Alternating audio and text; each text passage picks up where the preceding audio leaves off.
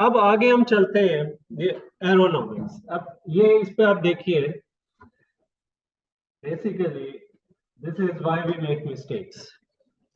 तो सबसे पहले अगर मैं कहूं कि कोई ऐसा है जिसने कभी मिस्टेक नहीं की, तो हाथ खड़ा करे। कोई भी नहीं होगा most likely, isn't it? Nobody. So we all have made mistake, and we are all prone to making mistakes because we are humans. So ये मैं आपको एक वीडियो दिखाता हूँ, शॉर्ट वीडियो है. Have a look at it and then we will start. Well, sometimes doctors make mistakes, and just start fixing all the time. Through 1 week. Sure, you're using it right. Do I look like it? No. Why don't you show me how your nail works?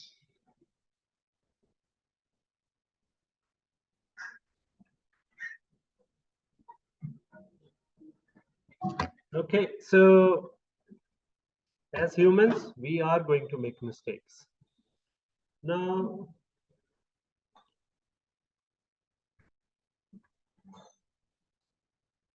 it's unfortunate that most of the people, they would make mistakes, but they will not accept that they make mistakes. And when you make a mistake, that it doesn't mean that you become less of a person. It's nothing to do about that, because when you make mistakes, it's not just that you are doing it deliberately. It's because of something which is there. It could be a systematic system error. It could be another issue, your behavior, because of which you have made that mistake. And the most important thing is to learn from that mistake and not make the mistake again. And others, they should be able to make the mistake.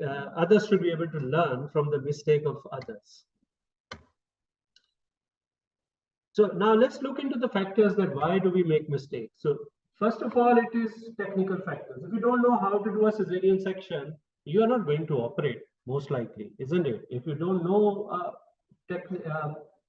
operation that or any procedure that you are supposed not to do, you will not do that. A gynecologist will not go and do cardiac surgery.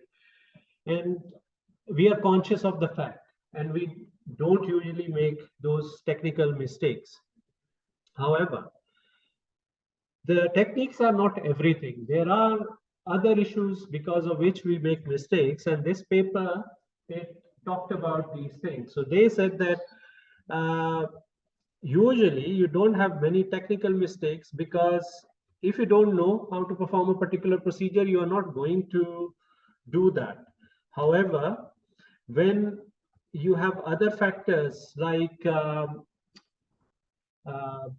your mindset at that time, or non-technical factors as we call them, then you are likely to make mistake. In this paper, they talked about that 10% of patients who go to a hospital, they end up suffering some sort of surgical mistake. And that mistake is primarily because of non-technical factors.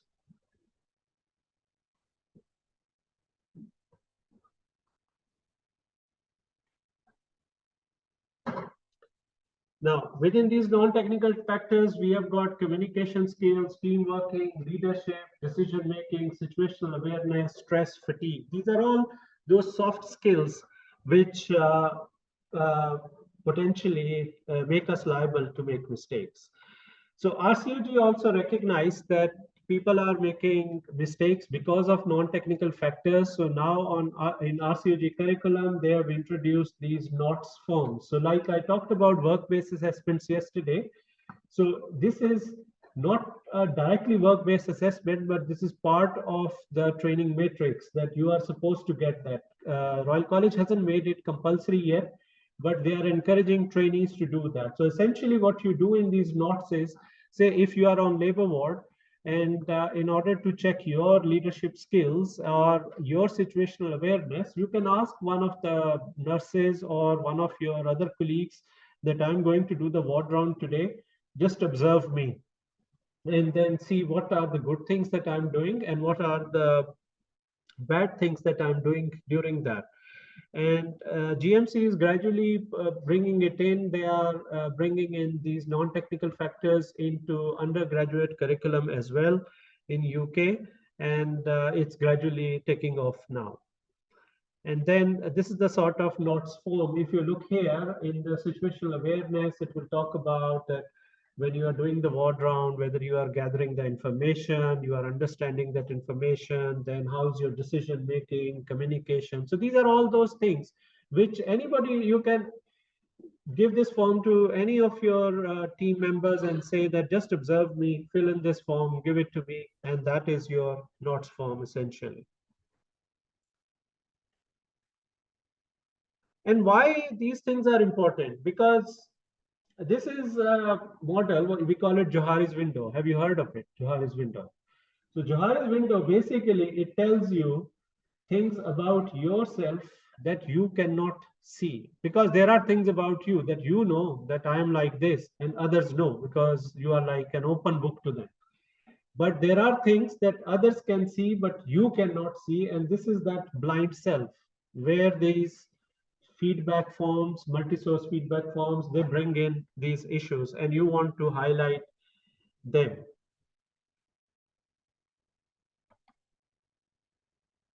Okay, so I will show you another video that how mistakes they impact you. So this is also a very powerful video, like the previous session. I'm sure you will take a lot from this one as well. The things I'm going to talk about today, stories I'm going to tell, they're actually very different. So if my voice falters or appears from my eye, I'll apologize now before I get started. Everything I'm going to talk about today is all been on my blog. Always remember it as the day that I broke my shoe. I went to school at Northwestern University as a third-year student. One of the hardest rotations was in second semester. And the reason why is we worked 24 to 36 hours in a row. They were tough, they were smart, and they scared the heck out of us. One morning, at morning rounds, we were going over all the patients who were actively in labor. We were sitting there going over the board. I was standing right next to my chief resident. And my eyes were kind of closing because I'd been up all night, and my chief resident's pager went off, and I noticed that she looked at it, and out of the corner of my eye, you could see it said, emergency 911. When your pager says emergency 911, you don't pick up the phone, you go. She looked at me, looked at the door, and we both took off. Ran down the stairs, walked out into the cold Chicago winter across the street. Before you know it, we were in the emergency room. Now, I was thinking that you didn't have a lot of experience. When I walked in that emergency room and it was empty, I didn't realize something was wrong. It was empty because every single staff member was in the trauma center. The only one left over was the secretary, and she looked at us and kind of pointed her head. When we walked in, I had no idea what I was about to walk in. The patient was in her 20s. When I looked at her belly, the biggest one, she was 37 weeks pregnant, and she was bleeding from her neck. There was blood everywhere. Apparently, her boyfriend, the father of the baby, stabbed her in the neck. My chief knew exactly what to do. She looked at me, she said, "Get me a gown, get me some gloves, get me some equipment." I ran out, I found the secretary, I had no idea where anything was in the room. She helped me find the patient, bring it back in. I helped the chief get her a gown and gloves. I prepared the operative site, laid it down in the belly.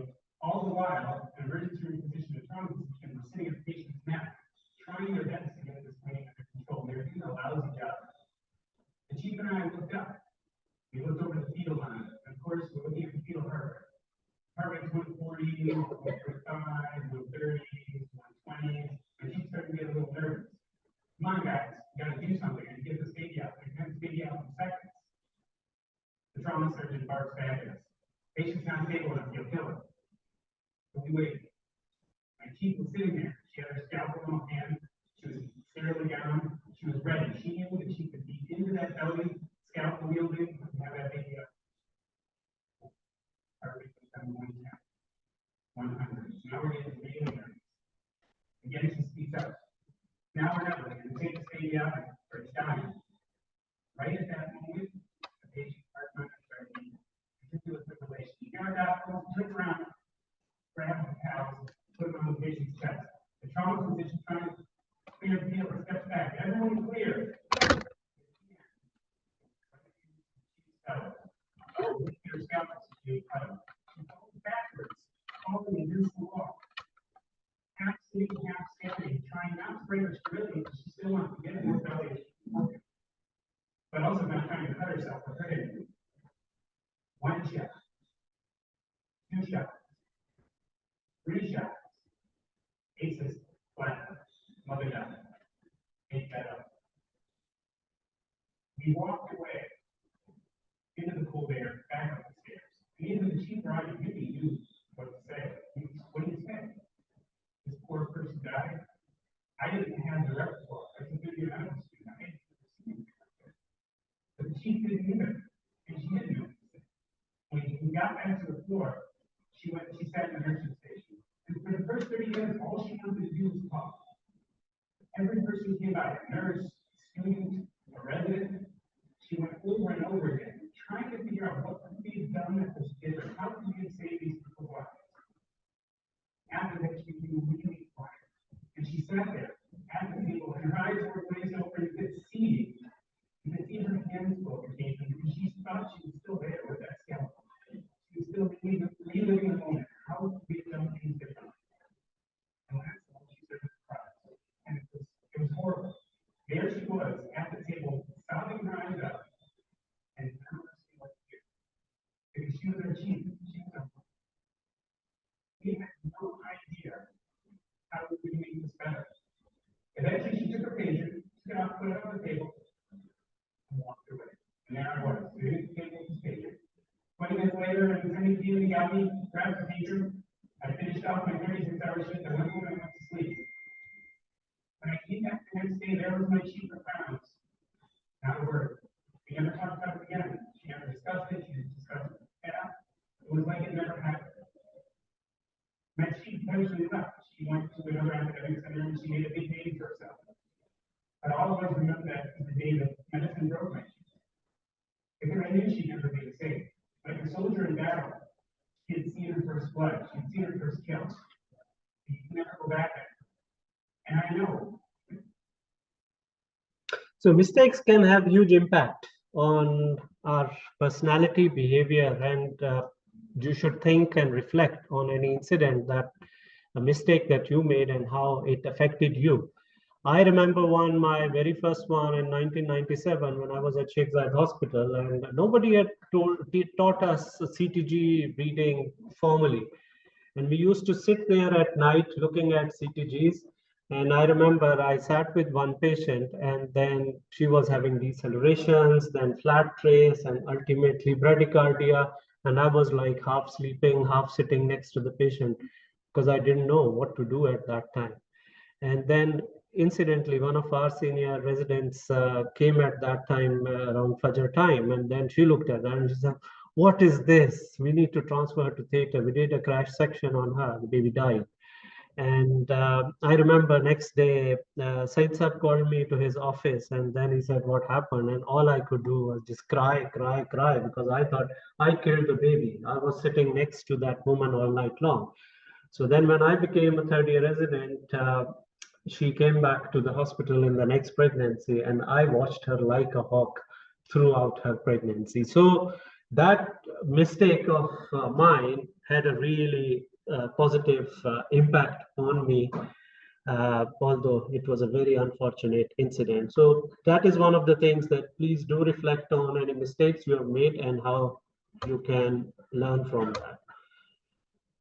So we, as humans, we all make mistakes. So 70% of air crashes, they happen because of human factors or non-technical skills. So there was in 1970s, there was a plane, Eastern Airline, it crashed. And what happened was that when the plane was about to land, the landing gears, when they are lowering them to bring those tires out, the light normally comes in green. That light wasn't coming in. The pilot and co-pilot, they were fixated on that why this light is not coming. They're trying different things. Incidentally, they had a Boeing engineer in the plane as well who started looking at that. And they all were so fixated on trying to get that green light, they did not realize that the altitude was going down. And then ultimately the plane crashed. There were 90 people on board, everybody died. And when they investigated, they found out that actually the bulb जो था उसका अंदर वो fuse हो गया हुआ था. $12 का वो bulb था, अगर वो ना भी होता, there were safety mechanisms in the plane, they could have been able to land that plane, but it happened because of that. So because they were fixated, and it was not because of technical factors, it was because of non-technical factors. Then car accidents, 90% of car accidents are because of human factors. Have you noticed that जब आप mobile पे बात कर रहे होते हैं, आपकी attention दाएं बाएं खत्म हो जाती है. I forgot to put one of the very nice, there was a study they did. They tracked eye movements of people when they are driving without any distraction, then if somebody is talking to them, and when they are using a mobile phone while driving. And they found out that when you are talking to somebody, your attention span on the road in front of you is much less. And similarly, when you are on the mobile phone. And now with the newer cars, there is so much on board on the dashboard that actually, if you start looking at that, that by itself distracts you, although it is there to help you, but then it distracts you. Then workplace accidents, 90% of them, they are because of that. So as I mentioned the previous paper, where they found out 10% of patients who get admitted to the hospital, they suffer some sort of medical error. And out of those 10%, almost 50% of them, they suffer some sort of error in theta. We have been doing these sessions for a long time at North Middlesex Hospital. And despite raising that awareness, we still have incidents where people have injected wrong injection in the wrong eye, or sometimes they brought the wrong patient to theta because the names were very similar. So these things, they still happen. Then there are multiple factors to that, and these are some of them. The situational awareness is one of them, fixation errors, change blindness, systemic biases, and attentional blindness, distractions, hierarchy, fatigue, ergonomics, and we will talk about them later. Now, have you noticed that when you are watching a movie, how everything seems to be moving on the screen? And do you know that when they are actually recording that, all those movies, they're recorded as stills, and then when they move them at 24 frames per second, so you see that it's moving. Like if you have seen somebody making cartoons, they would just do one sketch, then another sketch, and that's how when you rapidly move it, it seems it's moving. Similarly, X-rays. When you are doing the X-rays or baggage scanning, so what essentially you are doing is you are trying to detect any of those issues within, whether somebody is carrying anything dangerous within their baggage. And what it does is that you are using your own judgment by looking at it to see if there is anything which looks like a bomb or a pistol or something like that. And we are relying on this rapid fire analysis because it is in our memory, and we are looking for those specific things within that. Then we also rely on our memory a lot. We think that we can multitask. Do you think we can multitask? You know, we cannot multitask, because when we multitask, we are likely to make errors. They said that even the supercomputers that they have, those supercomputers, the reason they multitask, they have put two processors in there. We have got only one brain. So I used to think like that we can multitask. And one of the examples was that when I was a trainee, once 2 o'clock in the morning, I was doing a cesarean, emergency cesarean, and there was bradycardia in one of the rooms. And the nurses came to me and they said, this woman is fully, head is almost there, but this bradycardia is not recovering. Now, what I did was I said, okay, let me deliver the baby. I delivered the baby. I put green armitages on the uterus, just packed it, asked my SHO just to hold it, and I left theater. I went into that room. I did forceps delivery on that woman, asked the nurse to suture the episiotomy, and came back to theater and completed the cesarean section. Now, when I did that, I felt so happy. I still remember that feeling of achievement and happiness, what I've done. The patient didn't even know that I left the theater. And then next morning, I told everybody I've done this. So people said, oh, that's great, because I didn't call the consultant in the middle of the night. We used to have one registrar at that time. Now, when I reflected on that, after I learned about human factors, I realized that I was really foolish and stupid. what I did was absolutely wrong. I thought that I was multitasking, but if you look on a broader scale, that say if I had done that, that forceps had failed, or something else would have started, or this patient who's on theater table had started to bleed, what I was going to do in that situation. I never thought about that. Instinctively, I just jumped and tried to do that. So we cannot multitask, and we have to also remember that we cannot rely on our memory alone for everything. That's why checklists were introduced. Do you guys use checklists in your theater? And there's a very interesting story behind how the checklists were developed. And we'll talk about it later. And we also use SBAR tool for handover. And the reason for using SBAR tool is that we want to convey all the relevant information in a way that your mind can remember. Because remember, your mind cannot remember more than 20% whatever you are told. So in the whole day, whatever you are going to learn, so you will take home only 20% of that. And remember that I'm going to ask that at the end of the session today. Okay, so can we avoid making mistakes? No, we cannot avoid making mistakes, and any tiniest change in your circumstances can have big impact on your behavior. And you might think that, okay, I've learned from this, I will not make mistakes, but still, if something changes, you will end up making mistakes. And another thing is, when you are miserable, you are unhappy, you are more likely to make mistakes. Agree with that? So happy people are prone to less errors. I will show you this another video. Sorry, there are a lot of videos, and think about it, and then we will talk about that. Said 3 words to me that are the 3 words that most emergency physicians I know dread. Emergency medicine dread as well, but there's something particular about emergency medicine. So just before I start, I've edited this because this was a long video. I will give you the background of that. I forgot that. So this is an emergency medicine physician. And what he said, that he was on shift, he saw a patient, and then he thought she did not require admission, he sent her home. Now, at the end of the shift, when he was going back, he went back through the emergency, and then there was another nurse who met him over there, and then she told him that the patient he had seen earlier and sent home is back. And that's what he's talking about. See patients so sweet.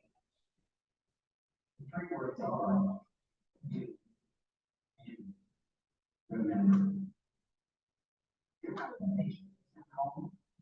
The other nurse asked her about it. Back, just that tone of voice. Pushing back on me.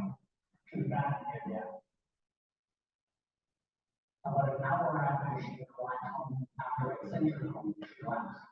And another call 911 there. She was brought back to the emergency department where she had a blood pressure. Severe shock. And she was barely breathing. She was worried. And you give her staff for all the stuff. Medications to raise blood pressure. Put her on a ventilator. So do you guys remember? It happens to all of us. You have sent somebody home, you come next day, and then somebody says, do you remember? Kal wo dekhi thi patient usko ghar bheja tha. So that's what he is going to share his experience. I'm a really fine physician. I make mistakes. Sorry about that. But I strive to learn more that I can pass on to people. I still think of you, but I can live with that. And let me close with 3 words of my own. I do remember. And that's the take-home message, that whatever you do remember and learn from it. Any questions?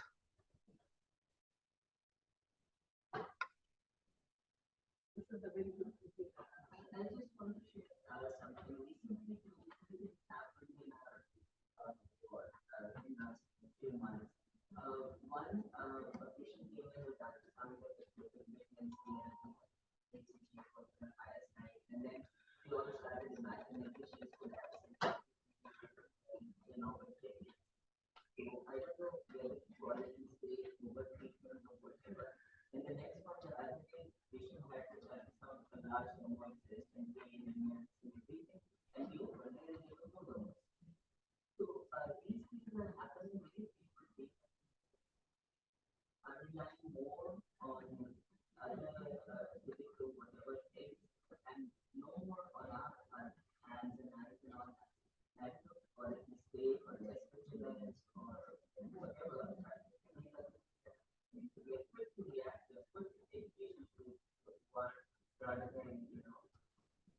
Exactly. And one of the reasons for that would be the factors. I had a similar case that I had a very busy morning ward round list. I did a ward round, and then there was one woman who has been sitting. She said she came yesterday and she's in severe pain, absolutely tossing in bed. The morphine is not touching, and it seems she has got a mass. It was weekend, we couldn't get an ultrasound scan for her. The last thing they were saying was that she had a cyst, 5 centimeter cyst few months ago. And I was about to, I examined her clinically, it looked like there is something, it was almost up in there. So I thought that, okay, I will take her to theater and then we'll see what is going on. Then one of my colleagues, I again took the history from the patient as well, just to see if we are missing anything. Nothing on that history. Passing urine, no bowel issues, pregnancy test negative, and then I handed over to my colleague for the afternoon. When he came in, and then when he walked into the woman was in the toilet. So when she came out, so he said, "Are you able to pass urine? Any problem?" She said, "Yes, I'm passing urine, but I have to go very frequently. I keep going, and then I find it very difficult to control the urine." And then he said to her that how much did you pass? And she said it wasn't much. Every time I go, it's very little amount of urine that I'm passing. And he said, okay, let me examine you. And he asked for a catheter. We put in a catheter. 2 liters urine came out, and that cyst disappeared. So imagine we had taken her for laparoscopy. After giving GA, we would have definitely emptied the bladder before starting, and it would have been a negative laparoscopy. So it's usually because of that, that whether you are stressed or whether there is too much workload, that you are distracted by other things, and then you become fixated on that this is something like I showed you that slide where for baggage x-rays, that if it is something like pistol, like if you have got these batteries in your bag, sometimes they would appear like bullets. I once was traveling from Pakistan. I had some ink pen cartridges. They are like this size. And then they stopped me because they were with a pen. And when you look at it, it seems like small bullets. And I asked him, and they started looking for that, and they couldn't find anything in the bag. Then that guy asked me, "Are you carrying anything else in there?" And now they could see on the screen where that is. And when they put over their hand over there, that a box of pen and the cartridges came out. And then he said, "This is what it was looking like bullets to us." So it's usually because of these sometimes biases that we have this, like say if I was having a long beard and all that, they would think I'm a terrorist, I'm carrying these things in my handbag. So these things, they do matter.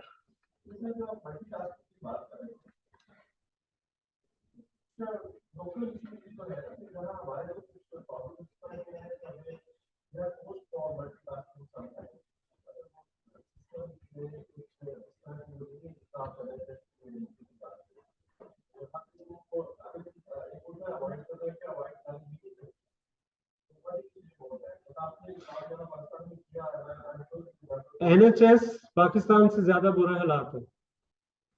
आपके पास यहाँ पे अगर कितने doctor call पे होते होंगे? 6 होते होंगे, 8 होते होंगे, 4। हमारे वहां पे 2, एक जूनियर SHO है जो कि प्रैक्टिकली ईयर 1 ईयर 2 है, और एक रजिस्ट्रार है। कंसल्टेंट घर चला जाता था उस वक्त। ये मैं आज से 20 साल पुरानी, 15 साल पुरानी बात कर रहा हूँ। Yes, we are forced to multitask. और लेकिन ये होता है कि उसमें if you are aware of the facts, what I could have done at that time, I could have called the consultant and said that I need help, this is the situation, I am going to theatre. Because I was scared of the consultant, probably I didn't want to disturb my consultant at 2 o'clock in the morning by saying that I'm taking this patient to this, I'm already operating, you come, you do forceps delivery on this other one, or I'm going there, but just to make you aware that this patient is on theater table, she's open already, so it could be a problem can come. So if now I look at it as a consultant myself, I would say that I would rather come from home in that situation to support my junior rather than saying, I'm not going to leave my bed, you deal with that. So yes, we are forced, but then there are things which help you to tackle that problem. And we will talk about it. And by the end of these sessions, I am pretty sure that you will find the answer to your question. another relevant question that what's the difference between a mistake and Mistake is a genuine mistake where you didn't intend to do any harm, and then it happens because of certain factors. Negligence is you knowingly do something because of which something happens. I will talk about it as well later.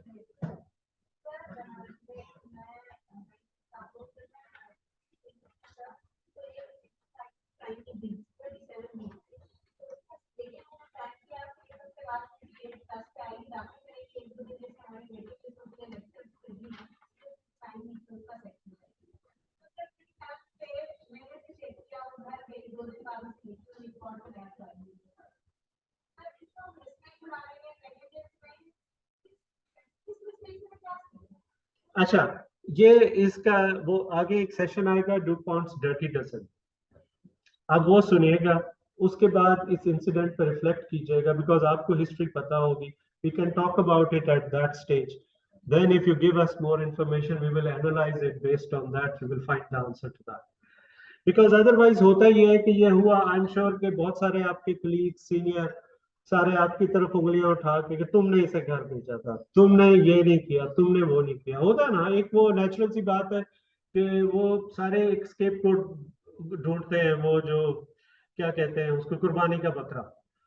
तो वो हमारे भी पहले NHS में ये बहुत चीज होती थी कि, और यूजुअली अगर आप लोकम काम कर रहे हैं तो सारा मुद्दा लोकम पे डाल देना है बिकॉज वो वहाँ का परमानेंट स्टाफ नहीं है. अगर आप परमानेंट स्टाफ मेंबर हो या ट्रेनी हो तो जूनियर मोस्ट पे मुद्दा डाल दो, तो उसको कहो कि जी हाँ बच्चा था, इसको आता नहीं था, इसने किया, हम इसको समझाएंगे करेंगे. लेकिन अब जब when they have started looking at these things, so they find that majority of things they are not because of technical factors. आपने उस वक्त उसका एग्जामिनेशन किया, सब कुछ किया, everything was fine. It could be कि आपके हॉस्पिटल में बेड्स नहीं थे, you thought it would be an unnecessary admission. It could be that the patient didn't want to get admitted. So those 12 things, you will find your answer into that.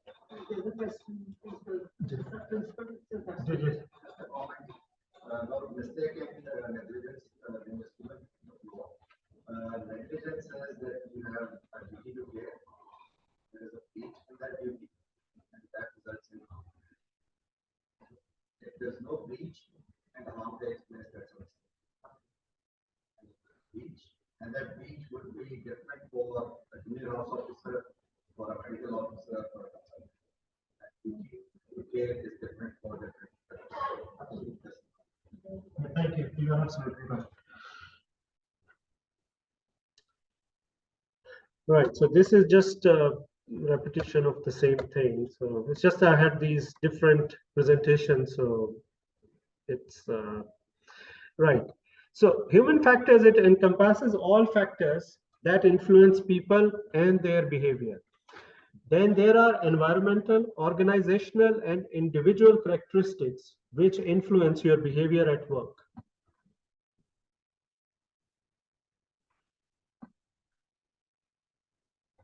So in this, I will touch on some of the aspects which we have not addressed before in why we make mistakes segment.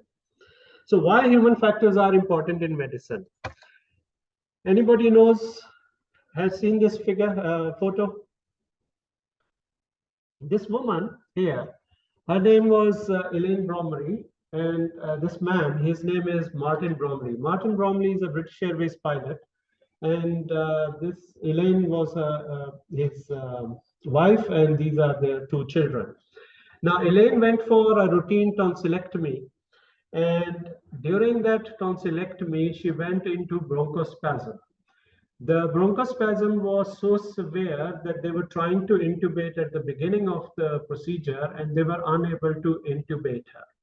When they were unable to intubate her, the anesthetist then called another anesthetist from next door theater. That person came in, they tried, they couldn't get the tube in. Then there was an ENT theater going on. They asked one of the ENT people to come in. They thought they can bring that flexible laryngoscope and try to intubate her. They couldn't do that. When this whole incident was going on, everybody was fixated on trying to intubate the patient. they forgot the amount of time which was going on, and she was hypoxic during that time. She had severe hypoxia because her saturations were at 50% or something for 4, 5, 7 minutes when they were trying to intubate. She died. When she died, Martin Bromley then he looked into that. This whole concept of human factors or non-technical skills training comes from aviation industry. Aviation industry, they have been using it for a very long time. And then Martin Bromley started looking into that, and he thought that these are high profile, very qualified doctors, surgeons, anesthetists. So why this incident has happened? And it's not that they've started the procedure. They have just given her anesthetic and it happened. When they investigated, so they found out that the simplest solution was to do a tracheostomy. They could have done it at that time. Now, everybody was fixated on intubating the patient, and they missed that that tracheostomy is an option. One of the theater nurses, who was a Filipino nurse, when they interviewed all the theater staff and all that, he actually brought in tracheostomy trolley because he knew what they should be doing. But he saw big name professors and big consultants operating. He did not feel empowered enough that he should be able to say, why don't you do tracheostomy? He brought the trolley in theater, but couldn't say. As a result of that, Elaine died. So Martin Bromley then started this campaign of introducing human factors in medicine. And he then said that medical training overemphasizes technical ability almost to the exclusion of human factors. Is that right or wrong? How many of you have heard about human factors? None of us, at least during my training, I would say until like last 4 or 5 years, I had not even heard about human factors. James Reason, he is a psychologist from Manchester, and he said best people sometimes make the worst mistakes, isn't it? And also, the more senior you are, do you know that you are more liable to make mistakes? Why is that? Overconfidence. Yes, because what happens is that when you are junior, when you are learning to do a cesarean, you are focused on that task. There are no distractions. You don't want to talk to anybody. As you become senior, you become too complacent, basically. You think I've done it thousands, millions of times, so it's no big deal for me. And then when you are talking, you get distracted, and these are the times when you can miss things. Now, they did a research, and then in this paper, they found out that, you know, working in a nuclear plant is much safer than working in healthcare. Flying in air is much safer than working in healthcare. So it does show you that it is almost equivalent to mountain climbing or bungee jumping. So that's how dangerous healthcare is. And I've talked about this already, about these airline crashes. And another thing about airline crashes is that, you know, about 70% of airline, these incidents, crashes which happen, they happen at takeoff and landing. So have you thought of why? You know, these are the crucial times. And that's why when they close the cockpit door and they tell everybody to wear seat belts and sit there until when the plane is taking off and until it reaches the cruising altitude, the reason for that is that if you have a flight, say, going from Lahore to San Francisco non-stop, it would be about 20 hours flight. Within that 20-hour flight, the actual time the plane is cruising would be about, say, 18 hours. In between, 1 hour if you take for takeoff, 1 hour for landing, those 2 hours are the most crucial times when things can go wrong. And that's why when they do these investigations, they found out most of the accidents, they happen at that time. If I recall, there was one accident in Islamabad a few years ago. That was again at the time of landing. The one in Karachi, which happened time of landing. So those are the crucial times. I used to think that they closed the cockpit door because of the risk somebody will come in and hijack the plane. It is not because of that. Even when they didn't have the doors, they used to put a ribbon over there that do not enter. And the purpose was that you do not want any distraction at those crucial times. If you put yourself in theater, when you start doing a surgery, the crucial time is when you are doing briefing in the beginning, or towards the end of the procedure, you are doing your swab count and all that. And most of the time, these missing swabs, when they happen because there is changeover of staff at the time, the night nurse is going off, hands over to the morning one, it happens, or at the time of briefing in the morning, if you don't do those briefs properly, then the team is not aware that what are the issues we are likely to face in this particular case, what are the problems this woman has, or something specific in her medical history. And the reason of bringing in these WHO checklists was, one, to break the hierarchy. So the reason for that everybody introduces themselves. I know that when we introduced in our unit way back in 2010, at that time, the uptake was very poor by consultants, and there were some senior consultants. They would say, I've been working in this hospital for 25 years. So why do I need to tell people who I am? Everybody knows me. The reason for that was, it's just that when you say your name and everybody says their name, then you break that hierarchy. People feel more comfortable when you call them, rather than if saying, nurse, give me this, nurse, do that. If you know the name of the nurse and you say that Rosina or whatever, you give me this, she will be more responsive and she will keep an eye on you.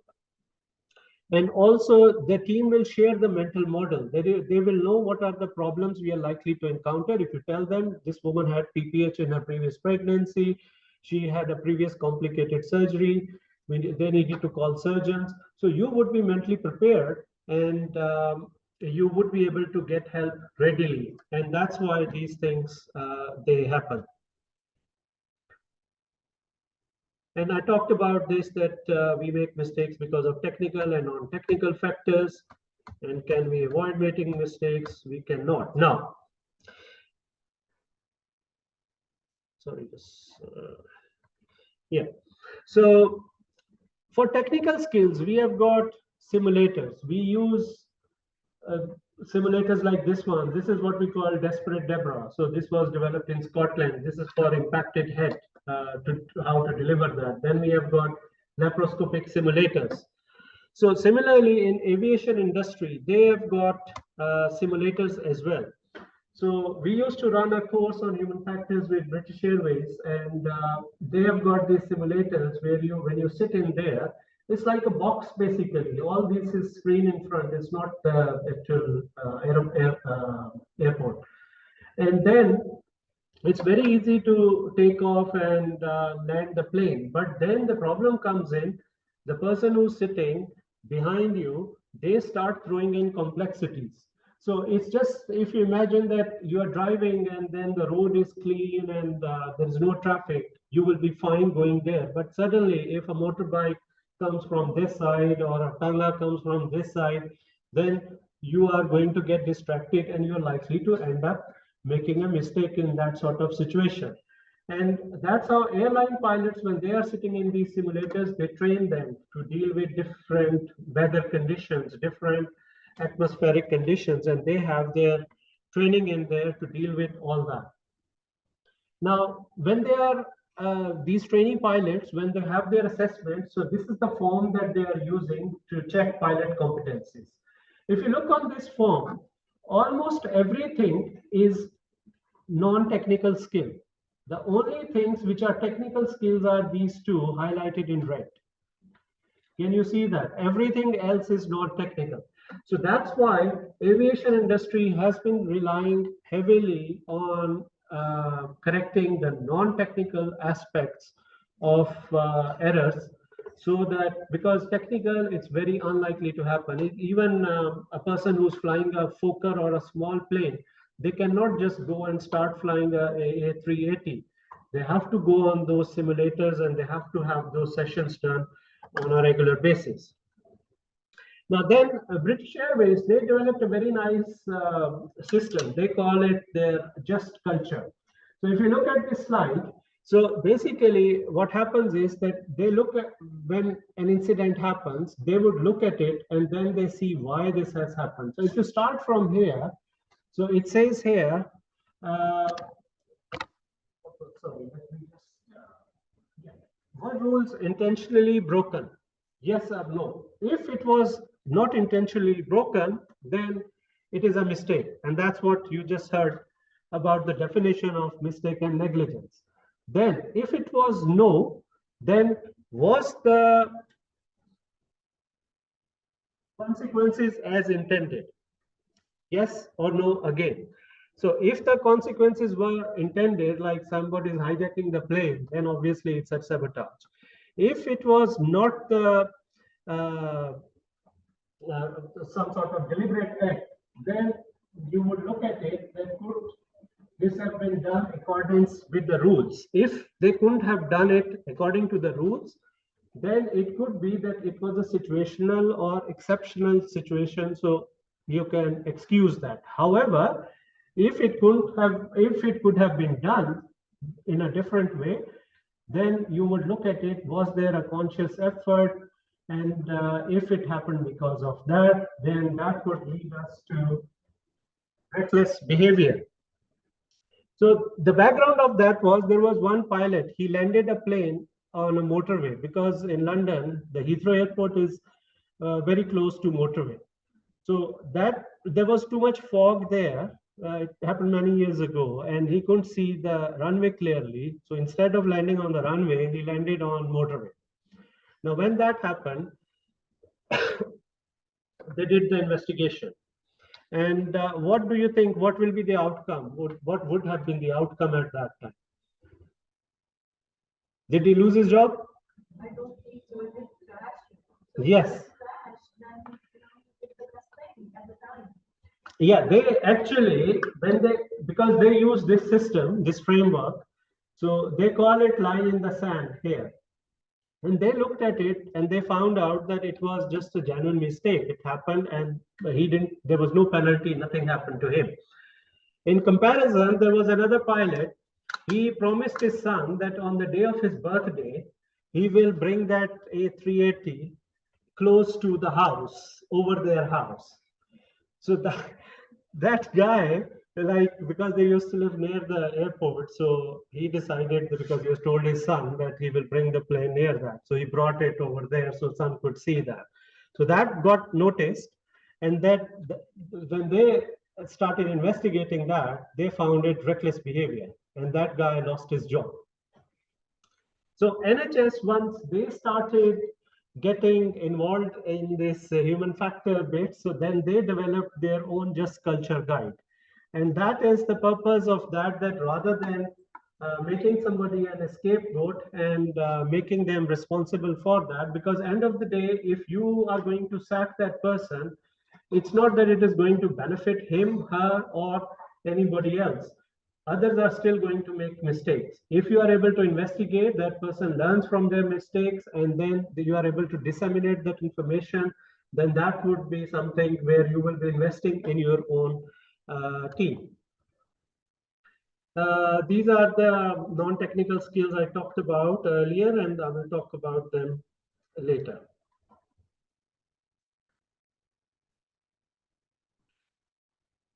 There was an Embrace report. Embrace report is basically a report which gets published every few years in UK, and they look at all the incidents which have happened, like babies who have died or babies who are brain damaged because of hypoxia. And they found out that human factors have been responsible in majority of high-profile cases in obstetrics. Obstetrics is important because when a baby is brain damaged over there, the parents are going to sue the hospital has to pay millions. Over there, it is said that it is better for a baby, a brain dead baby or hypoxic baby to die, because then the hospital will or the NHS will pay them maximum about 35,000 pounds. However, if that child remains alive, then you have to pay for the maintenance cost for whole life of that child, because it could be the child needs special care, they need multiple carers. child is disabled and all that. So those things, they count. And majority of the time in all these high profile cases, when they've investigated, they found it is because of non-technical skills. And I talked about this, the RCOG has started looking into that. Many years ago, when I introduced the concept of human factors in Pakistan, I did my first workshop in Fatima Memorial Hospital.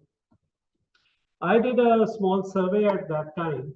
I wanted to check the understanding of our people here about human factors. So I devised a performer, asked them a couple of questions about what they understand about human factors, that if they need to challenge their senior, will they be able to do that, and all that. I did, I think, some surveys here in Pakistan. Then I had the opportunity to go to Saudi Arabia. I did it over there. And then I went to Nepal as well. And we did some of these surveys from there. And we made this poster, one of my trainees, she presented it in one of the meetings over there. And interestingly, people from Pakistan, they had no idea about human factors if you compare it with trainees in UK. And even at that time, UK, they were rolling it out, so they had some idea. However, the most significant thing was that if you see your senior doing something wrong, a trainee in UK will be able to raise their voice and say that this is wrong. However, in Pakistan, they will say, if a senior is doing it, we will just accept that. And that was one of the norms at that time.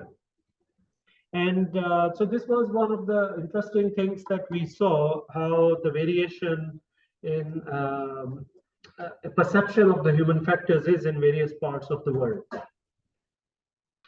So which behaviors affect you at work? There are personal factors like fatigue, lack of sleep, illness, irregular work patterns, fear, shift work, reliance on memory, reliance on vigilance, frustration, boredom, drugs or alcohol.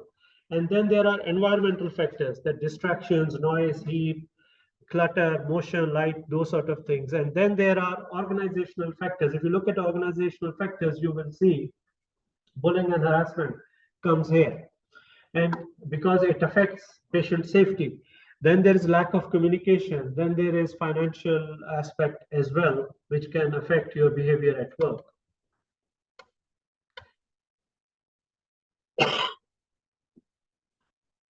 Anybody knows who's this guy? Or what is this model? So this guy is James Reason, Professor James Reason from Manchester. And this diagram, basically, it shows Swiss cheese. If you look at Swiss cheese, it has got small holes in there. So when you slice them, you will see that all the holes, they are not in one place, they are in different places. So this basically depicts that James Reason looked at it and he said that if you work in healthcare industry, it is like Swiss cheese. So what happens is that if you think that as a junior doctor, SHO or year one resident, you see a patient in A&E, which is at the first level, you miss something, then your senior registrar, your registrar or the next person, second on call, will be able to pick it up. And then when they pick it up here, it will block. Now it could be that your registrar misses that as well. So then there will be a third line. There will be a senior registrar, and that senior registrar probably will pick it up. So it will block because that hole is not going through and through. However, you could reach a situation that the SHO didn't pick up, the registrar didn't pick up, the senior registrar missed, and even the consultant missed. So when that sort of thing happens, then when everybody has missed, all the holes, they lined up, and then an error can happen. And this is what we call Swiss cheese model. Then let's move on to situational awareness. I'm combining two lectures to save time. Situational awareness is knowing what is happening around you or having a helicopter view. If you think of yourself in labor ward, when you are on labor ward, you are keeping an eye. There is a board on labor ward, and then you are keeping an eye on what is happening around you. Because there are different things, patients are changing, some come new patients, some are delivering, then some patients need more emergency management. So a lot of things are happening, and you have to keep an eye as on-call person on labor ward. You have to keep an eye on everything, so you don't miss out on anything. So I will show you a video. There are two teams in this video. One team is wearing white t-shirt, and there is another team wearing black t-shirt. I want you to focus on white t-shirt team and tell me how many times that team has passed the ball among themselves. So white team you are focusing on. Okay?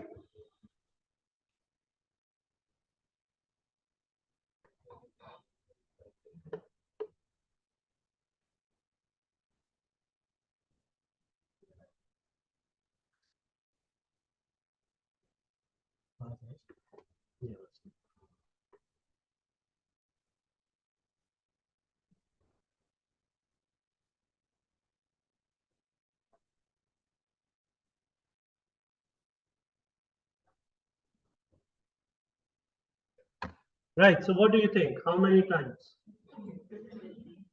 15, 16, anybody else? 17, anybody less than 15? Anybody more than 17? Did you see the gorilla? How many people didn't see the gorilla? Okay, I will show you that again. Have a look at it and you will see the gorilla.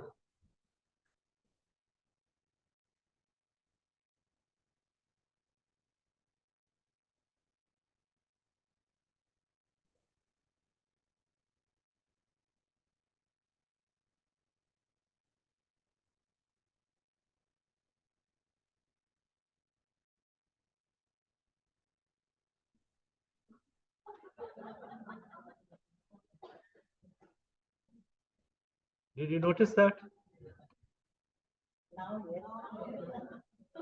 This is what you call target fixation. That because I told you focus on white team, so you were all focused on white team. So you did not notice this thing appeared. And this is a very common example how your mind becomes fixated on a task. Say if you are suturing an episiotomy and patient is having a little bit of trickling which keeps going. Now you would think it's probably 100 mils of blood loss.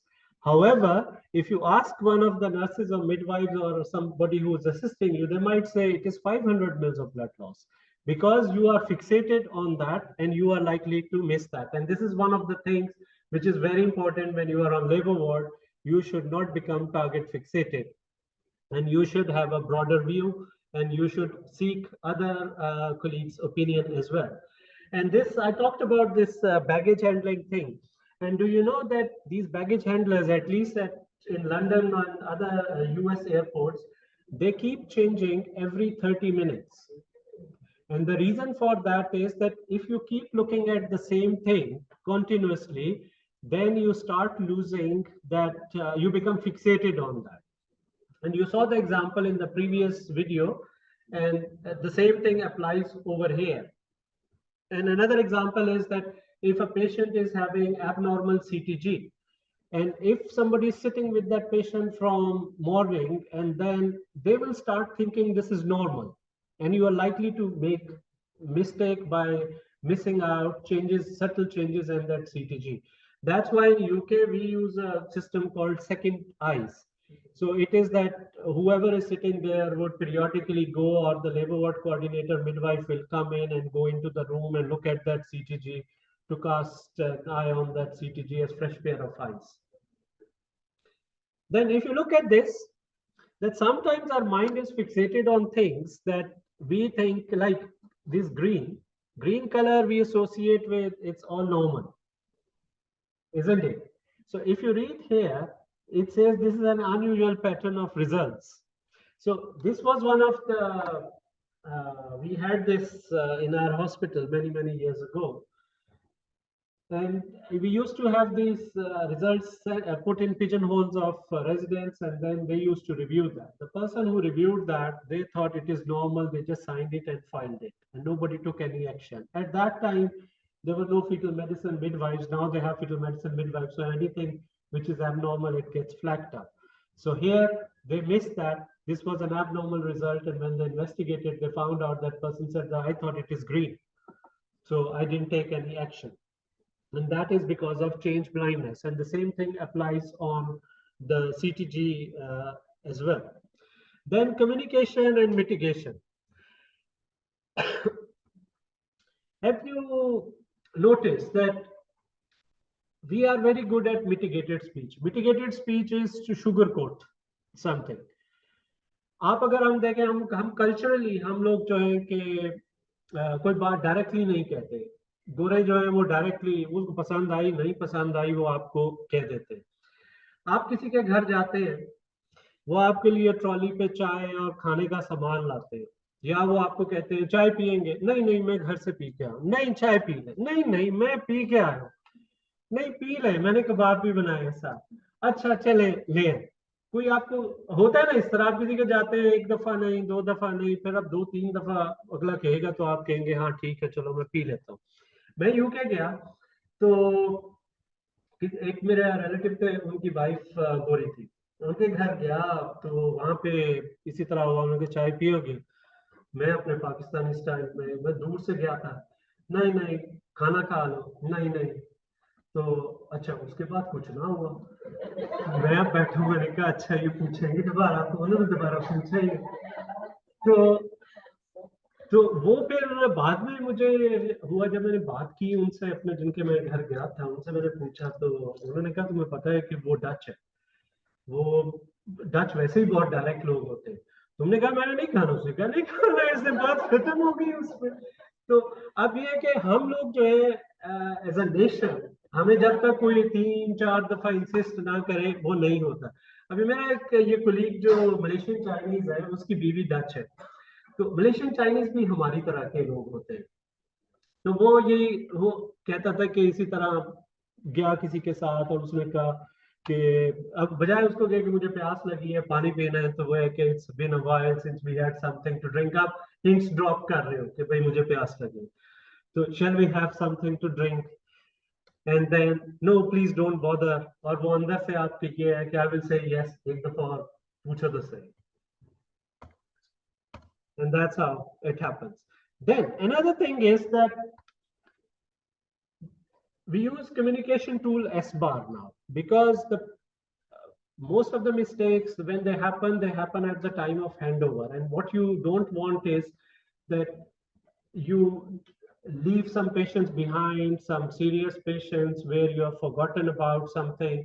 So you need to have a thorough handover, and when you do the handover, the other person should be able to get the message.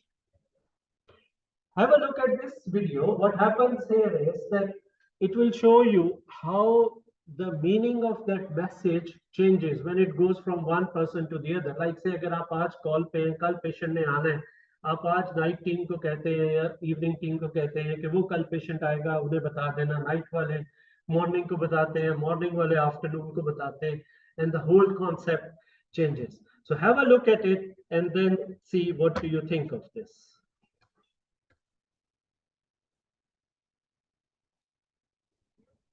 आवाज नहीं है इसमें कोई.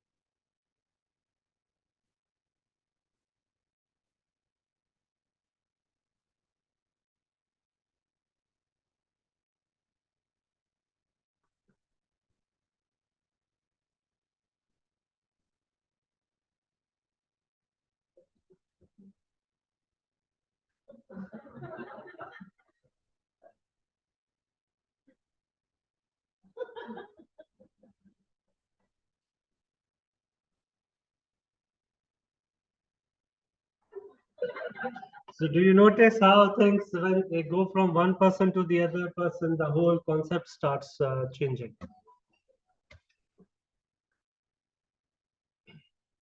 Right, then you have distractions. So, and we were talking about multitasking as well. Now we'll show you this video that which shows that distractions and multitasking, they affect your performance. And these are non-technical skills. So we run basic practical skills course in our hospital, and in one of the courses, this junior trainee, she came and she's practicing on a laparoscopic simulator. So my colleague is talking to her as well and see what happens during that procedure.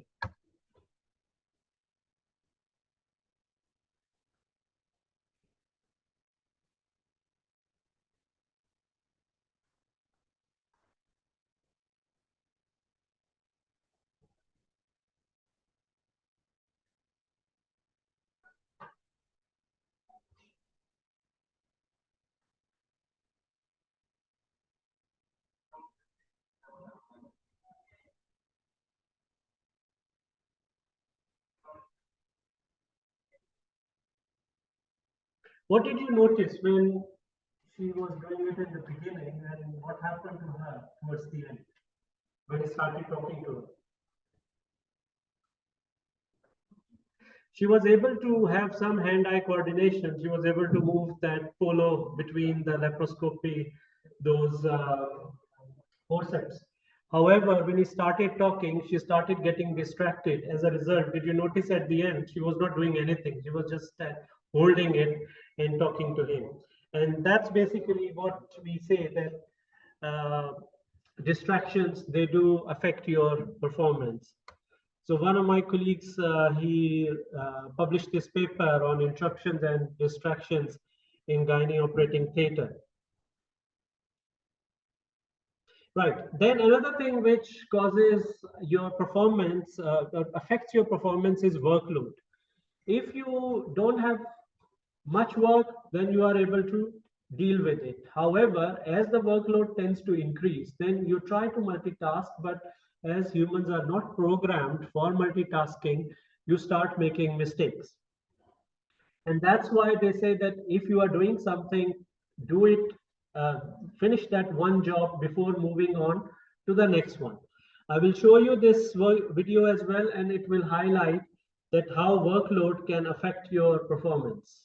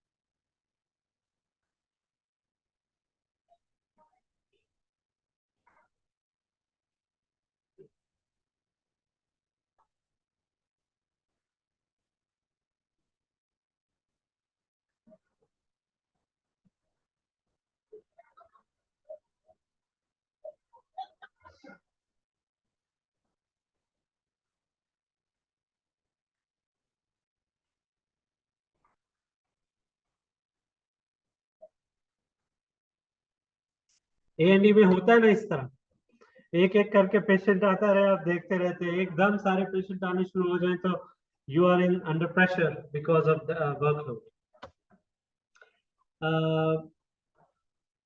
4-5 slides है, वो खत्म कर लें, फिर then we will take a break, because then ये सारा session खत्म हो जाएगा, इसी में situational awareness भी कवर हो गई है.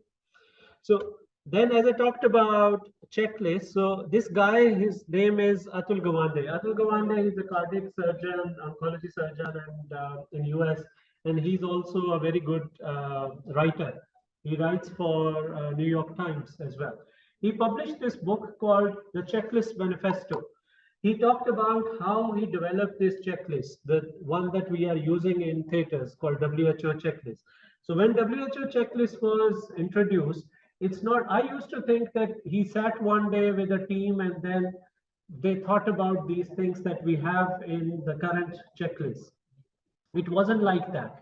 He was commissioned by WHO because WHO noticed that the number of deaths has significantly increased than the number of births.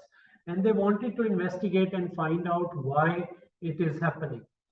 So they tasked him with this, and then he went around the world to try to determine what causes all these things. So he went to different parts of the world and then gathered good evidence from good practice evidence from there, and then introduced it in the form of this checklist. The original checklist that he developed, there was nothing in there about introducing ourselves. Do you know that in WHO checklist, when you start, everybody in theater introduces that? The reason was that a professor in Harvard, he published a paper and he said that when people know you by your first name and they call you by your first name, you are more likely to be responsive to them and you will be more involved in that procedure if you're doing it with them. It's just, if you think of that, that if I'm in theater and somebody keeps calling me Mr. Lodi, then I would say sister and all that, we don't talk on first name basis. There will be a hierarchy between them and myself. As a result of that, we will not be able to communicate. If I'm making a mistake, the nurse might not be able to say anything. So in order to lower that hierarchy, if she's calling me by my first name and I'm calling her by first name, she will feel more involved as well. And if she notices I'm doing something abnormal, she can say, you normally don't do it like that. It could be that I've forgotten when I'm doing something and I packed or took a wrong suture. There was another thing that I found very interesting in that book, that you know that in the beginning, in the checklist, you say antibiotics given. Then the anesthetist says, yes, comoxiclav given or cefuroxime given. He picked that from Morocco. In Morocco, in one of the hospitals, what they used to do, that on the instrument trolley, there used to be a paper hat over the scalpel blade. And the nurse will not hand over that scalpel to the surgeon until surgeon has asked this question, antibiotics given or not. Because you know that antibiotics given even 30 seconds before making a skin incision is more effective than antibiotics given after making the skin incision. And he picked that from there and he introduced that into his checklist. And that's how he brought on different segments of the checklist. And then it gives people a chance to speak up. It gives them sense of responsibility. It involves them. And then it shares your mental model, because you could be having in your mind that this is difficult, this patient is high BMI, I'm going to have problems. Then the team knows that what are the problems that you're likely to face, and they are likely to be prepared in that sort of situation. Ergonomics, these are how things are designed. Have you seen this sort of situation in your theater where you have different type of these pedals? And then there is bipolar, there is monopolar, there is coagulation, there is cutting, and you press on the wrong pedal. And then if you are in the wrong place, you can harm the patient because of that. And then the most important thing is the teamwork. So when you are working in theaters, especially, where most of the mistakes they tend to happen, we all need to join hands together. It doesn't matter whether you are a nurse, whether you are an experienced or senior surgeon. If we all work together, then we will be able to think alike and not make mistakes. And how do we learn? How do we reflect and learn from mistakes?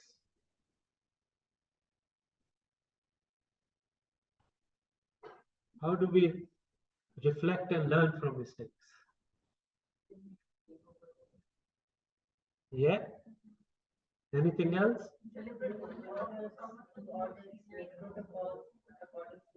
Protocols, okay.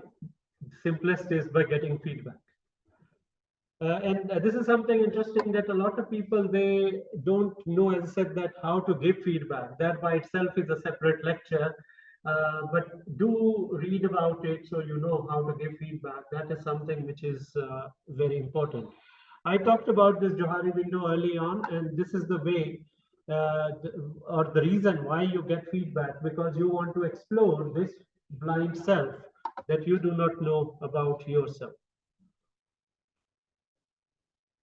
So in summary, non-technical skills or human factors are vital to improve patient safety and quality of care.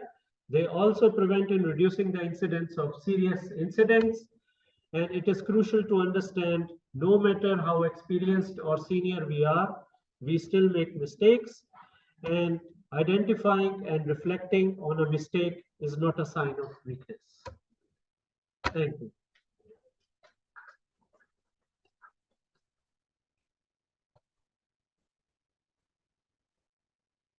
Anything you want to ask?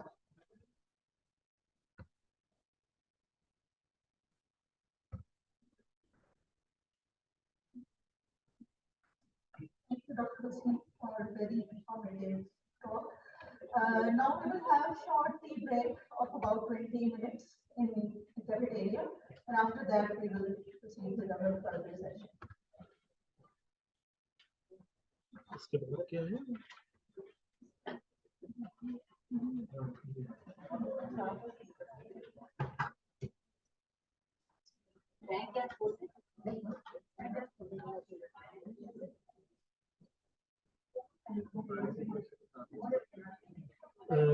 अभी इसके बाद मेरा है ना जी. Thank you ये को जरूरत तो कोई नहीं थी. Thank you very much. Thank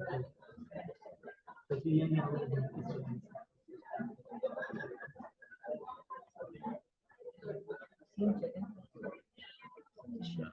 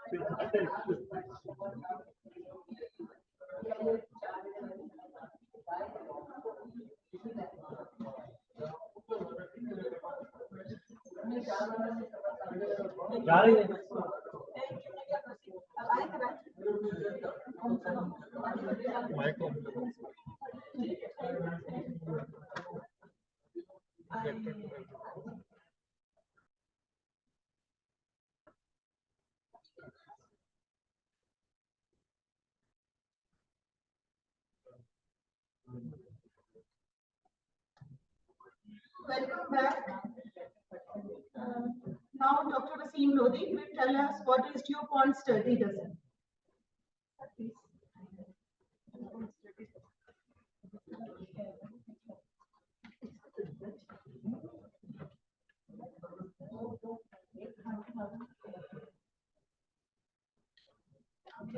अच्छा ये लास्ट है छोटा सा सेशन है इसका इस सीक्वेंस में ह्यूमन फैक्टर्स का तो basically what is DuPont's dirty dozen it will talk about things we have already discussed and it's mostly just the repetition of all that but we are going to concise everything into one.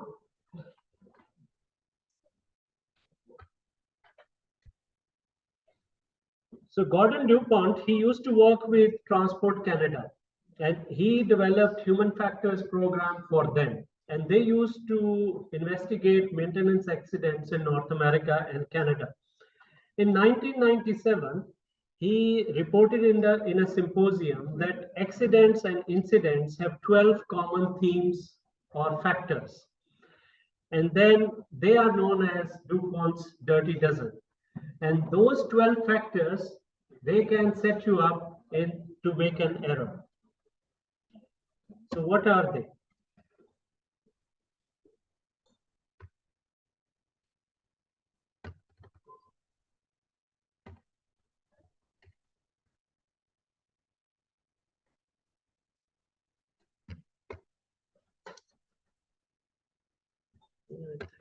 इसमें internet है Let's check that.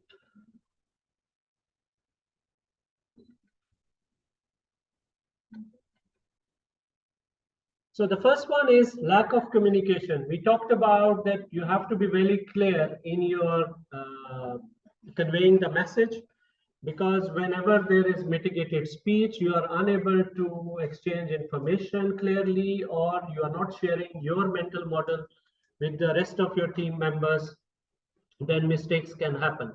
There has to be effective handover, work which has to be done and what has already been done should be passed on to the next team. Never assume, ask. So don't expect that somebody has done some work, ask them, and if in an emergency something happens, don't say, can somebody go and get blood? Because that somebody could be nobody. Nobody moves from there. They will all think that it's the other person who will do it. Then another thing is complacency. Complacency, as I said, that a lot of experienced people, they make more mistakes. And the reason for that is that they think they can manage it or they can do that. It leads to loss of awareness of dangers secondary to overconfidence. And it happens as we become more experienced, more proficient. And awareness is one of the safety nets. Although, despite knowing about human factors, it's not that you will be able to eliminate human error 100%. Human error will still happen because a lot of factors, they would affect that, but you need to be aware of that and you can make people around you aware that you are prone to making mistakes and they can keep an eye on you. Then lack of knowledge. As I mentioned early on, that human mind retains about 20% of knowledge and training is one of the best safety nets. You have guidelines, you have protocols, you periodically update them, then you do skills and drills. And the whole purpose is just to keep repeating those things. So when an actual incident happens, then you know how to deal with that, and the team knows how to deal with that. Do you have skills and drills here? Do you do that? Those skills and drills session? Then distractions. As I mentioned in my previous talk, that distractions, they can slow you down. They can make you miss something. And you must finish a job, because if there is any distraction, it can affect your performance. So one of the examples could be that when you are starting a cesarean section, a complex cesarean section, tell people around you not to move around. You would have noticed that most of the time, the more complex cases, as soon as you start, somebody walks into the theater and then start talking something which is not important at that time. You can tell them not to do anything. In UK, some of the nurses who are doing the ward rounds, they are wearing an apron that which says that on medicine ward round, so people don't talk to them at that time.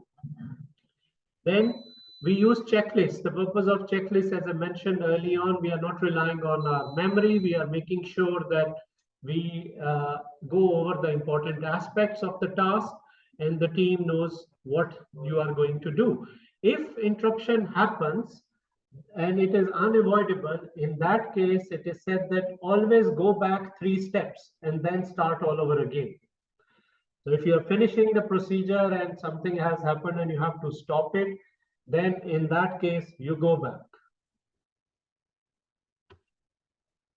Lack of teamwork. As teams, they grow, they become big, and you end up losing that team dynamics. And when there is loss of team dynamics, there are interpersonal relationship problems, and that all leads to less effective team members. And also, when the teams are big, people are not usually aware of each other. Previously, some nurses, especially theater nurses, they used to have a small card for different consultants where they would write that this particular consultant needs these procedures for needs these instruments for this procedure, because somebody might be using a Cocker for hysterectomy, the other one would be using Roberts, or somebody else would be using another one. So they would use it as a aid memoir just to go over that, so that they are aware of that and they have the right instruments to save time at that time. And then in order to bring the team together, sharing a mental model is again very, very important.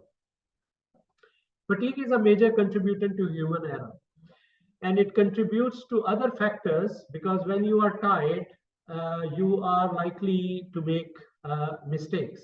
And do you know, if you don't sleep for 24 hours, it is almost equivalent to 0.01% of alcohol in the body.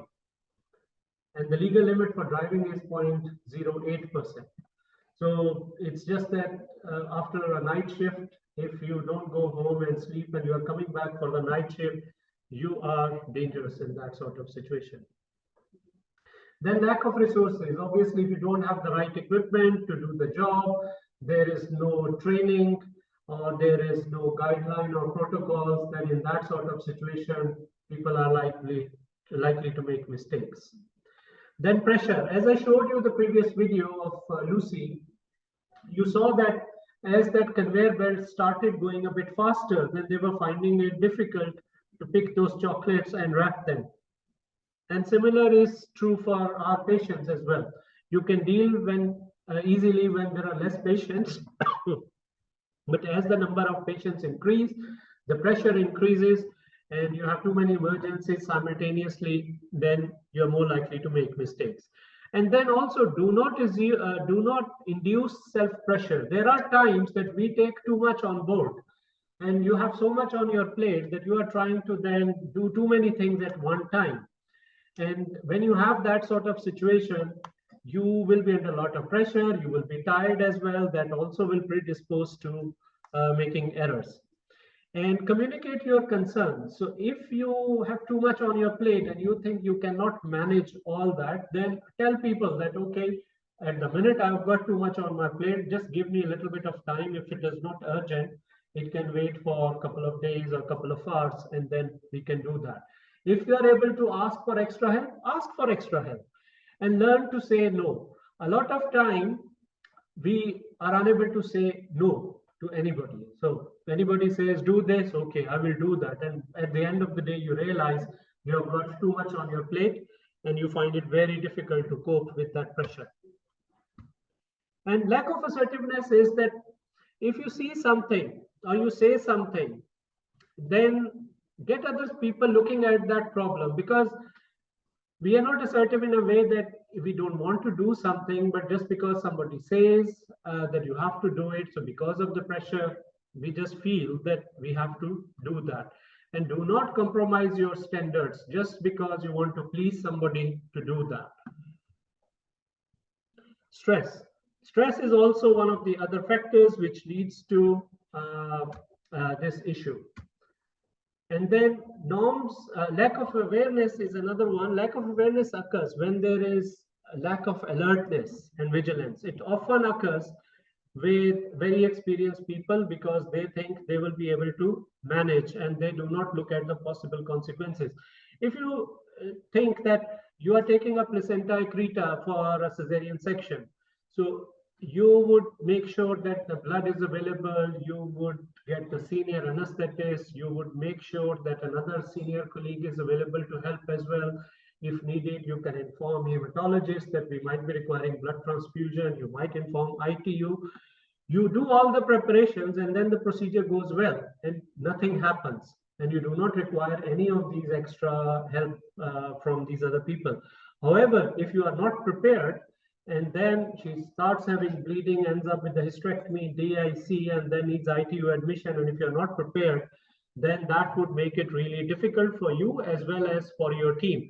And you would realize that all these factors which are coming in, the DuPont dirty dozen factors, they are all interrelated to each other. Then one of the safety nets for lack of awareness to ask more, what if? That is the most important thing, that for that placenta accreta section, you should think, what if she starts bleeding? What if she goes into DIC? What if she needs admission in ITU? So you don't lose anything by preparing in advance. Then norms. So what are norms? Norms are basically unwritten rules which are followed or tolerated by majority of a group. So the disadvantage of norms is that it gradually becomes routine practice, that the team become complacent. They think that's how we do it, this department में तो ऐसा ही होता है, तो मैं तो ये करता हूँ और बस ऐसे ही चलता रहता है. You do not try to update your guidelines, you do not try to update your protocols, and then you do not go beyond that box. So वो कुएं का मेंढक बन के नहीं आपको रहना. You have to look outside the box. अगर एक अच्छी चीज किसी और डिपार्टमेंट में हो रही है, you can learn from that, you can bring it into your own department. So these are the 12 DuPont dirty dozen rules basically. And if something goes wrong, if you look at it, then you would be able to find out that the answer lies in one of them. And it is very easy for me to say it here, but unless you make it a habit and you start putting it in practice, you will not be able to notice any change. And as I mentioned, that human factors by itself, it's not that you become an expert by learning about human factors. Even if I know human factors, I'm still going to make mistakes because they are unavoidable. However, I would be able to know that when I'm going to make mistake. Like I would give you an example. The boss, basically the one who started all these human factors training for us, he's very good in these things. And one issue happened that he doesn't practice. And I used to be his registrar. So now we are colleagues and he's more like a friend to me, and I'm very open to him. And then he seeks feedback from me. And there are times when he's doing something wrong, I will tell him. There was an incident that he had a patient booked for a procedure. He saw her privately. She was a consultant's wife. He saw her in a private hospital. She had an ovarian cyst, and the plan was to book her for ovarian cystectomy. He did not do it in private hospital because he was doing a procedure called V-notes. Have you heard of V-notes? So V-notes is basically laparoscopy through vaginal route. So you you open the vaginal posterior fornix, and then there is a special seal that you introduce over there, and then you introduce laparoscopic graspers and camera and everything through that. So there is no cut on the abdomen. And that woman, she did not want any sort of scar on the abdomen, and she wanted to have that done. And he was the only one, or he's the only one who was doing it in that area. So he came late for his theatre list. The registrar had seen the patient pre-operatively. Registrar did not know anything about V notes, and he did not know which registrar was coming to his theatre because there was some sickness and another person came. Now, when this registrar saw the patient, she thought that she couldn't find the consent form at that time, and she thought it would be for laparoscopic surgery. So she consented her for laparoscopic oophorectomy, bilateral oophorectomy. Now the patient comes to theatre.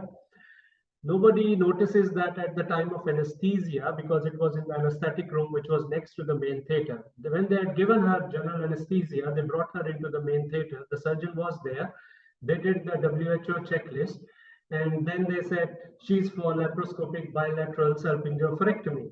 And he said, no, she's not for bilateral salpingophorectomy. She is for V nodes procedure, and she is for ovarian cystectomy. Now, the problem was the patient is under general anesthetic.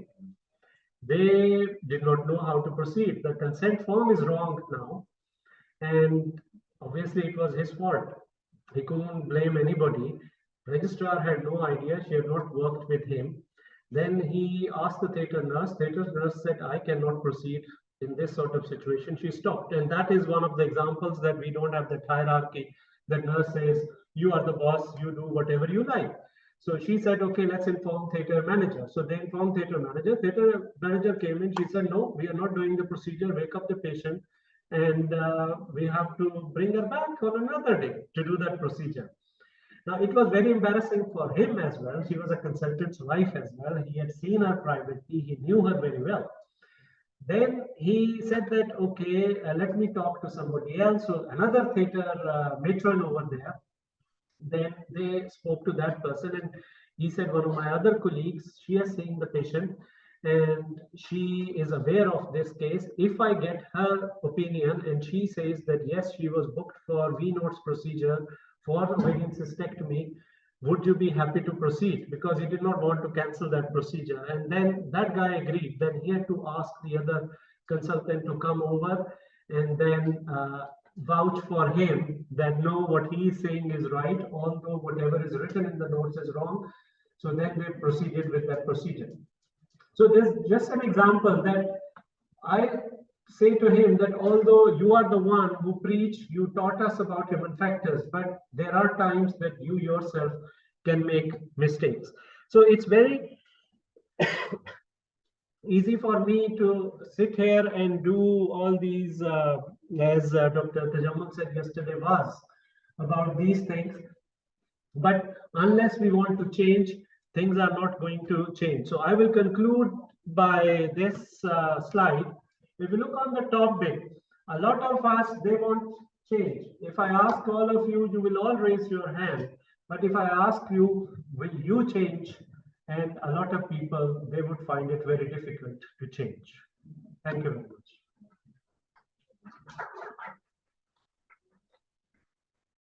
Any questions? Okay, thank you very much, sir. Thank you, sir. Now I will like to invite Professor Nazli Hamid. She will give two talks back to back. First is on MTI scheme, medical training initiatives, pros and cons, and the second is how to prepare your CV. Professor Nazli Hamid is a urogynecologist, an IVF consultant and medical educationist. She has been awarded National Talent Scholarship Prize and 13 gold medals during her academic career. She is current chair IRC RCOG Pakistan. She is a member of Asia Oceania Federation Urogynecology Committee. She is a vice president Punjab Pakistan Urogynecologist Association, and she recently got Shalimar Hospital accredited for the second fellowship in urogynecology. This is the first hospital in Punjab to be accredited for any subspecialty training in obs and gynae. Please join us.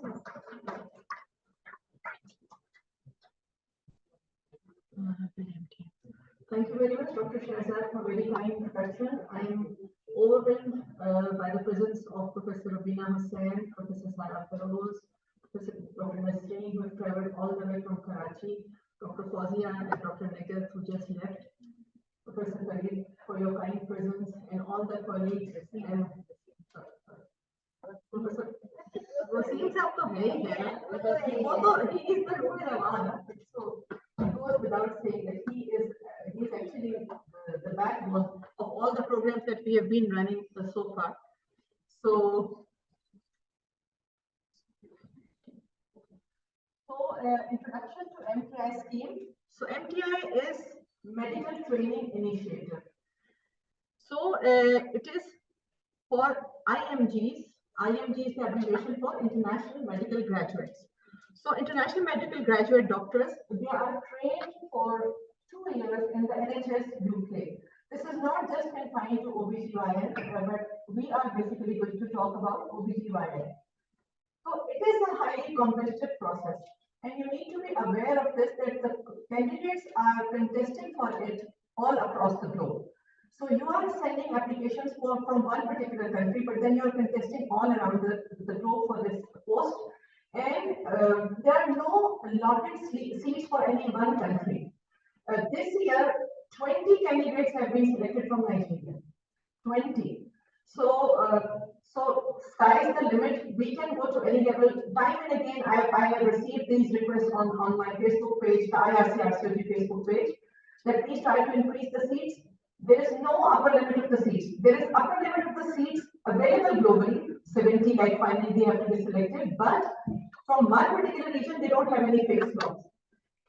So applications are rigorously scrutinized, and the highest scoring candidates globally are interviewed. They can be, if all high scoring candidates are from Pakistan, all Pakistani candidates, postgraduates are going to be there. So the final waitlist is ranked by the order of score, and candidates are matched with the post. आप लोगों में से ज़्यादातर लोग USMLE के साथ काफी conversant हैं. So it is similar to that matching. वहाँ पे भी आपकी they get a merit list prepared and then match it against the order of ranking order of various hospitals, और आपको उसकी base पे call आती है. इसी तरह से यहाँ पे भी उसके हिसाब से matching होती है. The match candidates have an online interview with the host trust. और अभी मैं आपको बताऊंगी कि we are going to have the next round of MTI interviews in the end of January and first week of February. The RCT sponsor can declare this interview for GMC registration. So this is mandatory. Unless you do that, you will not get GMC registration. The RCOG registers with the Academy of Medical Royal College for a tier 2 5-year visa for the selected doctors. Tier 5 2-year visa, sorry. So this is a tier 5 visa. And the problem is that you can get it converted. You can technically quit the program on this visa. You can shift to another program there, but this is not what is permissible as far as this scheme is concerned. You are supposed to stay in that particular assignment, complete it, return back to your country, serve for at least 2 years before you decide again to go back to the UK for another job. So the main point here is what brings a bad name is that there are few doctors who do not go back to their own country. They misuse this provision here and they switch to another program. Let's say they get a 5-year residency there. So technically they cannot stop it. RCOG cannot intervene to stop it. So that becomes a difficulty. So we have to ensure that the candidates whom we are selecting, they abide by this rule or at least commit to abide by that rule. The RCOG MTI coordinator supports hospitals in arranging the posts. So posts are being advertised by NHS and hospitals are employing the doctors, and the role of RCOG is just to help, execute all that process.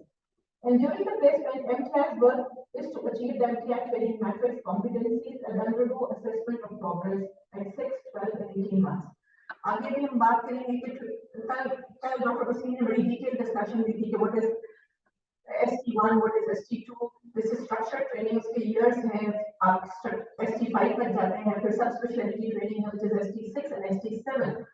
So जब आप जाते हैं तो मुझे बहुत है कि आप at least ST2 level पर हो और आप as an SHO वहाँ पे जाके काम करना start कर सकते हैं. So when you do that, and then based on your progress in the next 3 to 6 months, what they want is, and what is desirable is that you should be able to progress to the registrar level. Because they don't want a person to be there for 2 years at an SHO level. Their basic requirement is to recruit you at a registrar level. And that 3 to 6 month window is just to acclimatize you to the system, to the UK system of working and everything there. So so the MTI application and all that processing and interview is basically to ensure that the candidates who are being selected have that capability of progressing from that transition phase. And then later on, with the support from hospital, they move to ST3 to 5 level. Now, this is the level which you require to clear the MRCOG Part 2 or 3 examination. You may have completed MRCOG Part 2 before this, but MRCOG Part 3, as discussed yesterday by Dr. Wasim, is not just about OBGYN knowledge, in which most of our candidates are actually very good. And I discussed the results of MRCOG Part 1 yesterday as well, that we as a nation are above the global pass percentage as far as pass percentage in MRCOG Part 1 is concerned. Our problem starts when we start dropping in MRCOG Part 2 and we significantly drop below the global pass percentage in MRCOG Part 3. So that is because we are not conversant with their system. So unless you work there, you are exposed to that system, your chance of passing that examination drops down significantly, not because you do not have a substantial OBGYN information, but because you are not conversant with the system. So this opportunity actually helps you to prepare for that exam while you are staying in the UK. MTI particularly benefits in attempting the Part 3, as I said that, and it allows you a real-life exposure to NHS and enhances communication skills. So, like any situation, you know, when you are dealing with a patient, even at that time, you need to know what the patient expects from you, and the patient should know what he or she should expect. You know, both of you are expecting from each other. Similarly, in this situation as well, the things become much easier when you understand what is required from you when you go there, and what should you expect the system to return to you in return. So it is a paid 2-year training post where you get, if you're working at an SHO level, you get a pay equivalent to that. When you progress to a registrar level, you get paid at a registrar level. And you get focused training in core OBGYN at an ST3 to 5 level, which is basic जो हम यहाँ पर भी PGs की basic training कर रहे होते हैं. Roughly आप समझने के वैसे.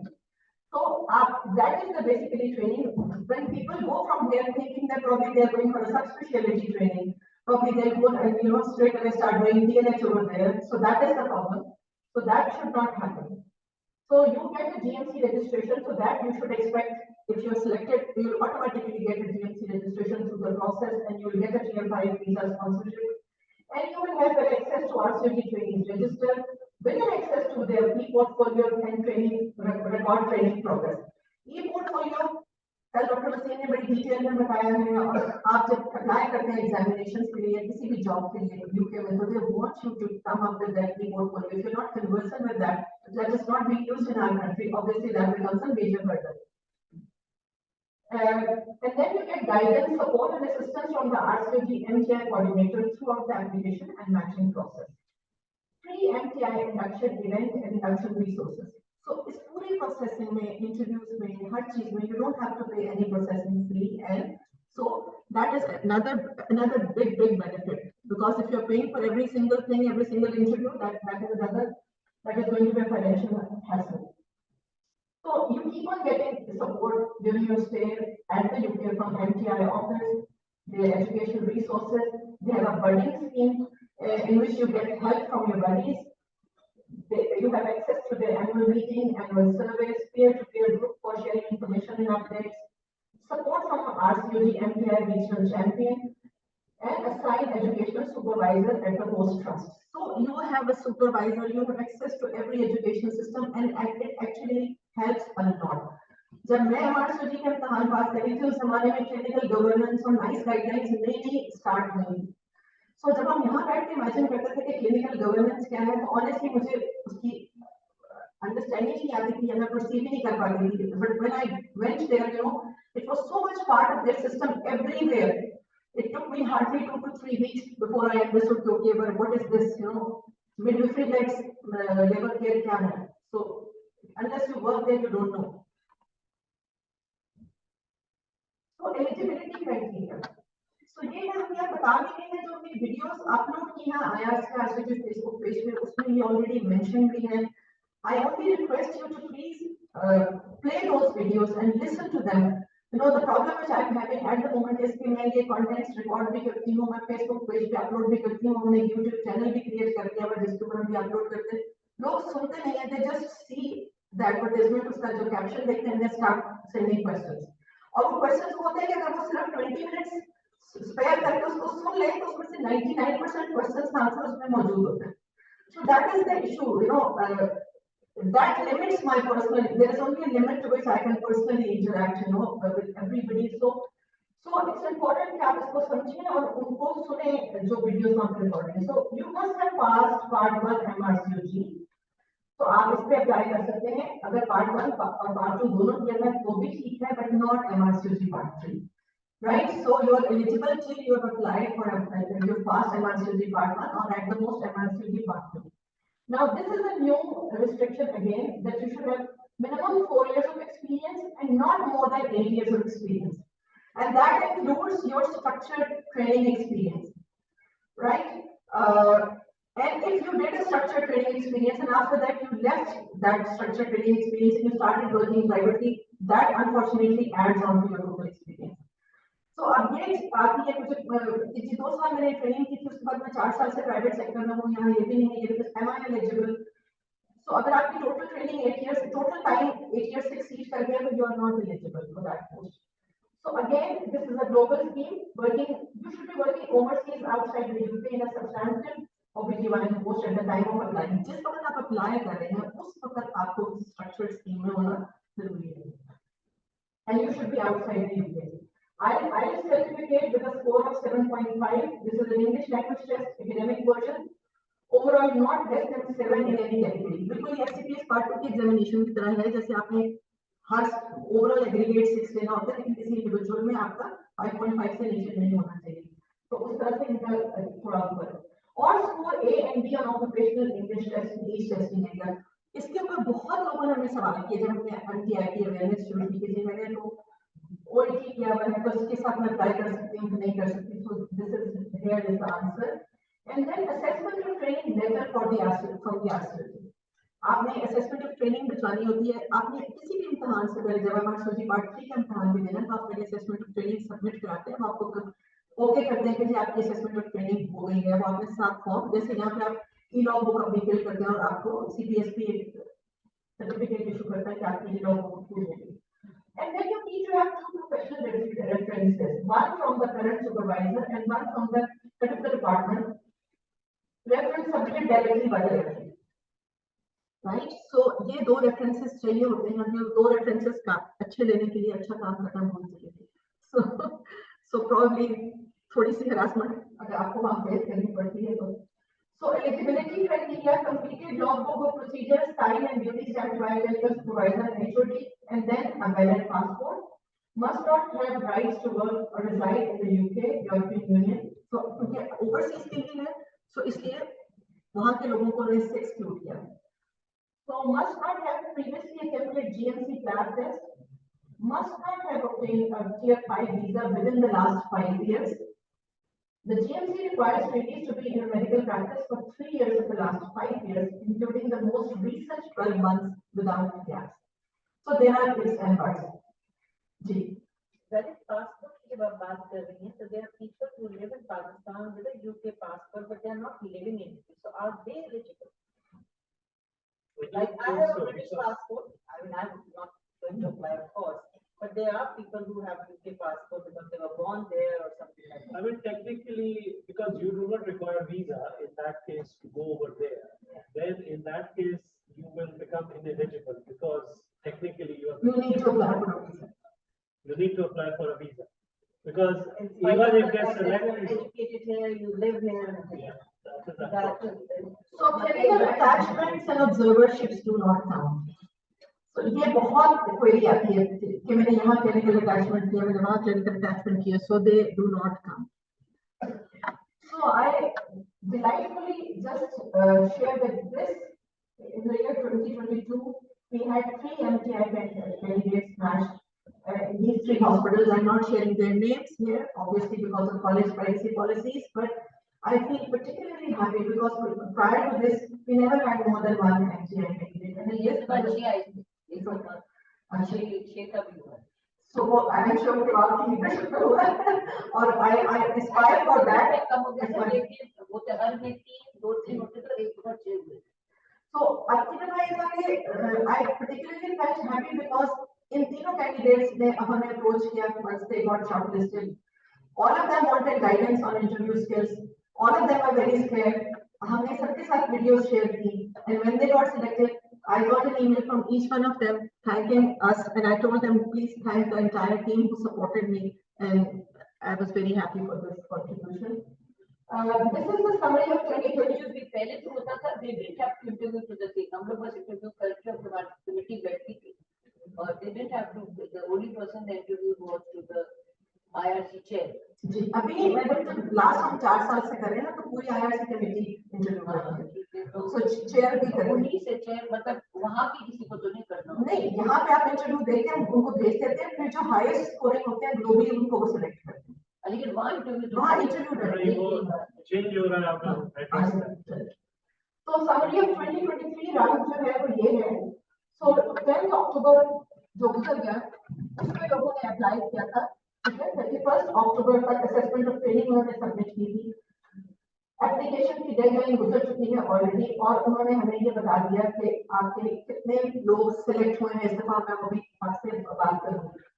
तो मंडे 20 मार्च जो कि शायद ये आगे पोस्टपोन हो जाए फरवरी मार्च, यहाँ पे हमने इनके इंट्रोड्यूस करने हैं फरवरी टू मार्च में, and then towards the end of March final wait list इनकी अनाउंस होगी, फिर अप्रैल टू सितंबर में waiting MTI trainees will be matched for the training post और finally results declare होंगे।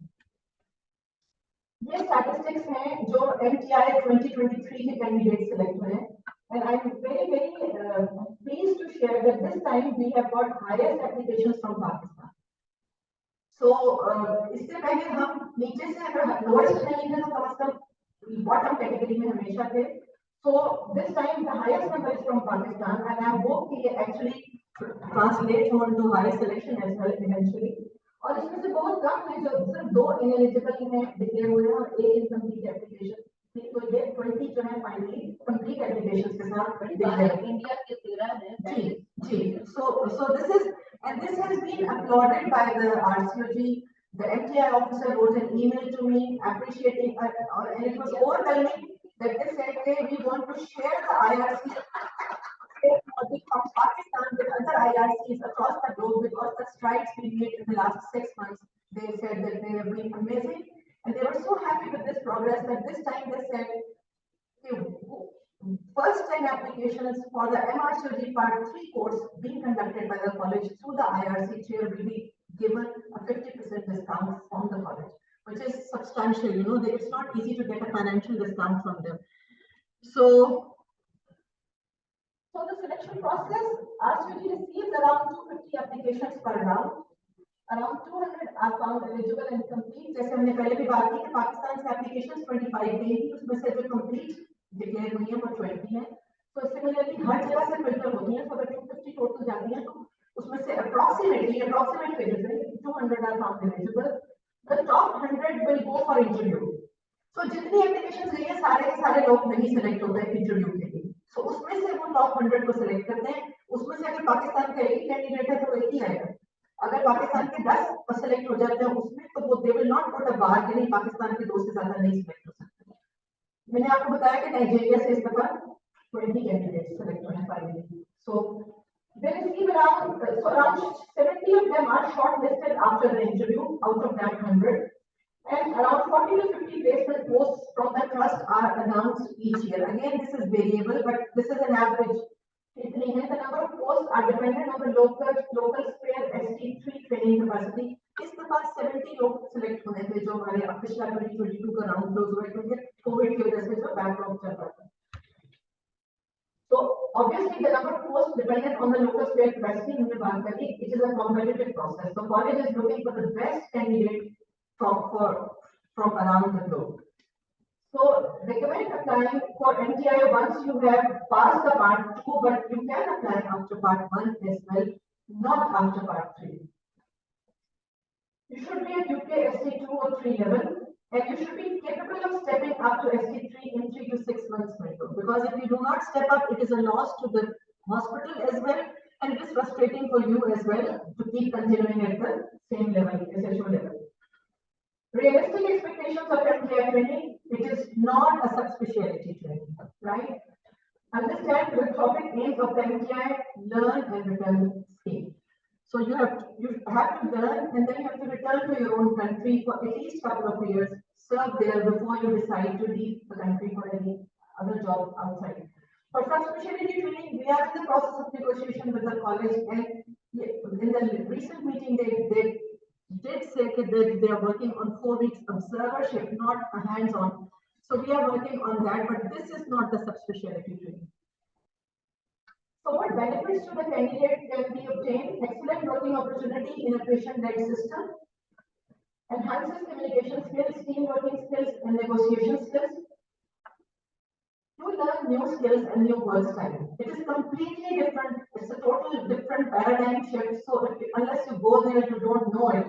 You simply आपका मजा सिर्फ खाने वाले को आता है, तो आप जायका बता नहीं सकते किसी का. So and you experience multidisciplinary team working.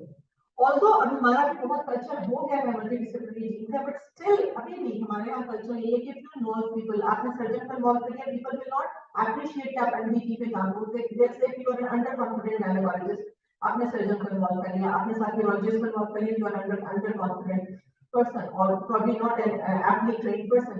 So वहाँ पे आपको रह के अंदाजा होता है कि कितनी जल्दी वो responsibilities share करते हैं, and यहाँ पे जितना आप डिस्करेज होते हैं ये बताने से कि मैं किसी और को इन्वॉल्व कर लूंगा, वहां पे actually you are discourage to say कि मैं ये भी खुद कर लूंगा, मैं ये भी खुद कर लूंगा, मैं ये भी खुद कर लूंगा. So that is a negative point when you से कि मैं सब कुछ खुद कर लूंगा. So because technically you can not do that, it's not possible. So you get an opportunity of passing part 2, 3 MRCOG as you are learning UK system of working that significantly enhances the pass percentage.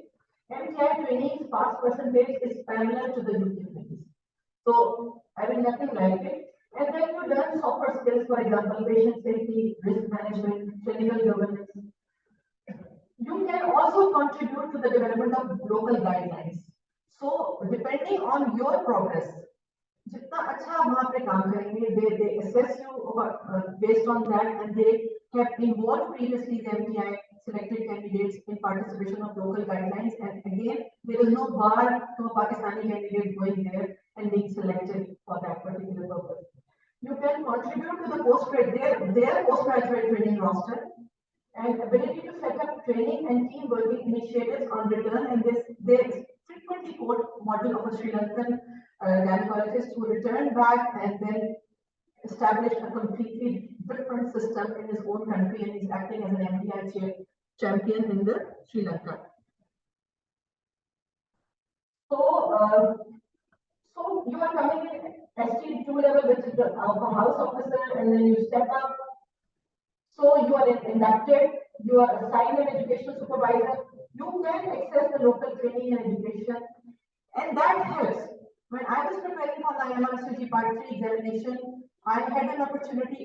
I later on went again for another year to do my clinical attachment in assisted conception later on. But when I was preparing for MRCOG Part 3, at that time we only had Part 1 and Part 2. So Part 2 was equivalent to current Part 3. So I had worked in Singapore. That gave me a significant exposure to the current technology and current investigations and management. You know, whatever we used to read just in the books, and I saw that happening practically. यहाँ पे तो आप अगर इम्तिहान में बातें बताएंगे तो आपको एग्जामिनर बल्कि डिस्करेज करता है. आपने कभी देखा है आपके अस्पताल में ऐसा होता है, do you have this facility, so आप डिस्करेज होते हैं कि हमें बताने की. तो वहां था कि क्योंकि वो चीजें हो रही थी, तो जो आप पढ़ रहे थे वो आप अप्लाई करेंगे तो बताना, पढ़ना, रिकॉल करना सब कुछ बहुत आसान है. And when I went to UK, professor Arun Kumar के यूनिट में मैं थी 1 महीने के लिए, and he was absolutely fantastic. He gave me an access to everything. Library क्या, क्रेडिट्स क्या, आई वाज टोटली फ्री कि मैं जहां भी, और सबको उन्होंने बताया कि जहां जाके बैठिए इसको बैठिए, जहां जाके जो भी काम. जी जी डॉक्टर फरीद निकले थे और मैंने इनको रिप्लेस किया था वो उस वक्त गए थे and he was kind enough क्योंकि उस वक्त जब मैंने अप्लाई किया था तो देयर वाज कोई पेड स्लॉट पे आर्गोनॉलॉजी का कोर्स 1000 पाउंड का उस वक्त अवेलेबल नहीं था अगले 2 साल के लिए स्लॉट्स होते हैं अरुण कुमार को मैंने लिखा कि मैं आपके पेरेंट यूनिवर्सिटी में काम कर रही हूँ नेशनल यूनिवर्सिटी हॉस्पिटल सिंगापुर में and he was kind enough to call me there for 4 weeks और उन 4 हफ्तों में उन्होंने हमारे लिए मॉक कोर्स भी रिलीज कराया और उस मॉक कोर्स के मॉक वाइवास में हम पास भी हुए तो यू नो दैट्स जैसे उन्होंने कहा कि मेरा कॉन्फिडेंस लेवल माउंट एवरेस्ट पे पहुंच गया that raised my confidence level so it actually helps आप एक मॉक वाइवा में अपील होते हैं आपको वहां एक बुरा कैंडिडेट कहते हैं कि आपने मॉक में 20 में से 18 नंबर लिए आप उस बबल के साथ जब जाते हैं अपने इम्तिहान में तो आपका कॉन्फिडेंस लेवल ही ऑल होता है उससे पहले तो बिल्कुल दैट वाज द टाइम कि जब मैं गई थी सिंगापुर तो आपको याद होगा डॉक्टर फरीद उस वक्त ये था कि पिछले 3 सालों से कोई पास नहीं हुआ और पूरा 1 साल मैंने ये सुन के गुजारा था कि पिछले 3 सालों में कोई पास नहीं हुआ एडवांस में are you mad why are you failing and I was कि मैंने एक ही अटेम्प्ट करनी है पास हो गई क्योंकि वरना मैं वापस चली जाऊंगी क्योंकि मैं भी बच्चे छोड़ के गई थी 2 बच्चे डॉक्टर को दिखा सेंड बेटी मेरी 3 महीने की थी जिसको मैं छोड़ के गई थी और बड़ी बेटी 3 महीने 3 साल में थी तो बहुत anyway everyone of us has got their own struggles and their own stories to tell बताना ये बीच में सिर्फ इसलिए आपको चाह रहे हैं कि these things do not come easy. There is a lot of sacrifice involved. The people previous to you have made that sacrifice. अगर आपको भी करनी पड़ती है, please do not feel frustrated. Nothing comes easy. हर चीज में आप मेहनत करेंगे, जितनी मेहनत करेंगे उतना ही आपको फायदा होगा। लेकिन मैं अभी भी सोचती हूँ कि सिर्फ उस 4 हफ्ते के एक्सपोजर ने मुझसे वो इम्तिहान पास करा दिया। Otherwise, I could not have passed that exam at all. So, available support during so MTI coordinator का क्या काम होता है? Before and during application process, आपको assessment, आपकी placement, paperwork, GMC registration, GFI visa की सारी correspondence. ये MTI officer है जिन्होंने अभी हमारा last camp किया था संजय राव जिन्होंने MTI की training talk की थी वो IRC RCG के Facebook page पे है. Please listen to that talk. That is directly from the horse's mouth. So actually, that is going to be way better than what I am telling you. So he guides you, tells you assessment standards, quality assurance of MTI, SAOP, support with problems of placement, technical information. You get an education supervisor who helps you in workplace setting, helps you settle with the work issues, supervises you clinically, trains you directly. Prices your appraisal and work related issues में भी आपको जो problem आती है तो he is your first point of contact. Then education MTI peers available है आपके पास जब आप एक सिस्टम में होते हैं जैसे आप एक कॉलेज में हैं तो आप अपने peers से गाइडेंस लेते हैं आप पीजी रोटा में हैं तो आप अपने peers से गाइडेंस लेते हैं सिमिलरली वहाँ पे अपने peers से बहुत अच्छे तरीके से और ऑनलाइन गाइड एंड रिसोर्सेज आपको अवेलेबल हैं और फिर MTI रीजनल चैंपियन जैसे मैंने आपको श्रीलंकन कैंडिडेट की एग्जांपल दी है अगर इस तरह का आपको मिल जाता है ऑब्वियसली उसको देख के आपका मोटिवेशन लेवल मजीद बेहतर होता है you see can you know how maximally you can utilize this opportunity. Further information के लिए ये आपके पास ये RCOG की वेबसाइट पे ये सारी इंफॉर्मेशन अवेलेबल है RCOG MTI ऑफिस का ईमेल और टेलीफोन नंबर भी वहाँ अवेलेबल है RCOG IRC RCOG Facebook page पे हमने इससे रिलेटेड 3 टॉक्स एक डॉक्टर वसीम लोधी ने दी थी एक डॉक्टर ये MTI टीम ने डायरेक्टली दी थी और फिर तीसरी टॉक हम इसको अपलोड कर देंगे please subscribe to the page listen to the interviews listen to the videos so that you can use the information maximally. Shahrukh आप मुझे हेल्प करेंगे जरा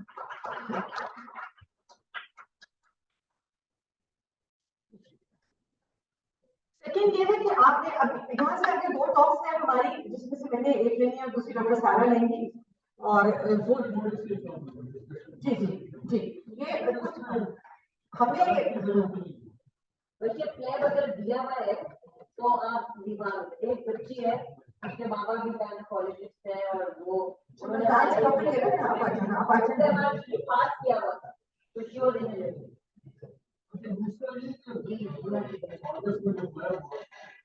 उसमें लार्जेस्ट नंबर पाकिस्तानी डॉक्टर्स का फेल हुआ लैब जो हुआ और उसमें लार्जेस्ट नंबर पाकिस्तानी ये कुछ चीजें मैं बताना चाहता हूँ निकल बिल्कुल आप अगर आपने अटेम्प्ट भी किया है या पास किया है। डॉक्टर वसीम की बेटी की बात करी हूँ मैं, she applied but she had passed lab, so she became an intern, but then she can apply directly, she is नहीं मिला था। कुछ पॉइंट्स डॉक्टर वसीम ने भी बताने हैं, उनको हम सुन लेते हैं। और एक हमारी कैंडिडेट है जो भी वापस आई है, she is just landed today. Ji,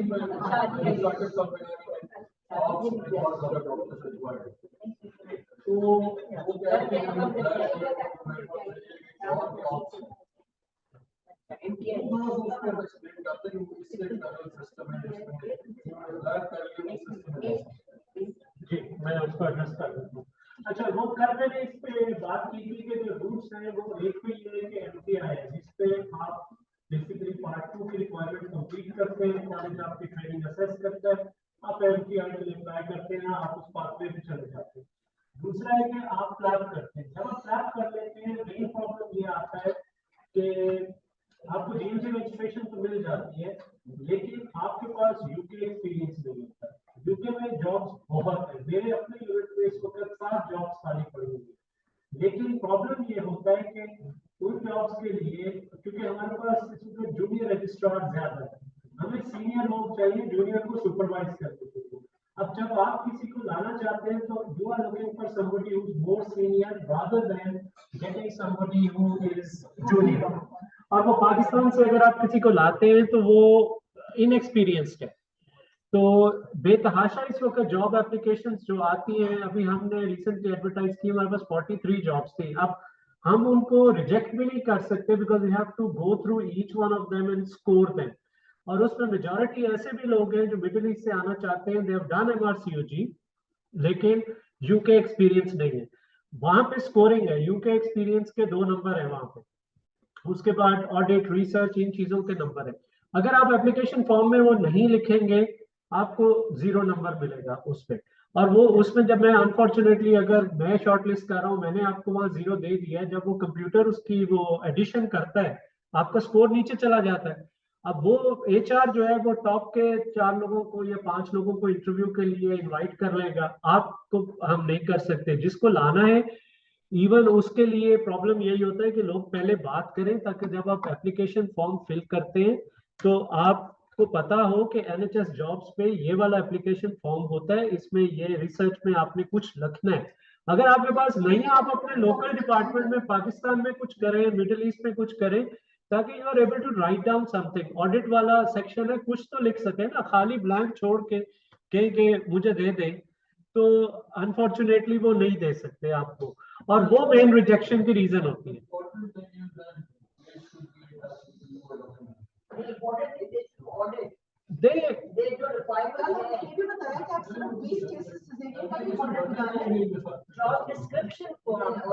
doctor कल जो मैंने टॉक दिया था looking for jobs in UK, उसमें मैंने ये एड्रेस किया था कि अगर आप जॉब ढूंढना चाहते हैं यूके में, तो अगर मैं सिलेक्शन कमेटी में बैठा हूं तो मेरी ये रिक्वायरमेंट्स होंगी।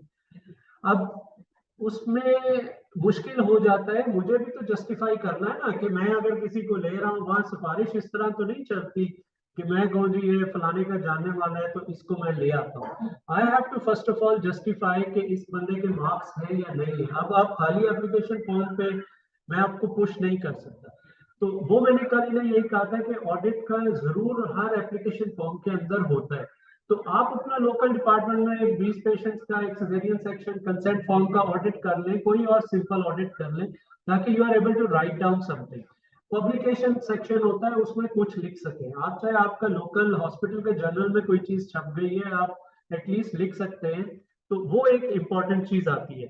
दूसरी एक और चीज है कि बहुत से लोग होते हैं वो कांटेक्ट करते हैं, अब वो ये समझते हैं, देखिए जॉब्स ऑप्स की है primarily, even consultant jobs ops की आ रही है। मेरी जॉब जो है आई वुड से कि 40% गायनी होगी, 60% उसमें ऑप्स की। That's how the system is, क्योंकि गायनी सर्जरी बहुत नीचे चली गई है। लोगों की ये जो एक्सपेक्टेशन है कि मैं वहां जाऊंगा, इवन MTI बहुत से लोग हैं वो इस एक्सपेक्टेशन के साथ जाते हैं, मैं जाऊंगा मुझे हर हफ्ते थिएटर मिलेगा, मैं लेप्रोस्कोपी करूंगा, मैं TLH करूंगा, ये करूंगा, वो करूंगा। अनफॉर्चुनेटली ये नहीं होता। जब वो लेबर वार्ड में जाते हैं तो वो कहते हैं मैं ये करने तो मैं नहीं आया। तो वो नहीं करने आए तो फिर आप ना जाए। अच्छा, फिर उसके अलावा एक और चीज है, उसको भी मैं एड्रेस करूँ। आपके कोर्स पे एक खातून मुझे मिली बाद में, वो शी वेंट एज MTI। वो पार्ट 3 में she was just failing, she couldn't pass that. तो बड़ा दुखी किस्म के ना मुझे टेक्स्ट मैसेज भेजे कि जी ये कॉलेज तो पैसे लिए जा रहा है और हमें पास नहीं करता, और ये नहीं करता, वो नहीं करता, तो आप कॉलेज से बात करें। मैंने कहा मैं कॉलेज से क्या बात करूं? मैं प्रेसिडेंट तो नहीं लगा हुआ कि जी आप नहीं पास हो रहे तो आप स्टैंडर्ड पे नहीं पहुंच रहे। नहीं, ये जाती है। और अब आप अगर 2 साल काम करके नहीं कर रहे तो यूजुअली कहीं ना कहीं कोई डेफिशिएंसी होती है। She ultimately pass, but she was very bitter, और एक स्टेज आ गई थी, she wanted to go back. और उन्होंने कहा कि जी नहीं, ये जो है कॉलेज हमें वो लूटता है बेसिकली। मैंने कहा देखिए, कॉलेज आपको गन पॉइंट पे तो नहीं कह रहा कि आपने MRCOG करना है। आप MRCOG करने अपने लिए आए हो, आप नहीं करना चाहते आप ना करें। आप कॉलेज को कैसे कह सकते हैं कि जी मेरी फीस वापस करो, या तो मैं 2 दफा 3 दफा मैं फेल हो चुकी हूँ और मुझे तुम लोग पास नहीं कर रहे। एक वो चीज। अच्छा, उसके बाद ये कि अच्छी चीज। जी, जी,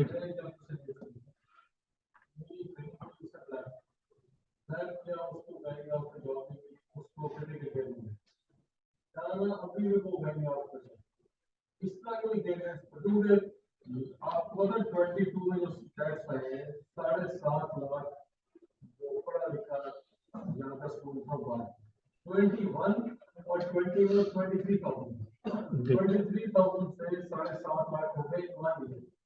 वो उसमें से ज्यादा UK US से और मिडिल ईस्ट से लगा है। जी।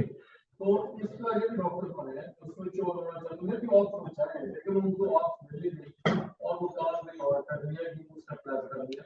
अब उसमें नेचुरली आप इसको रखेंगे, उसका रेलेवेंट एक्सपीरियंस आपको होना चाहिए। मेडिकल केयर वाली उसमें कुछ भी कर सकती है, नहीं कर सकती। अच्छा, वो ये भी बड़ा अच्छा आपका क्वेश्चन है। उसमें ये है कि कल मैंने यही बोला था कि पहली जॉब सबसे मुश्किल होती है, आपको पाँव रखने की कहीं जगह चाहिए होती है। खासतौर पर जो लोग प्लैप करते हैं, जिन्होंने MRCOG नहीं किया, उनके लिए प्रॉब्लम ये आ जाता है कि यूके एक्सपीरियंस जीरो है। पाकिस्तान में बेशक आपने 50 साल गायनी ऑप्स की है, जब वहां आप गए हैं तो आपके पास यूके एक्सपीरियंस नहीं है। A&E, क्रिटिकल केयर, ये वो स्पेशलिटीज हैं जिनमें सिवियर शॉर्टेज है। साइकेट्री तो कई दफा होता है कि आपको एक दफा सिस्टम में घुसने के लिए आपको कोई भी जॉब चाहिए। अब A&E वाले हैं, उन्हें एक बॉडी चाहिए थी A&E में जो हो। अब आपके वो कंफर्ट जोन से बाहर है, आपने 20 साल अपना गायनी ऑप्स की है और सडनली आपको उठा के कोई मेन A&E में मेडिसिन के पेशेंट्स आपको देखने पड़े, you will be very uncomfortable.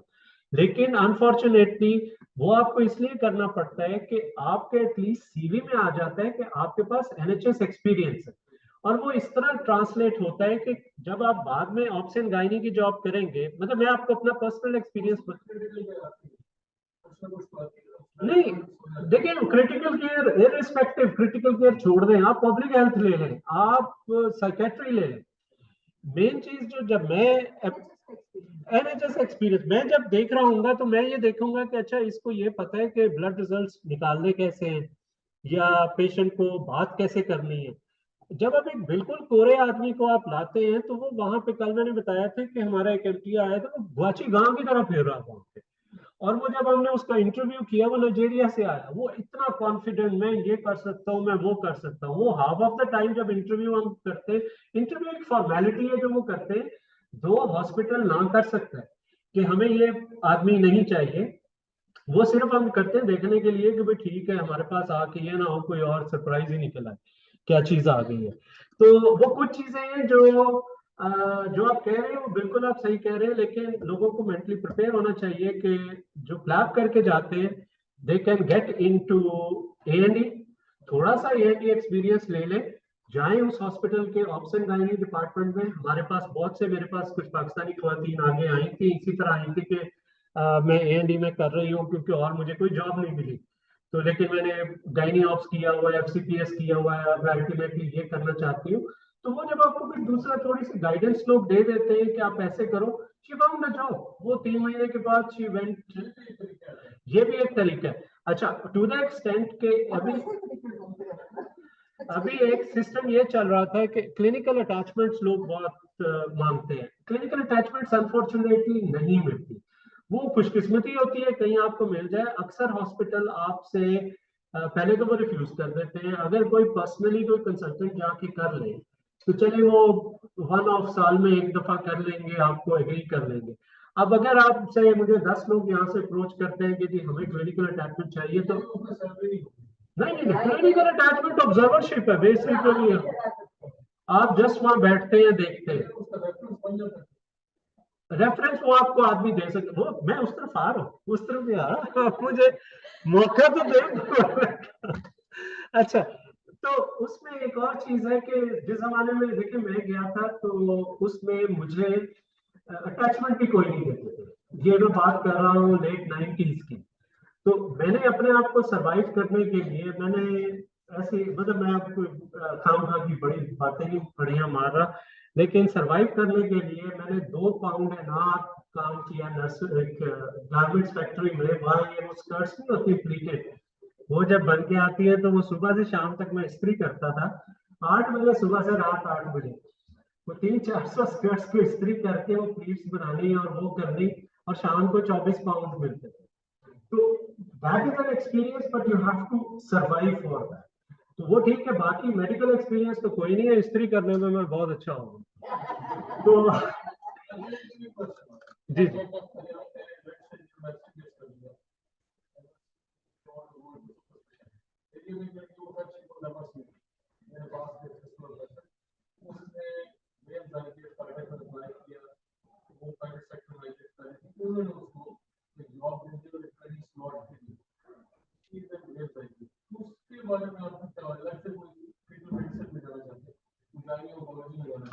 ये जो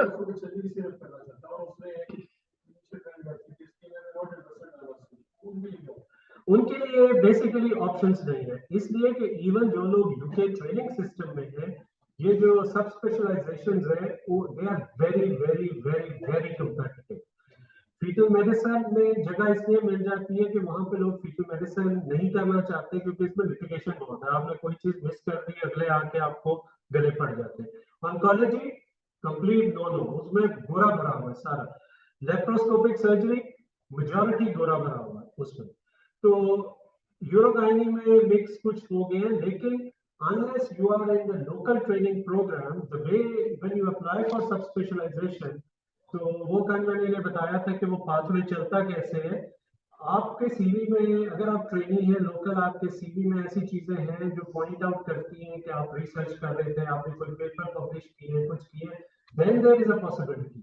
लेकिन अनफॉर्चुनेटली क्योंकि वहां उनके अपने लोकल्स को नहीं मिलती, तो they will not take that.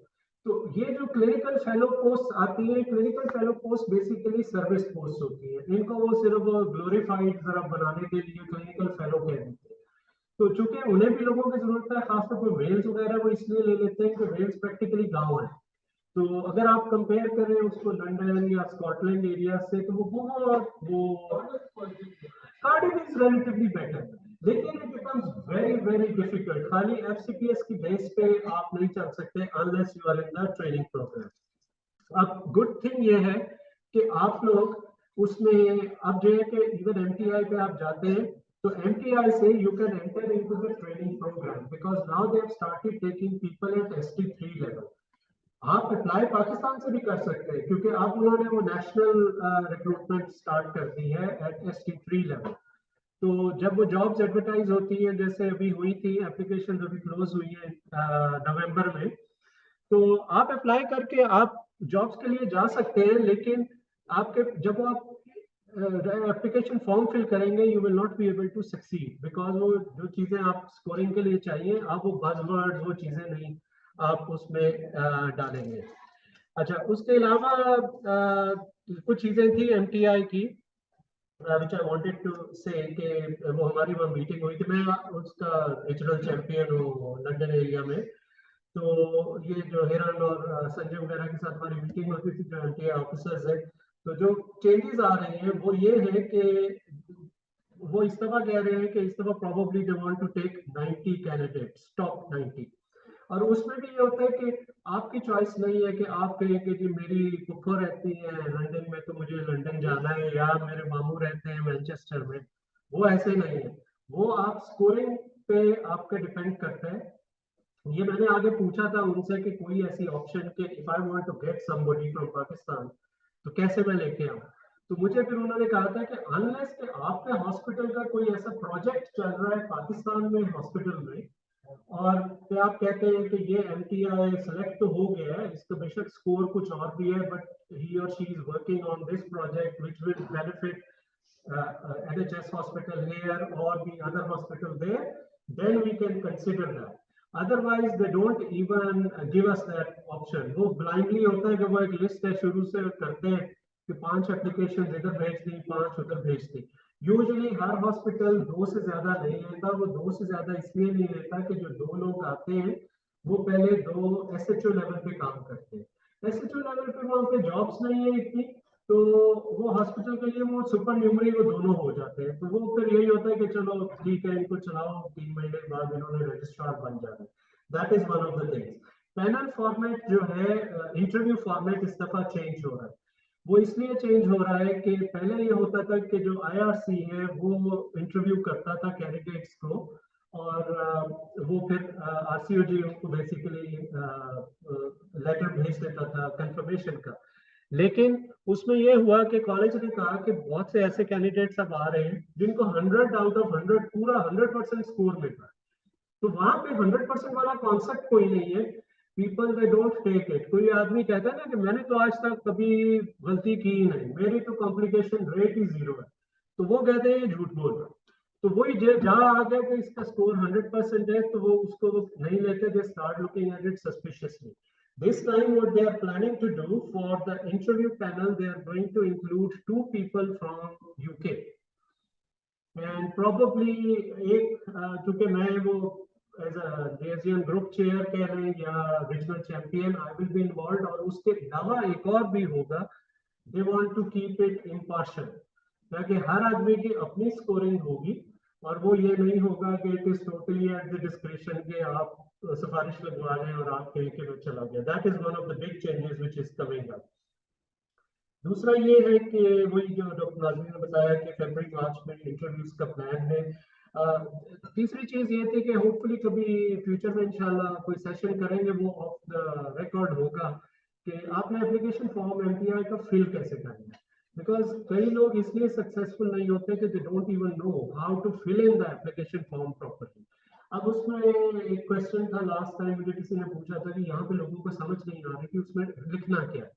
तो वो उस क्वेश्चन में बेसिकली वो जानना चाहते थे कि आपको MTI ट्रेनिंग मैट्रिक्स का पता है, आपको पता है कि आप जब वहां जाएंगे आप किस लेवल पे काम करेंगे, कैसे करेंगे, क्या चीजें आपने अचीव करनी है।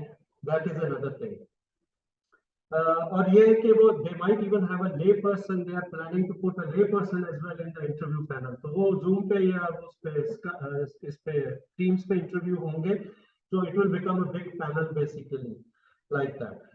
जो सबसे बड़ी इंपॉर्टेंट चीज आती है जो वो वहां पे लोगों को चाहिए होती है या वो इंटरव्यूज पे पूछते हैं, forceps delivery, instrumental delivery. Because वहां पे वो C सेक्शन की तरफ चूंकि हम लोग ज्यादा नहीं जाते, तो ये पुश होती है कि आप उसको जनरली डिलीवर करें at least forceps delivery, instrumental delivery. और ये वो एक बड़ा पेट क्वेश्चन होता है कि आप पूछते हैं कि भाई आप फोर्सेप्स कर सकते हैं। कई लोग होते हैं नहीं जी मैं तो करता ही कीलैंड भी कर लेता हूँ, मैं ये कर लेता हूँ, मैं वो कर लेता हूँ, और वहां आके आपको पता चलता है कि वो आदमी कुछ नहीं कर सकता। तो that is one of the things, अगर आपके वो स्किल्स नहीं है तो आप अपने वो स्किल्स को डेवलप कर लें। और दूसरा ये कि आपकी एक बेसिक अंडरस्टैंडिंग होनी चाहिए और आप सेफ डॉक्टर होने चाहिए। That's what matters. अच्छा, फिर एक और चीज है कि आगे ये 2 इयर्स का ट्रेनिंग प्रोग्राम MTI होता है। बहुत से लोग हैं जो बीच में जाके ज्वाइन करते हैं, वो देखते हैं मुझे तो लेबर वार्ड के अलावा मिल कुछ नहीं रहा, कहते हैं दफा करो मैं वापस जा रहा हूँ। So our college probably they will introduce that if they leave before 24 months, before completion of their MTI, they will have to pay trust fees incurred to bring them there. तो बेसिकली वो ये है कि तकरीबन 3000 pound trust पे करता है MTI application के लिए कॉलेज को। तो ट्रस्ट कहते हैं कि हमें क्या फायदा हुआ कि वो आया, उसने 2 महीने बाद कहा मैं तो वापस जा रहा हूँ, तो हमें तो नुकसान होता है। तो वो इसकी तरफ आ रहे हैं कि नहीं, अगर आप छोड़ के जाते तो 3000 पाउंड वो प्लस अगर आपको कोई रेलोकेशन एक्सपेंसेस उन्होंने दिए हैं घर वर के लिए तो वो आप उन्हें वापस करें। एक और चीज जो नई होपफुली इंट्रोड्यूस हो रही है नेक्स्ट 1 to 2 years, वो है एडवांस्ड एमटीआई स्कीम।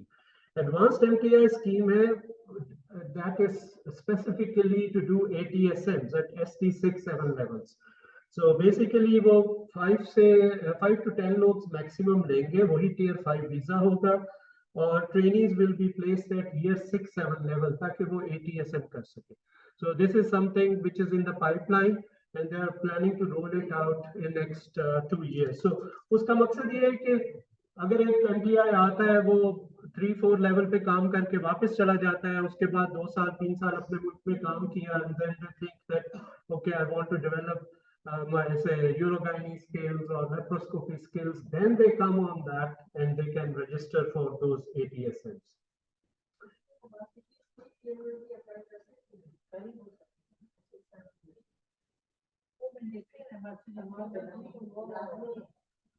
जी, तब तक क्योंकि when you reach ST6 level expectation होती है कि आपका MRCOG हो गया होगा। जब तक आप MRCOG फुल कंप्लीट नहीं करेंगे, आप ATSM के लिए रजिस्टर नहीं कर सकते। तो फिर उसके साथ जब ये कम्पेटिटिव इतना हो जाएगा कि you won't be able to reach there. उसके अलावा ये है कि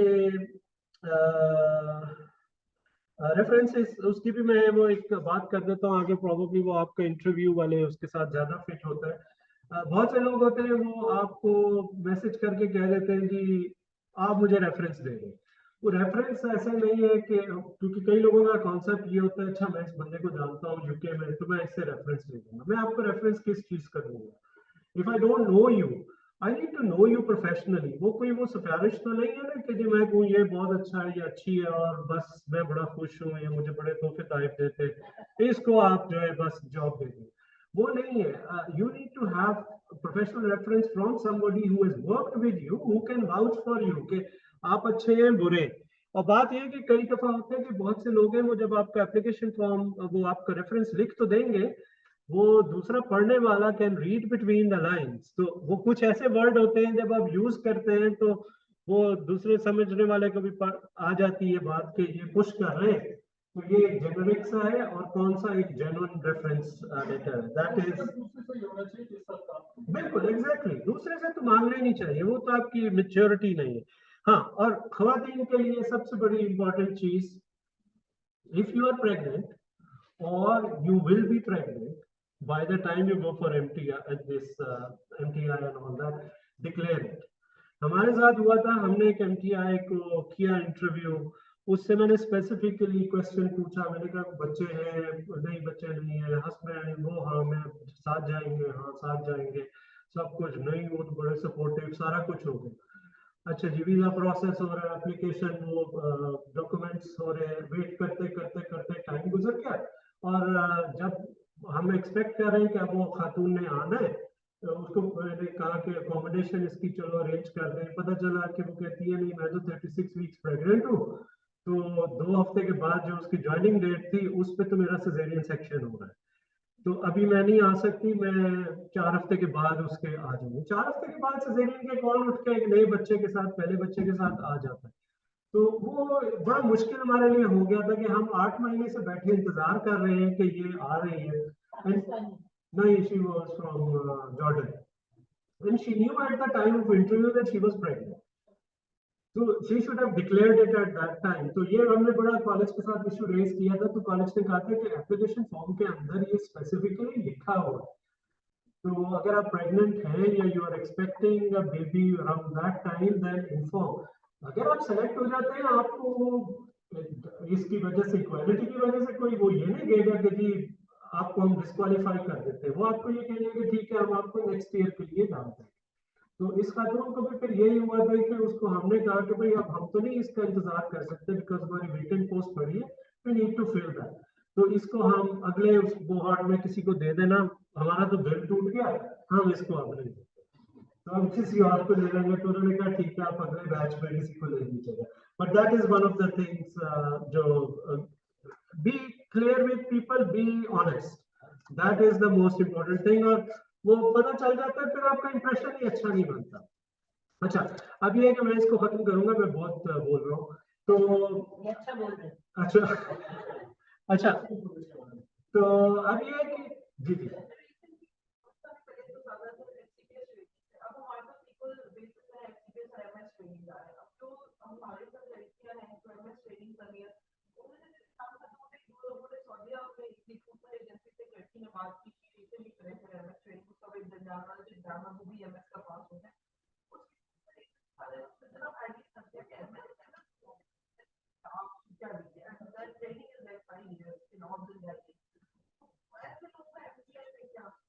देखिए MTI में MS का 0 स्कोर है।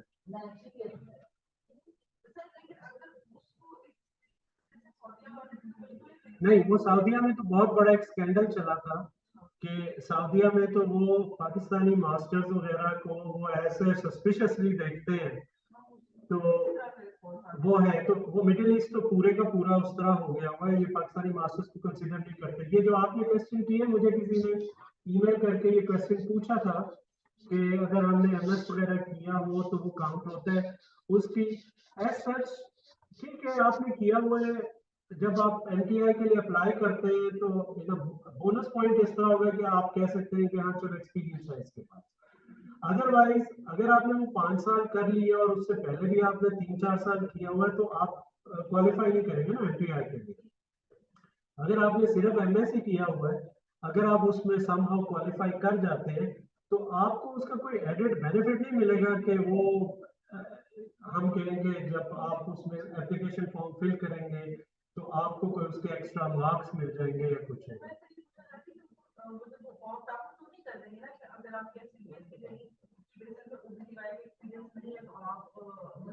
नहीं नहीं, अगर आपने से FCPS किया ही नहीं सिरे से, आपने MS किया, ये आप कहना चाह रहे हैं?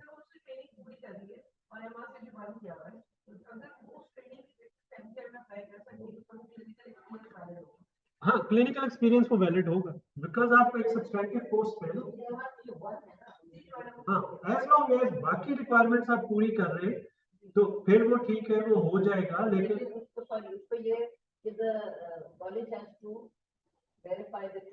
College has to verify the training.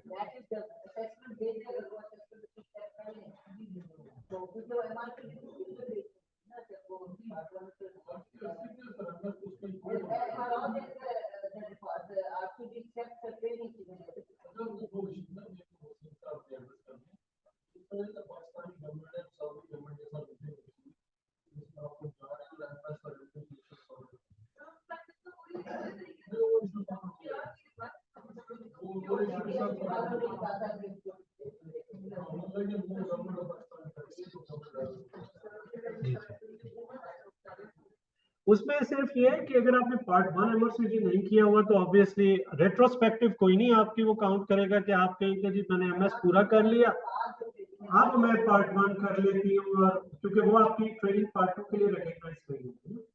So you just have to be careful.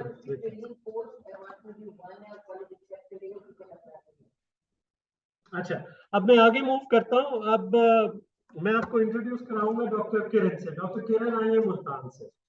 तो डॉक्टर किरण से मेरी इत्तफाकन मुलाकात हो गई North Middlesex obs and gynae department में। अच्छा, मुझे नहीं पता था कि ये यहाँ पे क्लिनिकल अटैचमेंट करें, तो मेरे कोलीग के पास शी वाज सिटिंग देयर, उसने मुझे कॉल किया कि इस तरह पाकिस्तान से एक डॉक्टर है, अटैचमेंट करने आई है, तो तुम भी मिल लो आके। तो इनसे मेरी वहाँ मुलाकात हुई। तो ये अभी पिछले हफ्ते अटैचमेंट के बाद वापस आई है एंड इन्होंने प्लान किया हुआ है MRCOG पार्ट 2 आपका फरवरी में, 3 फरवरी में पार्ट 2 भी किया हुआ है। तो इनका ये भी था कि चले मैं वहाँ जा रही हूँ तो जॉब वगैरह देखते हैं, ओके कोई जॉब मिल जाए। तो उसमें देन इनको फर्स्ट हैंड एक्सपीरियंस है करंटली यूके में रहने का। ये पिछले हफ्ते आई है, अभी वो फ्रेश फ्रॉम द फाउंटेन है। तो ये है कि मैंने सोचा कि इनको कहूँगा कि इनका जो एक्सपीरियंस वहाँ का रहा है, she can discuss it with you कि इनको क्या क्या इश्यूज फेस किए इन्होंने, क्या अच्छी चीज़ें हैं, क्या बुरी चीज़ें थी, और ताकि एक आप लोगों को एक फर्स्ट हैंड नॉलेज उसका मिल जाए। ठीक है डॉक्टर किरण, तो over.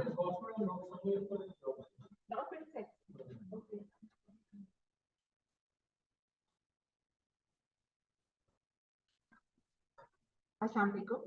First of all, I would like to congratulate Professor Nazmi Hamid, Chairperson RCOG IRC Pakistan, and her team to organize such a successful academic session, which is the need of the hour. And I'm honored that Mr. Fasim Modi is here to guide you people regarding MRCOG and about working the IHS system. And just a brief, intro of mine. I'm working as a consultant gynecologist under the Primary Secondary Healthcare Department in Multan district. And I got my GMC registration after PLAB and recently done with MRCOG2 in September 2022. And I'm taking my MRCOG3 in Feb 2023. So I got a chance of having a clinical attachment in North Middlesex Hospital in London, and where I have observed some differences between the NHS and the Pakistan health system, and which I want to discuss with you. First of all, it's very clear that the NHS system is a very strong, organized, and welcoming for the international graduates, and I think this is very satisfying for you people. Okay? The main aim of the NHS system is the safety of the patient. All the trust hospitals, they are working under the NHS system. They follow the same guideline and on the same page. In Pakistan, we all know what are the NICE guidelines, but we don't follow them strictly. Even our seniors, they use their own experiences. But there, you don't have to use your experience. You have to use the guidelines which are their own guidelines. If I specifically talk about the gynae department, its structure is very organized in a sense that there was a labor suite with attached, the emergency, the elective theaters, maternity wards, the triage, early pregnancy unit, women laboratory units, and there was the morning and afternoon OPD clinics. The difference was that in Pakistan, that we have one go to 100 or 300 patients in the OPDs, and they are without any appointments. But there, all the patients, they have to be there with their appointments. Okay? But I think ये पाकिस्तान का एक अच्छी बात भी है कि यहाँ पे without appointments ही patients को entertain करें.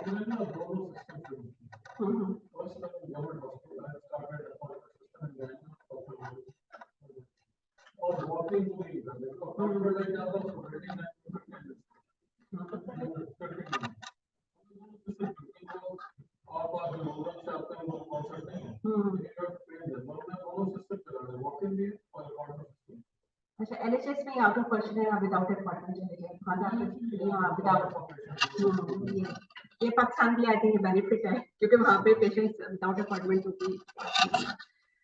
Second difference was that there was a computerized system for the patients. That you have to see all the investigations, the past medical surgical history, all the allergies by the one click. And I was when my OPD was with Mr. Wasim, and he used to tell me this is a system, how you put the NHS number, how you retrieve the patient data, and that was very good for me that I was aware of the system. And if you have any queries, then means that you are a new doctor and you are getting into some trust. If you have any of the query, you can go online and you check the policy of the hospital, like any antibiotic policy, whatever you have a query in your mind, you can check from the system. And after discharging every patient, the follow-up is very properly. Like यहाँ पे हमने patient गया तो गया, वहाँ पे हमने patient को call करना है कि आपका due time है, आपका cervical smear है, तो वहाँ पे हमारी responsibility है. So patient safety is their priority. In labor room, I have seen the difference because when I was doing my training, we had like 10 or 12 doctors in our labor room duties. So there I have seen there was a small team, one consultant, a registrar, and a FY2 or an SO2 there, and they are responsible for the labor ward along with the midwives. Here in Pakistan, we as a junior doctor, we have to do many works on the midwives or the nurses, but there the midwives are really very trained. And you have to do your own work, like doctor's work. ये मैं junior levels को बताना चाहती हूँ क्योंकि यहाँ पे ये डॉक्टर भाई बहुत फ्रस्ट्रेटेड हो जाते हैं जब वो उनका फर्स्ट और सेकंड ईयर चल रहा होता है ट्रेनिंग का, तो कहते हैं ये भी काम हम देंगे तो नर्सेज का काम है, लेकिन वहाँ के midwives they know how to interpret the CTGs और वहाँ पे जो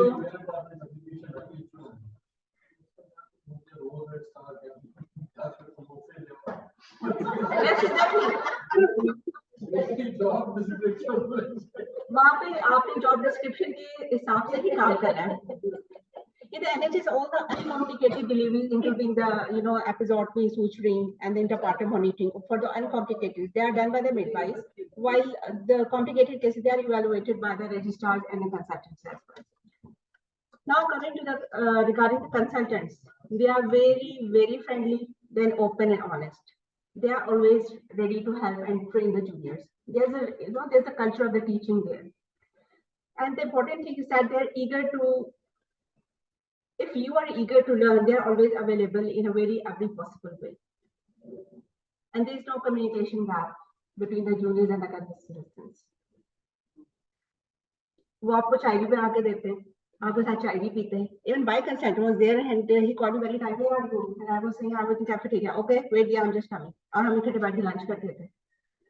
और मुझे तो ये फील ही नहीं हुआ कि मेरी वो एक कंसल्टेंट है या he's like a friend to me. बहुत एक अच्छी और बहुत motivating. There is no favoritism, and everyone is given the equal opportunity. The very important thing which I have found very much difference is that they are very helpful in their research work. Right? And during my 8-week attachment, you know that I was able to write my one article in the BMJ as my first author, and I also participated in an audit in the North Middlesex Hospital. And I was doing all this under the supervision of the consultant. He was so motivating. He was going to Malaysia, my consultant, and he said to me, "Okay, Kiran, I have a patient from Pakistan. Will you please take her history?" I said, "Okay." मैंने patient history Lee and she was from Karachi. Also, मैंने कहा कि मैंने Malaysia जाना है and within a 1 week time I would like कि आप इसका आपने का clinical आपने paper लिखना है जो भी था उसका. अच्छा वो मैंने लिखा, मैंने जब वो वापस आए तो मैंने उनको लिख के दे दिया. एक दिन मैंने बैकग्राउंड लिखा, एक दिन उसका इंट्रो लिखा, एक दिन उसकी क्लिनिकल हिस्ट्री लिखी, फिर डिस्कशन लिखी, and he was so happy. Then he said to me that I just want you should be the first author, and his name was on the 4th one. So इतना तो एक encouraging behavior है. जो बहुत जो important बात है वो ये कि जो consultants हैं वो अपने trainees को under direct supervision होती है. When I was doing my training, so I just know that my supervisor, she was although very nice to me, but there was, I think, very few times that I was under her supervision. There you can't do anything without any supervision. So you feel more confidence that a senior person is with me, and he guided a very friendly way. I have seen Mr. Lodi in the theater many times, and he was assisting the juniors in the sections. So it was, it was great. Another important difference was the communication. Communication with the patients, their families, and with the colleagues as well. In the NHS, every patient is updated about the condition, all the pros and cons conveyed to him before their consents. Patient is allowed to make a shared decision, and you don't, impose anything on the patients. At the end of the day, it's a patient's decision what he wants. इधर हम क्या कहते हैं, आप listen नहीं कर रहे होते, आप impose कर रहे होते, आपने करना है यही है. मैं आपको बता तो रहा हूँ, आप मुझे बार-बार नहीं पूछ रहे. वहाँ आपको कंसल्ट बार-बार पूछता है, if you need anything, would you want me to repeat anything? और हर चीज की प्रॉपर एक फॉर्म्स है, कंसेंट फॉर्म्स हैं. आप जिसको बताना है यहाँ पे ये कॉम्प्लिकेशन हो सकती है. If you ignore anything, आपके माइंड में नहीं आया और पेशेंट को कॉम्प्लिकेशन हो गई, patient would simply say, you didn't discuss with me at all. तो वहाँ पे एक प्रॉपर काउंसलिंग. और जो हम जब जाते हैं पाकिस्तानी तो हमारा कम्युनिकेशन प्रॉब्लम होता है, क्योंकि हमारा शुरू से हमने जो ट्रेनिंग है हमने इतनी कम्युनिकेशन ही नहीं की पेशेंट के साथ, हम ईच एंड एवरीथिंग बता रहे हैं. तो ये डिफरेंस कम्युनिकेशन का वो बहुत ज्यादा होता है और आपको कुछ टाइम लगता है लेकिन वो गेट ओवर हो जाता है. When you used to the system you will get through it. In a nutshell, NHS system is a two-pronged system where the safety of the patient and the safety of the health workers is the utmost priority. I would say one of the best and the ideal training is provided by the NHS system, and I would conclude by advising all the motivated and the career-oriented doctors to get themselves trained under the NHS and serve wherever you want. Either you come back here, it's up to you. But the training is really great. मैं वहाँ जाके हर दिन impress होती थी, कोई नई चीजें सीख रही थी. मेरे कुछ ऐसे प्रोसीजर्स आज जस्ट रेड देम, जैसे डॉक्टर नाज़रीन ने कहा, मैंने वहाँ देखा मर्सिंग टेप क्या होती है, मुझे वहाँ जाके जी पता लगा सेल्फ सैल्वेज कैसे करें. अभी तो हम बुक से पढ़े थे ना पीपीएच का कैसा मैनेजमेंट है, सैंडविच टेक्निक क्या होती है पीपीएच की मैनेजमेंट में जब सेक्शंस करें तो. और वहाँ पे एक बहुत अच्छा प्रोसीजर है, डॉक्टर सिंह ने बताया, नोट्स वहाँ पे इंट्रोड्यूस हुआ था बजाय लैप्रोस्कोपी. तो मैंने वहाँ फर्स्ट टाइम देखा था, मैं तो हड्डी नहीं प्रेस होती थी। तो मुझे लगता है कि ट्रेनिंग वाकई बहुत अच्छी है, जिसको चांस मिलता है, जो थोड़ा सा फाइनेंशियली अपने आप को सपोर्ट कर सकता है, जो वाकई चीजें सीखना चाहता है। डॉक्टर्स में भी होता है, कुछ को सैलरी इंपॉर्टेंट है, कुछ को अपने कोई अच्छा डॉक्टर बनना चाहता है, तो वहाँ पे ट्रेनिंग बहुत अच्छी है। जब आप कंसल्टेंट होते हो, आप सेटिस्फाइड होते हैं, you have the knowledge, you have the skills. Because in Pakistan, I have seen many consultants who just financial basis पे वो designation उनकी होती है, but they don't have the skills. मतलब skills का तो कोई question नहीं है, आपको वो अगर consultant बना रहे हैं तो you are 100% sure that you are a skillful person. तो ये चीजें मुझे बहुत अच्छी लगी, और मैं अपने जो colleagues हैं जो वाकई इसको जाना चाहते हैं, तो I think it's encouraging. So people will really benefit from it. Thank you. Thank you very much. मैंने किरण को बड़ा टफ टाइम दिया था। तो पहली बात तो ये है कि वो जब ये शुरू में गई तो आपको आइसोलेशन बड़ी फील होती है, वहाँ आपसे बात करने वाला कुछ नहीं होता। Then you introduce it to people and then gradually you start intermingling and you settle down. बाकी है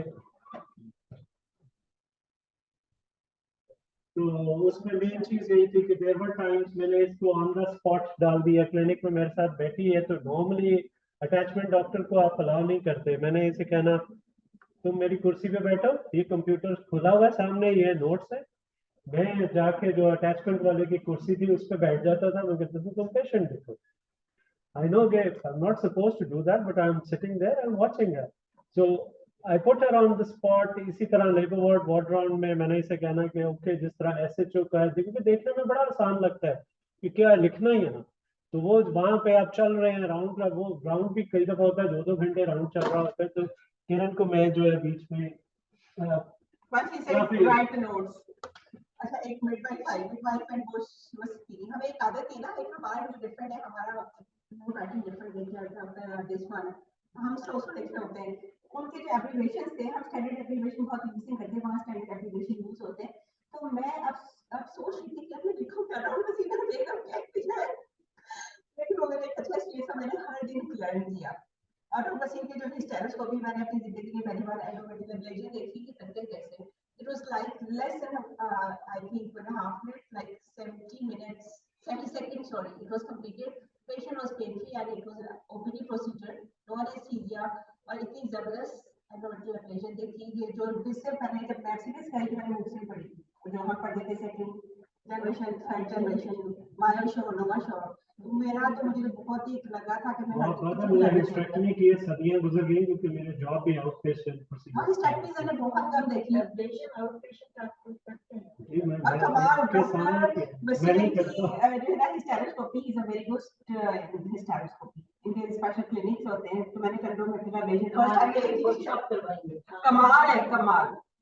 मैं ये बात कहूँगी, और I am very thankful doctor Wasim का कि इन्होंने जो है मुझे बहुत सपोर्ट किया बीइंग पाकिस्तानी। तो जब मैं फर्स्ट से थी तो मैं सोचती थी कि यार सारे गोरे बैठे हैं, ये जो नॉर्मल सेक्स हॉस्पिटल था ना, उधर से उस डिपार्टमेंट में से डॉक्टर वसीम थे पाकिस्तानी, और एक हेल्थ केयर वर्कर थी, उसको मैं शायद 2 वीक्स के बाद मिली। अब मैं सोचती थी यार मैंने उनसे बात क्या करनी है। अच्छा, लेकिन विद टाइम जब मैं डॉक्टर सिंह ने बताते थे कि इस डॉक्टर फ्रॉम पाकिस्तान, मुझे हर एक इंट्रोडक्शन कराया, बहुत ही स्पेशल एडवाइस थी जो डॉक्टर्स थी। विद टाइम ये विद इन 2 वीक्स की अच्छी पेनिट्रेशन हो गई कि मुझे बहुत अच्छा फील होने लग गया। तो डॉक्टर सिंह ने बहुत अच्छा ट्रीट किया, और मैं पापा के मुझे अच्छा लगा। मैं एंड में उनको कहती थी आप मुझे लगा कि मेरे बड़े भाई हुए इस तरीके से। अच्छा, आपको हॉस्पिटल देखे ना, आपको हॉस्पिटल दिखाता हूँ, फिर मैं सब कुछ दिखाया।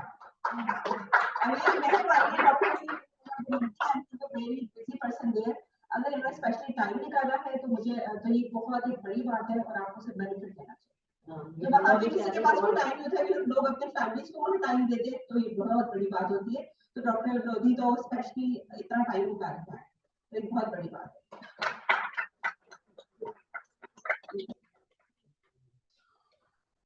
Thank you very much. तो बाकी है कि आप क्या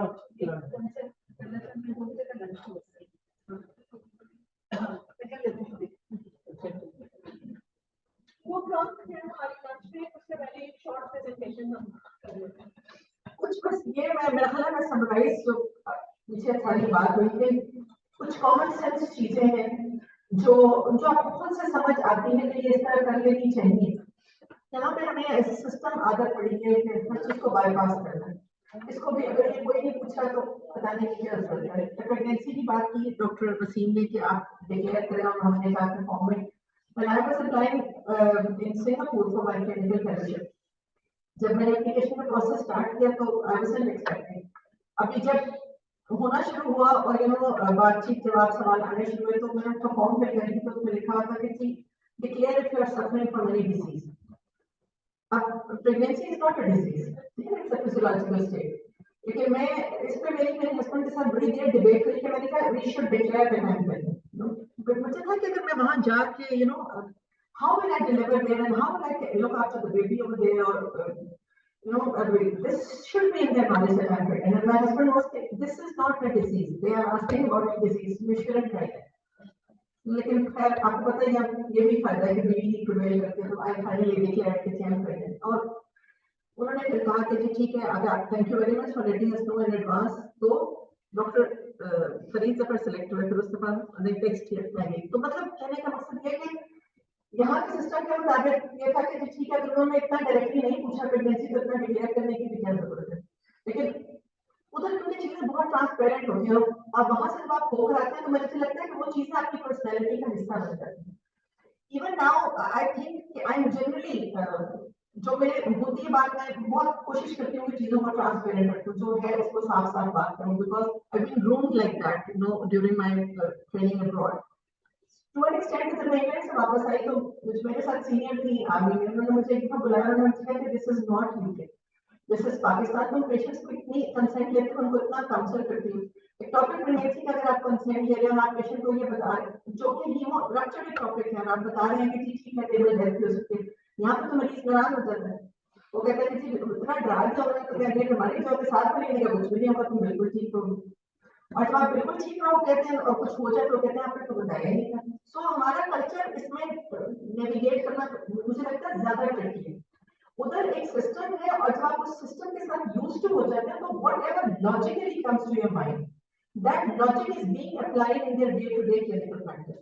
मुझे लगता है यहाँ पे क्या होना चाहिए और क्या आप कर रहे हैं उसके दरमियान गैप इतना ज्यादा है कि यू एंड अप थिंकिंग कि वेदर आई एम राइट और रॉन्ग, क्योंकि आपके इर्द गिर्द गलत इतना ज्यादा हो रहा है कि आपको सही करते हुए यू स्टार्ट बिलीविंग कि आई एम रॉन्ग, ठीक है ना। तो उधर अगर आपका माइंडसेट आप उसमें सेट हो जाते हैं कि जो है मैंने उसी तरह बात करनी है, जो फैक्चुअल बात है मैंने उसी तरह कन्वे करनी है, अगर इसको डेथ है I am sorry it is there but I have to tell you no I can't hide that from you.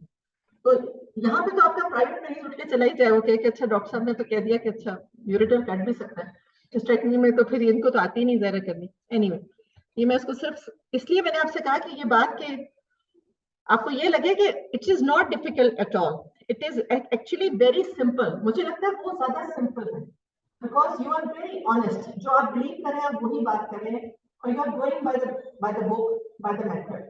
यहाँ पे आपको शक ही रहता है कि आपने क्या ठीक किया और क्या गलत किया। एनीवे यहाँ काम करने के अपने फायदे भी हैं। So, अभी ये था कि आपने how to write your CV. So, what is CV curriculum writing? So, it is your first impression in the selection process to a career path. आपने एक उम्र गुजारी है, अब आप एक नई जगह पर जा रहे हैं, आप जितनी भी आपने गुजारी, जहाँ तक गुजारी, लेकिन आपने उसमें जो भी लर्न किया, this is your only opportunity to convey to the other person कि आप क्या जानते हैं, क्या नहीं जानते. So, summary of your career history, your skills, your experience. So probably it needs to, you need to put up as much effort in writing a CV as you need to put up when you are preparing for an exam or an interview. ठीक है, क्योंकि वो CV भी उतना ही important है। आपने जो exams पास किए हैं और जो कुछ किया उसमें जितनी मेहनत की उसको अगर आप यहाँ अच्छे से प्रोजेक्ट नहीं करेंगे, आपने जो वर्कशॉप करेंगे उसको यहाँ अच्छे से प्रोजेक्ट नहीं करेंगे तो उसका फायदा नहीं है। ठीक है, so it needs as much importance. And it is your opportunity to be in the spotlight, right? So, बहुत neutral तरीके से आप spotlight में आ सकते हैं. You don't have to write praises about yourself. आप बस बताएंगे this is what I achieved and you are there. So basically this is your mirror. आप खुद उस बंदे से जाकर नहीं मिल रहे, आपने समझे कि उसको अपना mirror image भेज दिया है. So इसलिए you are attracting attention. You want to create a good impression before you actually go and meet that person and get an interview skills के बारे में जो अभी जो सारा आपसे इंशाल्लाह बात करेंगे. And your aim for that particular exercise is that you have to qualifications and the skills for the job that you are applying for. In other words, एक बहुत generic CV हर जगह applicable शायद ना हो, especially if you are looking for a job. ठीक है ना, आपका एक जेनरिक सीवी जब आप एक सब कुछ अचीव कर लेते हैं और अगर आप रूटीन में चल रहे हैं तो शायद वो जेनरिक सीवी चलता रहे या आपने सिर्फ कहीं प्रेजेंटेशन देने जाना है फिर तो चलता रहे, but when you are looking for a job तो उस सीवी को थोड़ा सा आपको मॉडिफाई करना पड़ता है। तो ये एक कॉन्सेप्ट है जो हमें काफी लोगों को नहीं पता कि सीवी के ऊपर एक कवरिंग लेटर भी होना चाहिए, ठीक है, और कुछ चीजें जो आपके सीवी के अंदर नहीं होती पार्ट आप उस कवरिंग लेटर में लगाते हैं। Your personal detail, name of the person to whom you are writing, especially जब आप किसी जॉब के लिए अप्लाई कर रहे हो। इनिशियल ग्रीटिंग, अगर आप एक पर्टिकुलर जगह पे एड्रेस कर रहे हैं तो आप उसमें यहाँ रख सकते हैं the position that you are applying for, a brief introduction about yourself. अगर आपका सीवी 10 सफों का बन चुका है तो probably the other person may not have the time to go through those entire 10 pages and you may want to write it। अब आपको कई बार कहा जाता है कि प्लीज अपना एक शॉर्ट सीवी भेज दें, तो लोगों ने डिजाइन किया है अपने शॉर्ट सीरीज के, ठीक है, but do not add overstated facts. आपके उस कवरिंग लेटर में वही इंफॉर्मेशन होनी चाहिए समराइज्ड फॉर्म में जो आपके एक्चुअल सीवी के अंदर डिटेल में अगर कोई देखे तो वो वेरीफाइबल हो।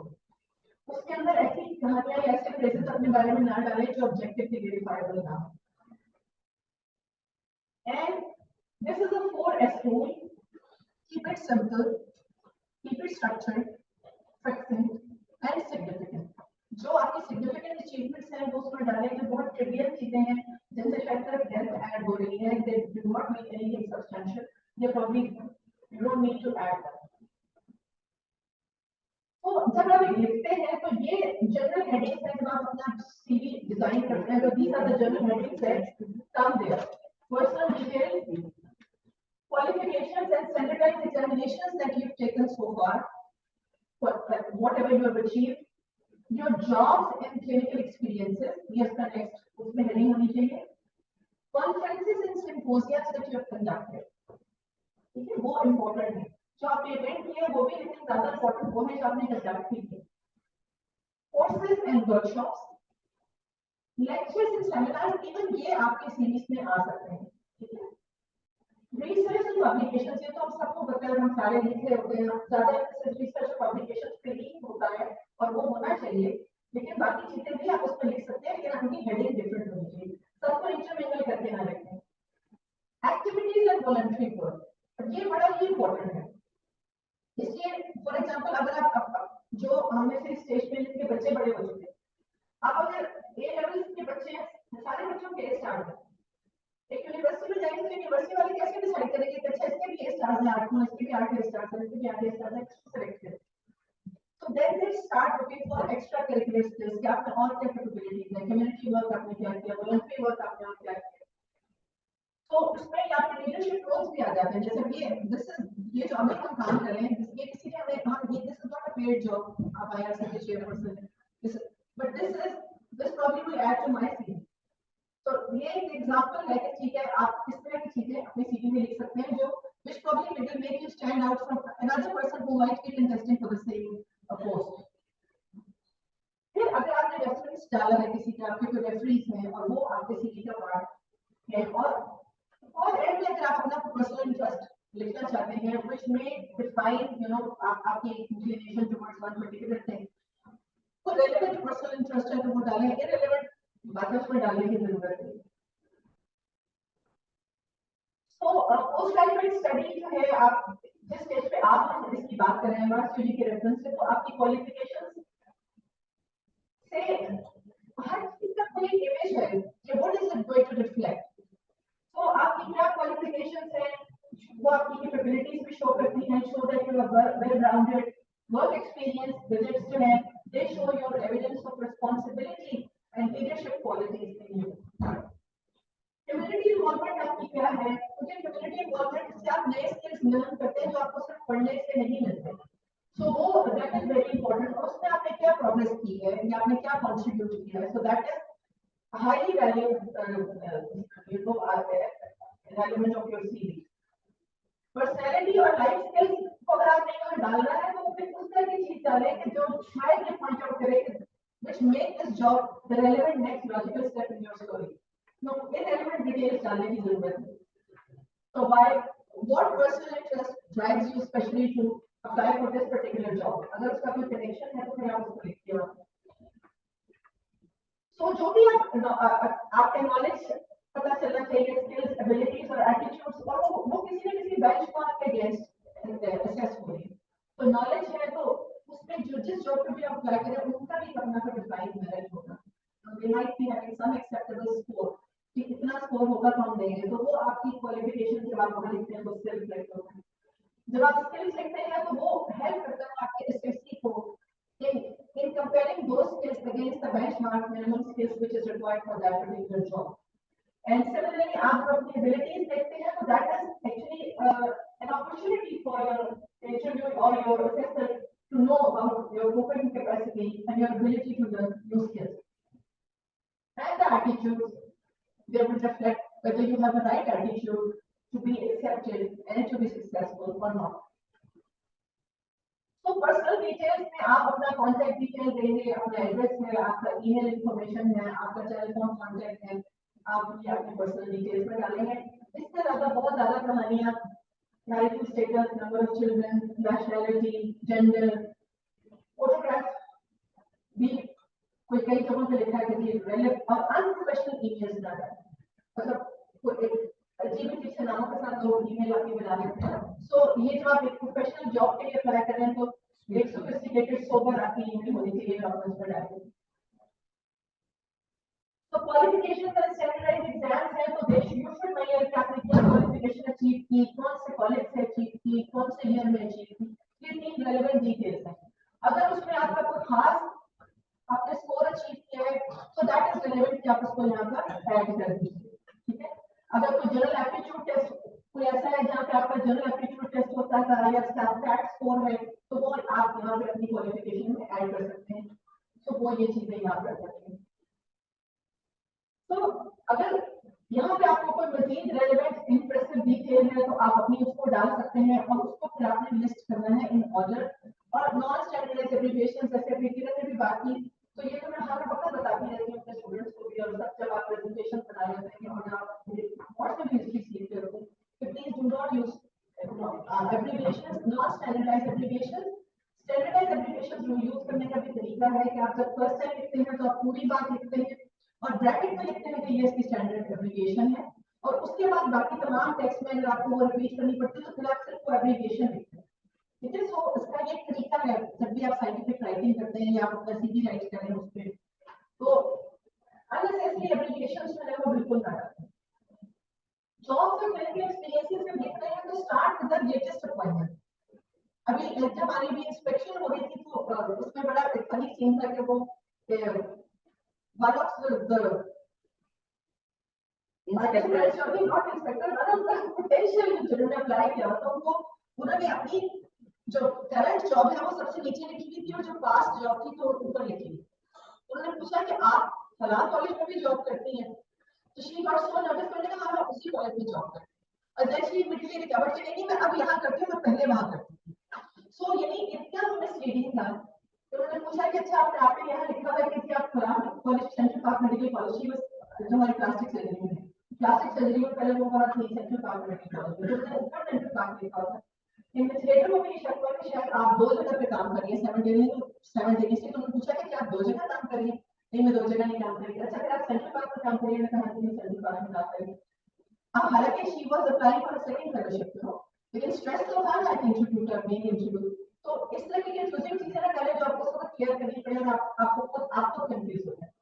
तो start with the correct appointment, go back chronologically and job title, city and date लिखना जरूरी है। फॉर एग्जांपल अगर मैं अपना डालूं तो अब मेरी करंट जॉब ये है लाहौर में है 2017 टू डेट है and I will go back chronologically कि 2016 से 17 में कहां थी, 2015 से 16 में कहां थी एंड सो ऑन, जो भी आप करना चाहते हैं, ठीक है। कॉन्फ्रेंसेस एंड सिम्पोजियम जो आपने करवाए हैं उनका भी बिल्कुल सेम तरीका है कि आपने उनको क्रोनोलॉजिकल ऑर्डर में करना है, स्टार्ट करना है करंट से और पीछे जाना है। हम आमतौर पर इस तरह से लिखते होते हैं, हमने बचपन से लिखना शुरू कर दिया होता है, अगली वो नीचे लिखते चले जाते हैं। तो जब पढ़ने वाला पढ़ता है और तब तक अगर आपकी 100 हो चुकी है तो वो शायद 100 तक तो पहुंचेगा नहीं, इसको पढ़ेगा भी नहीं और सोचेगा कि आपने 1989 मैंने दो डाल दिया अभी कॉन्फ्रेंस को मैंने कराई थी, तो वो it should come out at the top. तो कोर्सेज एंड वर्कशॉप्स अगर आपकी कोई सिग्निफिकेंस है तो आप उसको भी इसी तरह से क्रोनोलॉजिकल ऑर्डर में देखते हैं.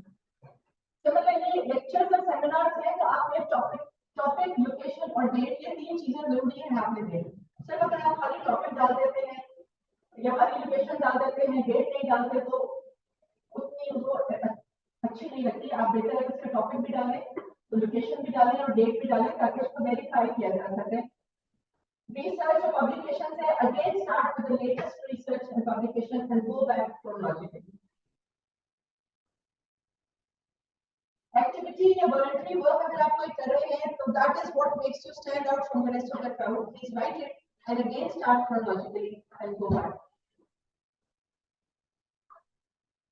आपकी मेंबरशिप है प्रोफेशनल बॉडीज की, उसको आप मेंशन कीजिए, ठीक है, उसको उस पर जरूर मेंशन करें अपने सीवी में, बिकॉज़ दैट रिफ्लेक्ट्स आपकी क्या एफिलिएशन है. अगर आप किसी एडिटोरियल बोर्ड में हैं, that is as significant as आपके your research publications का उसमें लिखिए. आपने जिस रेफरेंस डाला है उसमें मिनिमम रिक्वायरमेंट ये है, उसका नेम क्या है, पोजीशन है, कहाँ पे वो काम करता है, वर्किंग एड्रेस क्या है, email, phone number, so that if your assessor wants to verify that information from that referee should be approachable or accessible. और फिर अगर आपने कुछ लिखना है अपने पर्सनल इंटरेस्ट में तो वो लास्ट इन द लिस्ट आना चाहिए. लेआउट में हमेशा बहुत कोशिश करें कि फॉन्ट्स बार-बार चेंज ना करें, ठीक है. जनरली जो रिकमेंडेड है देख रही थी मेजॉरिटी उन्होंने लिखा है कि जब आप नेम लिखते हैं तो आपने एरियल फॉन्ट यूज करें और नीचे हर जगह पे आपने टाइम्स न्यू रोमन यूज करना है. लेकिन आई डोंट थिंक कि वो बहुत स्टैंडर्ड होना चाहिए. मेरा कहना है कि आप अगर एक फॉलो करते हैं, जगह जगह आपका कहीं आपने फॉन्ट यूज किया, दूसरी जगह पे आपने दूसरा फॉन्ट यूज कर दिया, एक जगह पे आपने स्पेसिंग कम किया, एक जगह पे आपने स्पेसिंग ज्यादा की, चीज में एक हर चीज का एक एस्थेटिक वैल्यू है. वो चीज देख के पहले आपको अच्छी लगनी चाहिए. हम ह्यूमन बीइंग्स को अल्लाह ताला ने बनाया है ऐसे कि हमारा पहला इंप्रेशन जो है एस्थेटिक्स का. तो एस्थेटिकली ये फील कब करता है कि आपने फॉन्ट की सिलेक्शन ठीक किया, आपने हेडिंग्स में आपने यहाँ पे 20 वॉइस साइज लिखा है और आपने अपने नेम अगर बोल्ड लिख दिया, आप नीचे बाकी हेडिंग्स बोल्ड रखे हैं, आपने यहाँ पे फॉन्ट छोटा कर दिया, फिर सब हेडिंग्स में आपने टाइम्स न्यू रोमन और 12. सो पता चलना चाहिए, एक सिस्टम चलना चाहिए, ये नहीं कि कहीं भी फॉन्ट कुछ चल रहा है. तो आपका नेम एक कलर फॉन्ट में है, हेडिंग सारी सब जगह पे हेडिंग्स 14 फॉन्ट पे चल रही है, सब हेडिंग सब जगह 12 फॉन्ट पे चल रही है. And layout should be impressive, neat and clean, updated date होनी चाहिए. अगर आपने अभी भी रोज अपना CV day to day update करते रहते हैं, हर 3-4 महीने बाद आपको अपना सीवी अपडेट करना होता, तो आई ऑलवेज राइट कि सीवी देके so that next time when I see it तो मुझे पता हो कि मैंने इसको लास्ट किस दिन अपडेट किया था. तो use it on a high quality paper, preferably laser print. White paper is preferable. A generous margin of 2.5 centimeter on all sides. Do not underline the headings. Do not use both sides of the paper. Do not use colors. Do not use illustrations unnecessarily. And this is a general consideration. You should have correct grammar and spellings. CV के लिए हो या आप presentation कोई कर रहे हैं, बहुत डिस्ट्रैक्टिंग लगता है कि अगर आपकी ग्रामर ही खराब है, आपकी स्पेलिंग्स खराब है, तो it creates a very bad impression on the person who's reading. And you should use a clear, concise and chronological format and avoid repetition. Thank you so much. This is the IRC RCD Pakistan Facebook page. Please follow this. All these lectures will also be, they are recorded and they will be periodically uploaded on this page for future reference and for other people who could not make it, to come here. I don't want this to be limited to just a few people. So please subscribe to this page and visit it. Thank you so much. And now I think, yes, please.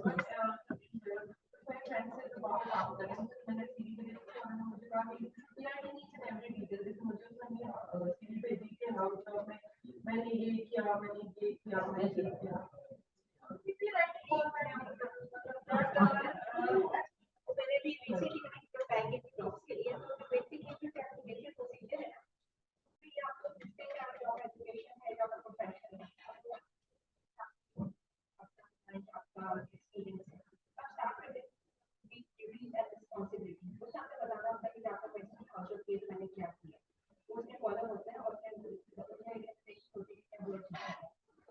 out the cafes, the bullet form, 1, 2, 3,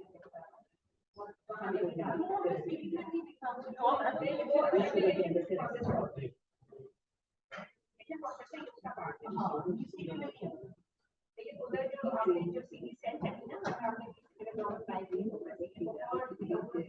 application है application for details है तो आपने step नहीं कैसे मैंने बताया लेकिन वो नहीं उसका part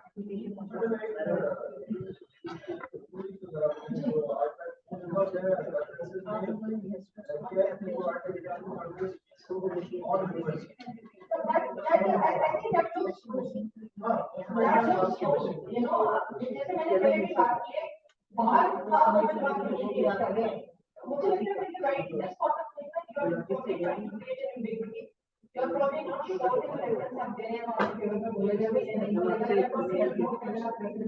that's why you're provided on demand. So you have to overall perspective आपके बारे में बन जाना चाहिए और उसकी क्लैरिफिकेशन के लिए किसी को आपको बार-बार लिखना पड़ता है तो probably you're not made it possible.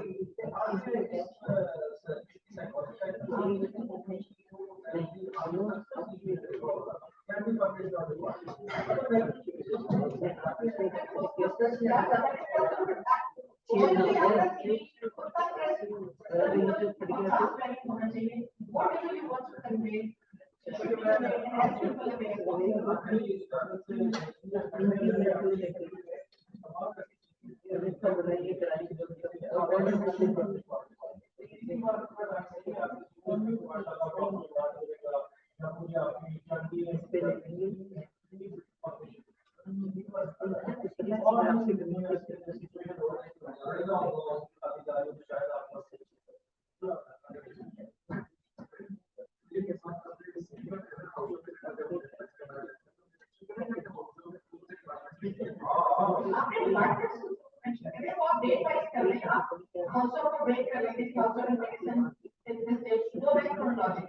लेकिन मेडिसिन में रहकर मैंने लंबा रूट से भी करना सीखा मैं फीचर्स में चेक करने सीख रही है सब कर रही है thank you I think we proceed for the lunch lunch चलिए हमारे कैफेटेरिया वाले को भी बड़ी फिक्र है कि वो ठंडा हो रहा है सॉगी हो रहा है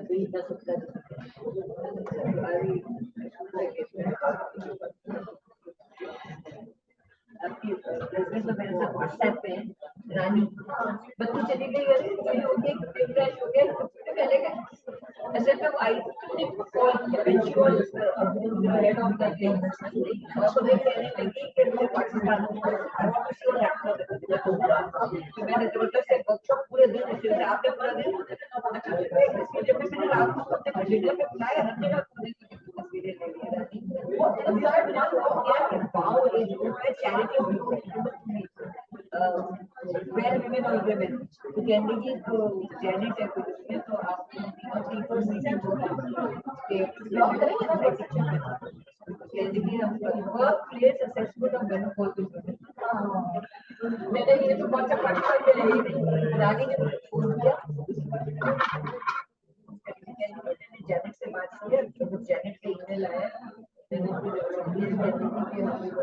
जैनेट कॉम्पिटेंट भेज रहा है लेकिन बड़ा अच्छा कॉन्सेप्ट है harassment of political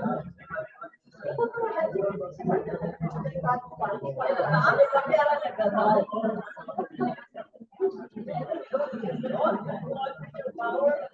कहती हूँ वाव concept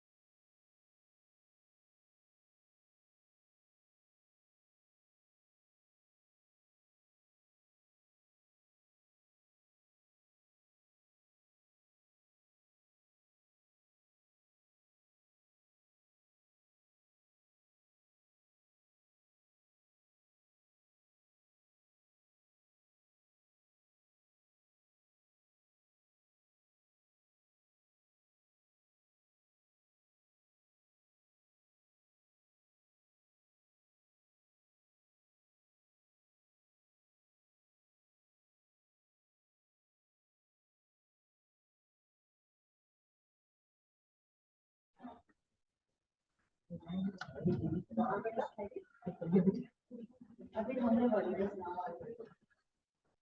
I would like to invite Professor Dr. Sarah Firoz. She is IRC RCOG representative from SIN. She is professor at Yao Medical University and Director of Professional Development Center at Yao Medical College.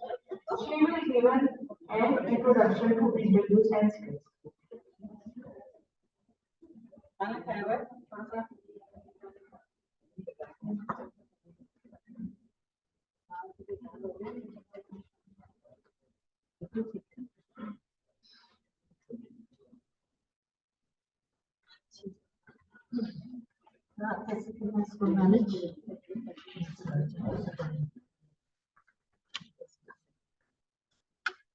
समझा के जो बेटा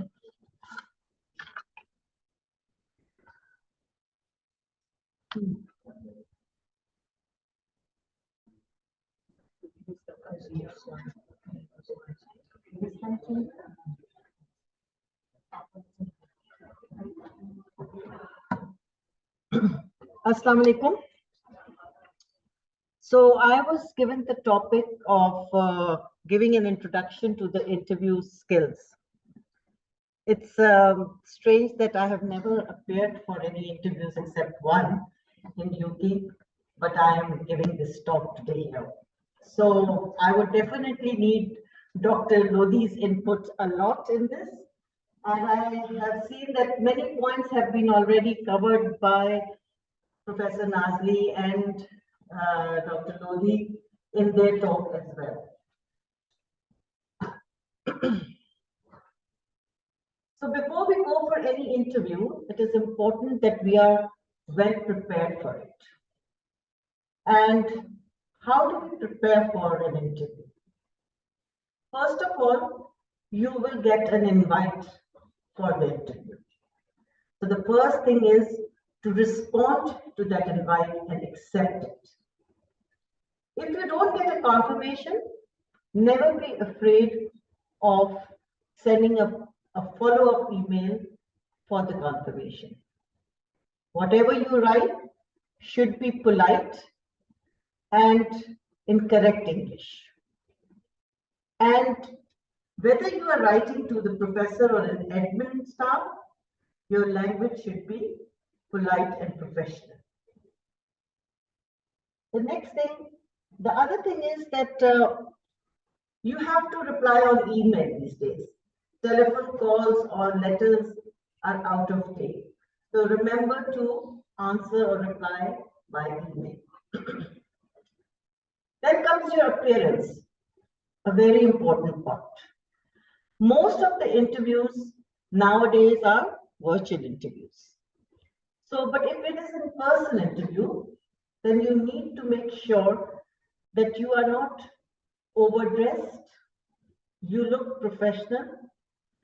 You should look confident, but not overconfident.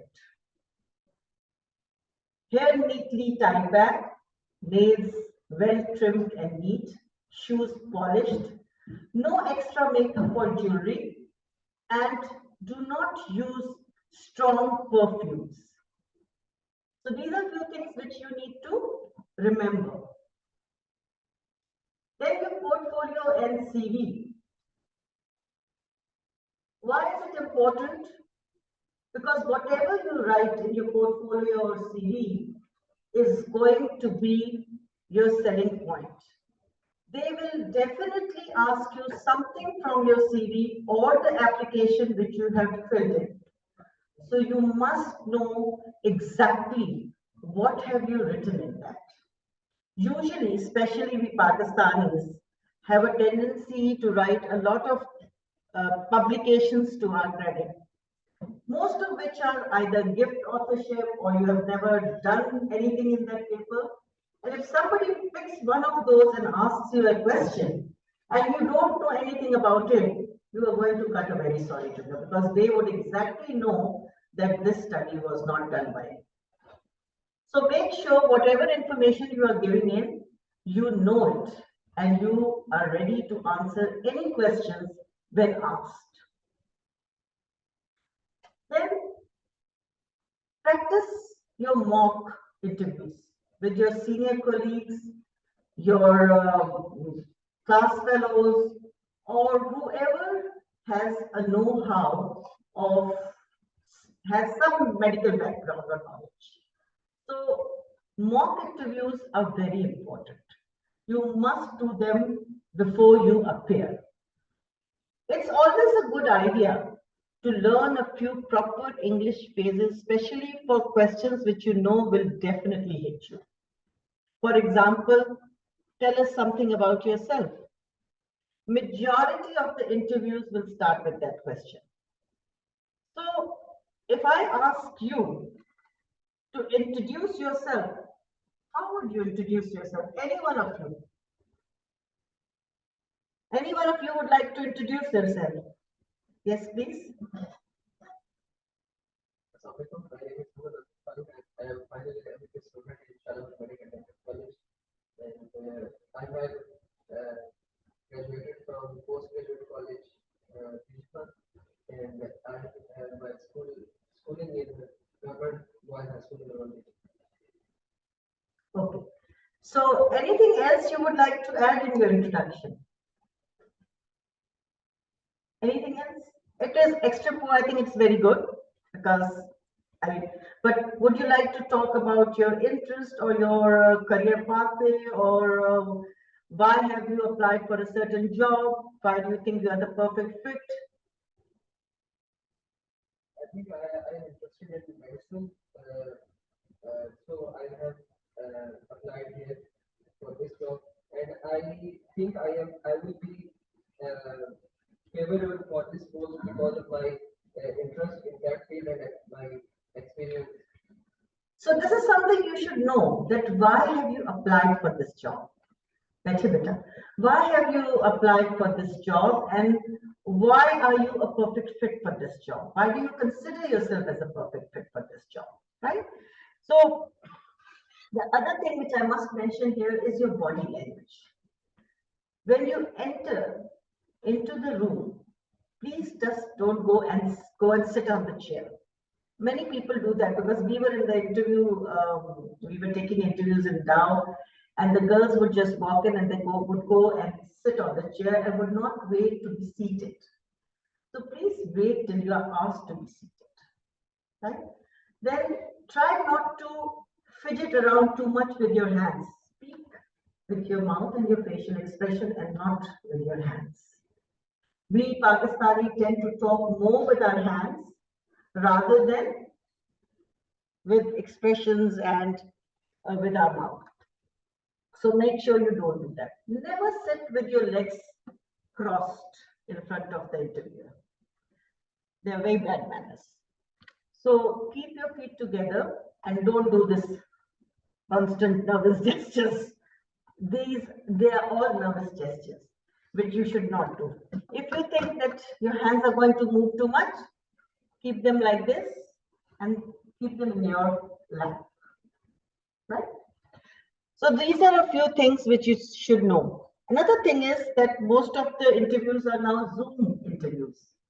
So what is important? A neat, clean background. पीछे कपड़े नहीं लटकने चाहिए, या कोई आवाज नहीं दे रहा, सुनो बच्चे की बोतल तो बना के दे दो हमें, पानी नहीं गर्म हो रहा. Yeah, like Dr. Rubina did, that her son was having a very important interview or something, and she just pulled out the plug to put on her MacBook or something. So he came down running and said, "What happened to the internet?" She said, "Nothing, I just pulled out the plug."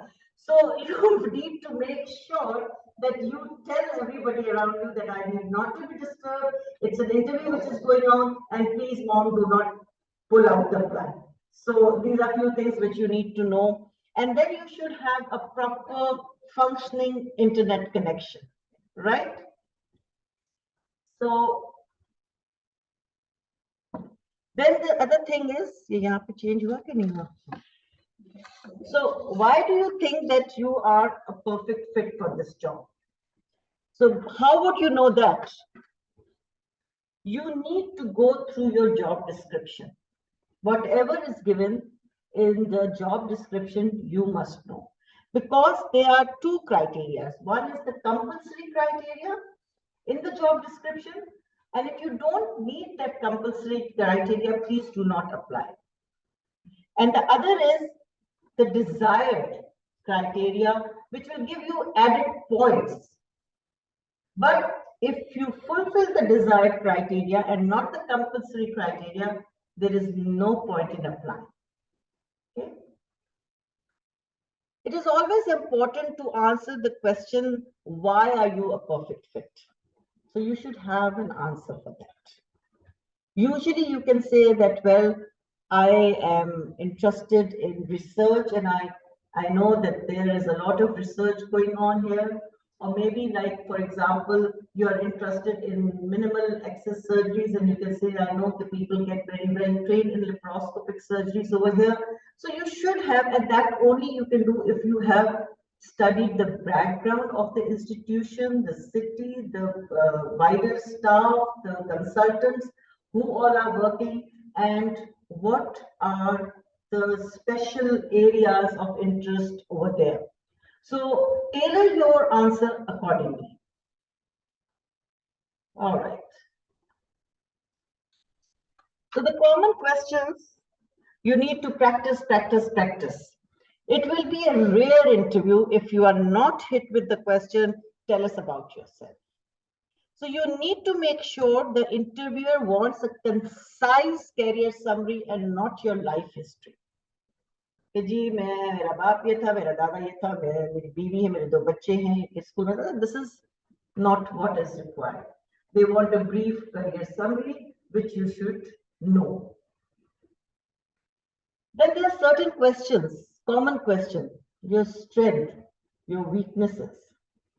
Now, what did they say about your strength? You can say anything. I am a compassionate doctor. I have a lot of empathy, sympathy. I'm very punctual. I'm very meticulous. I like to be on time and thank before time. So there are a few things which, you can make. Prepare yourself for this answer. Whatever you want to say. And then when you are giving your weakness, you don't have to give your actual weakness. I was not interested in medicine. मेरे माँ बाप ने जूते मार के भेजे, मैं मुसीबत कर करके पढ़ के आया तक तो पहुंच गया हूँ, आगे भी निकल ही जाऊंगा, क्या करूँ, I'm here. No. You have to give a weakness which actually turns into your strength. That is what is required. So, for example, you can say that I am actually, which actually I feel, because this is what I felt, that I am a person with who is a very sympathetic and an empathetic doctor, and I get sometimes very emotionally involved with my patients. And that sometimes becomes a problem because, then you are carrying that baggage around you. But at the same time, it makes you a good doctor. Your patients love you. So actually a weakness turned into a strength, right? So make sure that you are not actually giving your weaknesses. Then challenges you have faced in your previous job, at your workplace, if there have been any challenges. Challenges, when we talk of challenges, should not just be medical challenges. You can give any challenge. I mean, working as a postgraduate trainee with somebody ailing at home, a grandmother, a mother you have to look after is challenging. Small children, it's challenging to work along with them. Or for example, you are in the medical school, you have been in the medical school and you have been a director of a drama. And your lead role at the last minutes tell you that I cannot do this role. Now you being the director know the script and you say, okay, it is nerve-wracking. What am I going to do? But all right, I'll fill in. So it was a challenge you took. So something like that which has happened so that they know that in crisis or in tight situations, you are able to function. Then teamwork. Nowadays, so much is happening. If I ask you that give me an example of a teamwork, what would you say? What would come into your mind? Anybody? For example, है आप लोगों के पास for a teamwork, challenges, teamwork? I actually saw a lot of teamwork when Sindh was hit by floods. No, it was all about teamwork.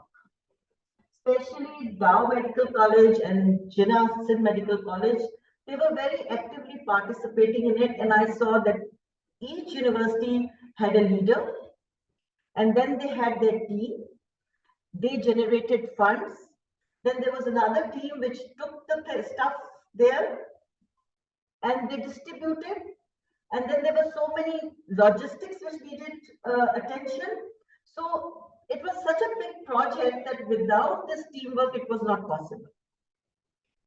And both the universities were helping each other. So I thought that was a very amazing thing which took place, and it was a very successful teamwork project, and people benefited from it. So something like that, you know, everybody has some story to tell. So keep in mind that this is a question which can be asked, and you should have something to tell them. Okay, so next is, actually I can't see from here, I'll see here. You will be hit by a clinical scenario, usually some kind of an emergency scenario, like somebody wants you to tell the management of eclampsia or pre-eclampsia or ruptured ectopic pregnancy or deceleration in the CTG, etc. So you must remember that your clinical knowledge and skills are also being assessed. And any emergency situation, especially in obstetrics, can be asked. So always default to an ABC and safety approach. As you know that everybody is talking about patient safety, patient safety, patient safety, and they want to assess whether you are a safe doctor or you're not a safe doctor. The basic thing is they want you to be a safe doctor. Always know when to contact your seniors. You should know that an SHO should contact the junior registrar, the senior registrar, and then the consultant. Always remember to add MDT in your answer. So if you learn these basic couple of points, I don't think you can go wrong, because in every emergency, you do need this. Any bleeding patient, you do need ABC. You do need multidisciplinary approach. You do need to contact your consultant. Don't try to show that you are very efficient and you will do everything at that spot. That is not possible.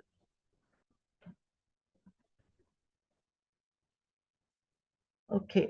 So in UK, there is an increasing focus on clinical governance, as Dr. Lodhi has said a lot about that.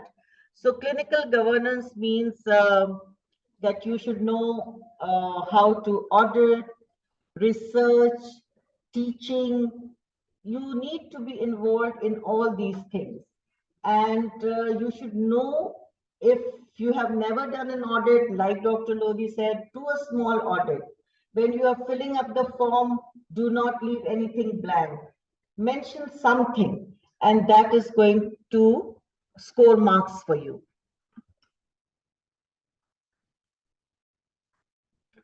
Okay. So, coming to ethics, you might be asked ethical questions, and you should know what are the ethical dilemmas. So, for example, if somebody may ask you that a 15-year-old girl comes and asks you for contraception. Now, she is underage. What would you do in that situation? These are common questions which they ask. You, for example, you made an error. The patient was penicillin sensitive and you gave penicillin, but the nurse realized and she did not give it. Now you are in a situation, what do you do? A woman comes for termination of pregnancy who is less than 18 years. What do you do? Because she is less than 18. So you must know that GMC has certain ethical practices. It has laid down rules, and you should go through those ethical points of GMC. That what are the ethical points which the GMC tells you. Then you must know your Fraser guideline and Gillick competence, because that is again in ethical issues and ethical dilemma, you can always use these. So make sure that you know them. Take home message. Always highlight your CV. Consider your academic and work history, talk and achievements, and you must talk about that.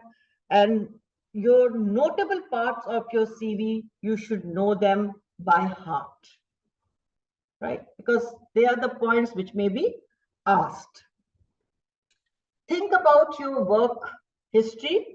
What were your favorite things about previous job? Usually people do ask, what did you do in your previous job? What were the challenges? How did you, what relation did you have with your colleagues and peers? So these are the questions which you need to be well prepared for.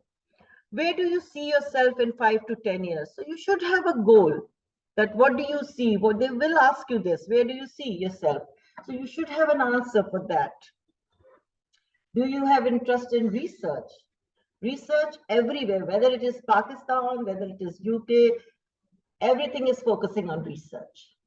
So you should have an answer for that. What is your potential for research? How do you think research is going to help you? And it also highlights your academic inquisitive nature as well, which is a plus point always. Don't get too personal.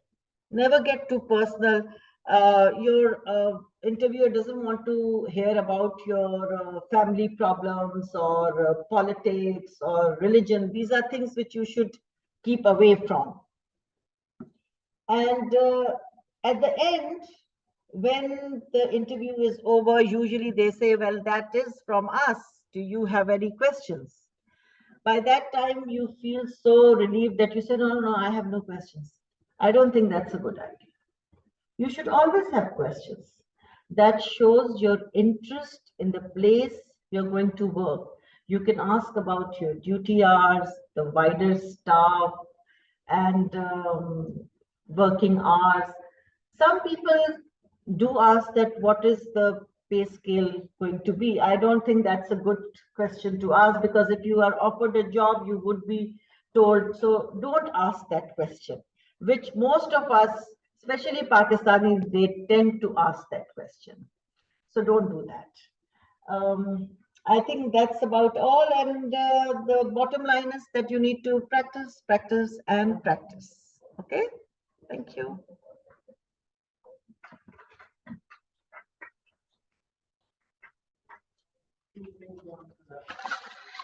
Sorry?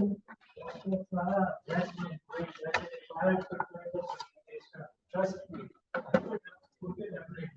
And I thought it's like you were reading my mind and putting everything, even this P1. I was just thinking, okay, the question comes, what is the salary? And you said, what is the salary? One more thing I just wanted to add, or rather demonstrate. When you go and sit in an interview time and have as I said that, I told you yesterday that you sit and then you do this sort of thing.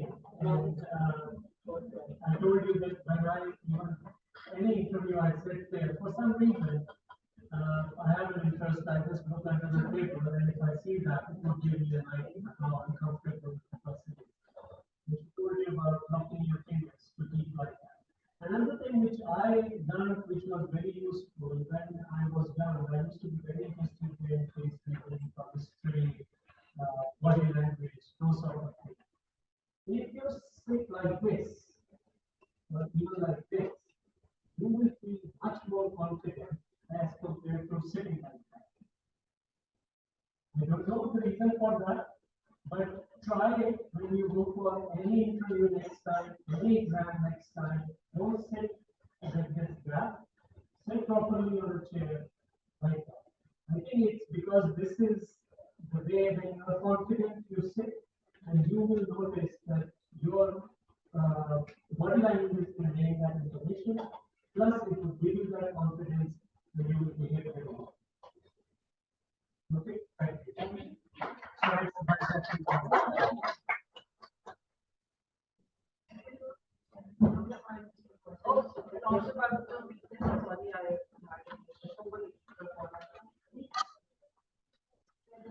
For example, we can have good doctors, we can have an emotional person who gets involved in my patients, and I do not experience which is not a good thing, but I'm trying to use it in a positive way, and I just try to overcome and not take this baggage at home and use it over there only. So basically, that makes it baggage, it's easy visible to see you or something, but again, that makes me a better person, and that is okay, and I'm trying to use it in a positive direction. But at least something really get talking about it, individual interesting, that is what I'm just because I want that is the story of our life, it is the story of my life, at least I hope, but don't do that, okay?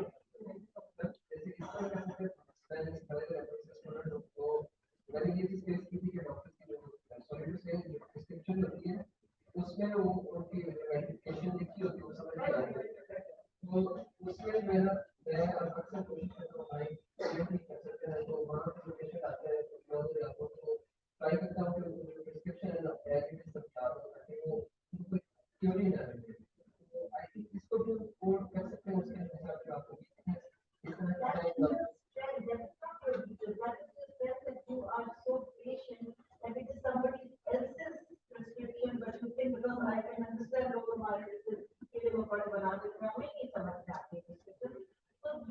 out the time to help those and make them understand that prescription. So that's why would I bother to read Dr. Rubina's prescription to somebody and make them understand? Or sometimes. But you just read some of that and you go out of your way. So that's you are a good doctor. This is not your weakness. Weakness in the sense of it's not because you are extra time and you are at the cost of your own time, but again, as you are trying to have to do, you can use it as your strength and if you convert it that way, you can use it as your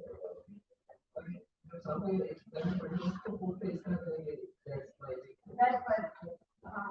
Actually, आप उस weakness को उस तरीके से ले जा रहे हो जैसे कि मेरी weakness है कि कभी prescription तो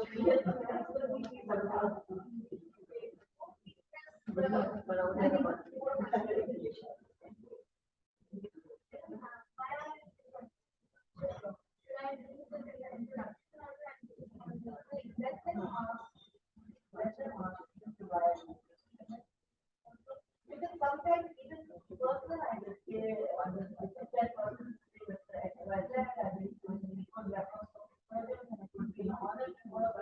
person that's why I'm very hard to come here and work with you so that I can learn and from you.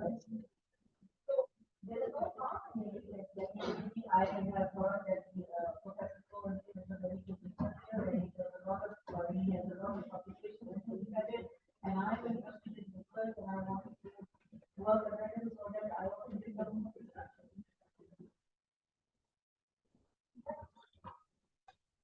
Thank you very much, Dr. Sara, for your practical tips.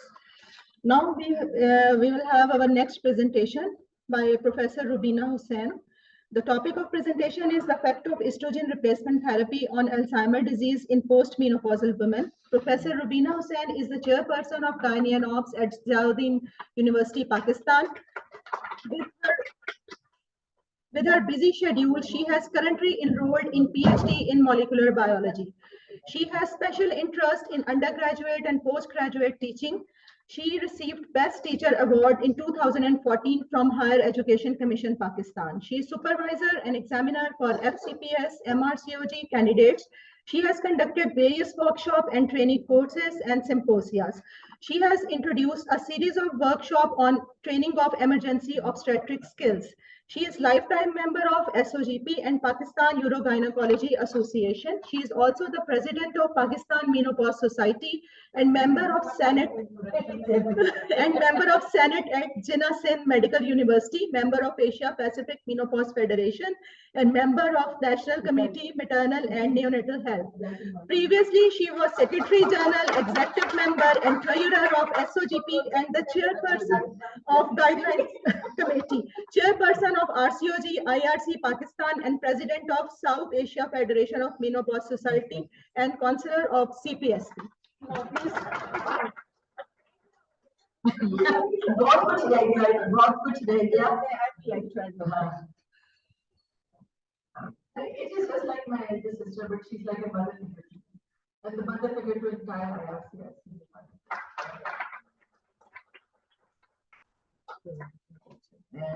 Alzheimer's disease. The USB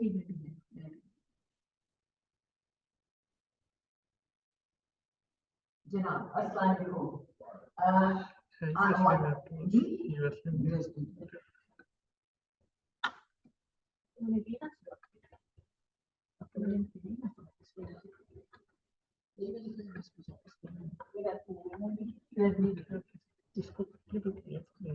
आपने से MRCOG कौन दे रहा है? Hands up अगर कोई दे रहा है, मतलब या सोच भी रहे हैं देने की कभी इन द फ्यूचर. अच्छा ठीक है. मैं मतलब the start of my thing is why did I choose this topic in a forum which is for MRCOG trainees. मेरी अपनी एक ट्रेनिंग थी जो MRCOG के पार्ट 3 देने के लिए गई. आई नो पहले दिन बहुत कंसेंट था उसका एंड जी ये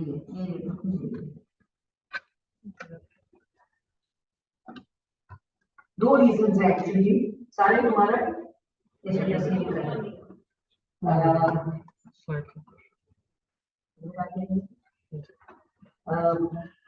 ये तो मेरी ट्रेनिंग गई एग्जाम देने और वो उस अटेम्प्ट में फेल हुई.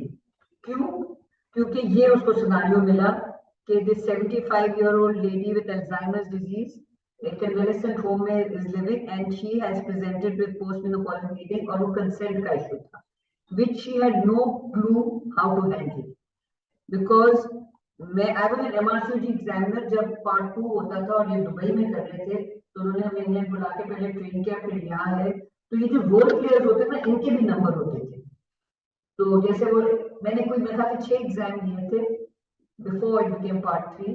तो फिर वो दोस्ती हो गई थी उन लोगों से कहते ये कैंडिडेट ने ऐसे किया ये कैंडिडेट प्लीज जब आप पार्ट 3 तक पहुंचेंगे चाहे FCPS हो आपका चाहे आपका या FCPS में तो जाहिर है जो रोल प्लेयर है उसमें कोई नंबर नहीं है लेकिन MRCOG 3 के रोल प्लेयर के अलग से number.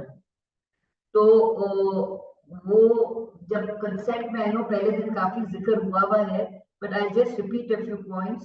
It might be a repetition which I'm sure it is in making decision about the treatment care of women who lack capacity like this woman had Alzheimer's disease and you have to take care of the woman's concern, treat them as an individual. ये बड़ा complicated हो गया था उसके लिए support and encourage the woman to involve in decision making क्योंकि उसका साथ जो बंदा था उसके पास अथॉरिटी नहीं थी जो उसके हस्बैंड का अथॉरिटी थी उसका इंतकाल हो गया. जैसे so whether the woman lacks the capacity, treatment options available, views of anyone and views of people close to her. अब जैसे आप में से Jehovah's Witness के बारे में किसको पता है? सबको पता है. Which is very good because उसके बगैर तो आप MRCOG नहीं अटेम्प्ट करें because it's a British exam. उनको नहीं पता आप अपने मुल्क में एक रात में 4 ऑब्स्टेटिक टेक्निक्स करते हैं. उनको ये देखना है कि आपके मुल्क के लिए बनना कैसा है. उसको लोकल सारे सिस्टम्स पता है. So that's why they involved the court in cases of complication and the court stated that neither anything if you feel the patient is not ready for something you have to involve the court in this. And advanced decisions directives reflects a patient's wish to refuse a particular type of medical treatment or care. हमारे यहाँ औरतें अगर आपको ये options हैं तो doctor साहब जो आप बेहतर समझे करें. लेकिन in an advanced it's called advanced decision in England and Wales and advanced directives in Scotland is valid and applicable to the person's current circumstances and you have to respect it. एक और मेरा interest है because this is my PhD topic. अब मैंने सोचा FCPS हो गया MRCOG हो गया FCPS हो गया और कुछ किया जाए तो I am in a PhD program and मेरी ड्रीम ये है कि to develop a test which will tell us if this person is at more risk because it's at a developing Alzheimer's disease. So we can give a treatment for that and prevent it. So I thought I'd share a little bit of that with you, and this will be very useful क्योंकि देखिए जो topical चीज होती है ना वो जरूर आ जाती है. जब मैं MRCG देखती हूँ तो हमने एक मेंटली हैंडीकैप का ट्यूबलाइजेशन हो गया था, and when she 10 years later she sued the NHS कि आपने मेरी कंसेंट के बगैर मेरा ट्यूबलाइजेशन कर दिया. तो she should currently get pregnant and come for termination. तो किसी एक ने डिसाइड किया कि चलो जिसका टर्मिनेट ही कर दो. तो that was the topical issue. और आजकल I am telling you Alzheimer's disease पे बहुत काम हो रहा है. सो जो टॉपिकल इश्यूज होते हैं ना, पीपल सिटिंग जो अखबारों में आ रहे हो ये no, you have to be aware of that. You know because अगर आप यहाँ बैठे एग्जाम दे रहे हैं और आपको नहीं पता आजकल what's in the air, so this is one of the topics also which is in the air. And this is a disease which is associated with accumulation of amyloid beta proteins in the brain. That is the basic pathology, and the pathophysiology provides the basis of this SOBA, which is the soluble oligomer binding assay. ये तो जरा वो है, but you must know about this disease and its 4 stages: pre-dementia, early stage, moderate, and then advanced. और ये जो है, this is the Alzheimer's puzzle, because it is not that this disease हमारे अपने घरों में लोगों में ये बहुत common disease है, and someone is diagnosed with Alzheimer's disease every 2 seconds. जैसे हमारे मुल्क में maternal mortality is the leading issue, but Alzheimer's disease is also a close second, because 60 to 70% of the women of the care providers are at home. 1 in 6, the ratio women are also, as you can see here, बहुत इसके logistics है. Women are affected more than men. The ratio is 2:1. So this is a big. Now, why does that happen? Why are women affected with Alzheimer's disease? Meaning men are not, but it's a 1:2 ratio. Because the main risk factor for neurogenetic is of developing Alzheimer's disease is age. And the major contributor is cellular senescence. And this is a state of irreversible cell cycle, and chronic cellular senescence contribute to functional alteration associated with aging and neurodegeneration. This is, sorry, a little complicated slide, but this is a very recent one, that it is even located in the genes. क्योंकि बास families में ज्यादा होता है, बास families में कम होता है. So there are genes which carry the disease, and you can, and the ages of onset also. Now, how does estrogen help? Estrogen helps in the classical and non-classical pathway. So the estradiol, which is the good estrogen, is responsible for cellular proliferation through the ER alpha hormone, and similarly you have the ER beta inhibitors. So estrogen is, sorry,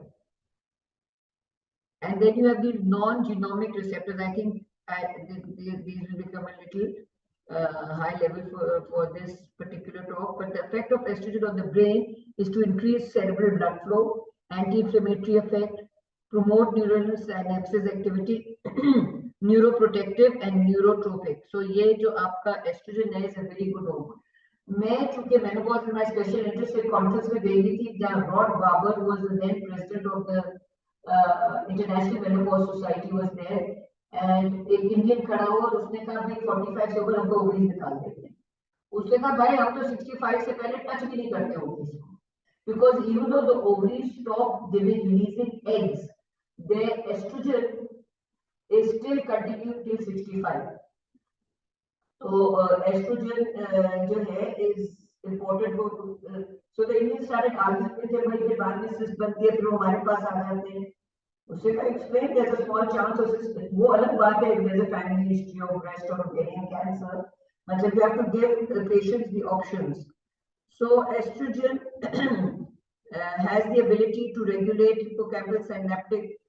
So this is a very very important hormone, और किसी की ovary निकालने से पहले इंसान को 10 दफा सोचना चाहिए. मेरी एक नेबर थी, उसको दर्द उठा, वो गई सर्जन ने अपेंडिक्स करके खोला लेकिन वो वेरिएंट सिस्ट थी, उसमें क्लैंप लगाया, एक ओवरी निकाली। दूसरी दफा उसको प्रॉब्लम की दूसरी ओवरी क्लैंप लगाया, दूसरी ओवरी गई, and she had no children. और वो बेचारी आई और कह रही कि मुझे बच्चा खपे, मुझे बच्चा खपे। मैं कहूँ कहाँ से बच्चा खपे, दोनों ओवरी से निकल गई। IVF इज the only, और this was many years ago जब IVF में इतना वो नहीं था पाकिस्तान में, and I felt so saddened कि just because of unnecessary clamp लगाया, और कौन बैठ के उसको हटा के, सर्जन में तो इतनी पेशेंट, जनरल सर्जन में तो इतनी पेशेंट्स नहीं है, देखा वेरिएंट्स इज क्लैंप आउट। तो these are so menopause and neurodegenerative diseases, they involve the synthesis, folding, and degenerative process involved in this. And as you know, estrogen levels will fall with age. And there is a new breakthrough because they've identified some protein, and this is a very recent treatment, which is still in its early stages. to जिसको pronounce करना भी एक task है, एड्यूकैन्यूमैब है, जो बिल्कुल recently अभी वो हुआ है, and this is still in clinical trials, but it may be a breakthrough in treatment of Alzheimer's disease. अब नया नाम MHT है, पहले HRT होता था, अब मेनोपॉजल हार्मोन थेरेपी है, क्योंकि हार्मोन रिप्लेसमेंट थेरेपी तो बहुत चीजों में होती है, लेकिन menopause hormone therapy is specific to menopause. If a woman has premature menopause, she should have some form of therapy till the age of natural menopause in that particular society or area where she is. क्योंकि जैसे पाकिस्तान की average age of menopause is 49, in England it is 52. So आपको ये सारे statistics पता होने चाहिए. And MHT it reduces the risk of all neurodegenerative disorders. And the immediate year after menopause is a retrospective diagnosis. के एक साल जब period नहीं आए हो, then it is menopause, and the first year is the window of opportunity.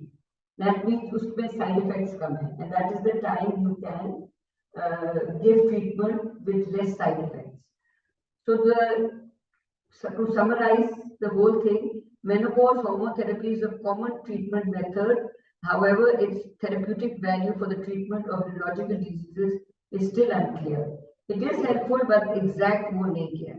And there were 21 articles were selected using a systematic searching of the contents listed in PubMed and before June 21, and the results show that MHT significantly reduces the risk of onset or development of Alzheimer's disease. इसमें कोई controversy नहीं है Alzheimer's disease के prevention की.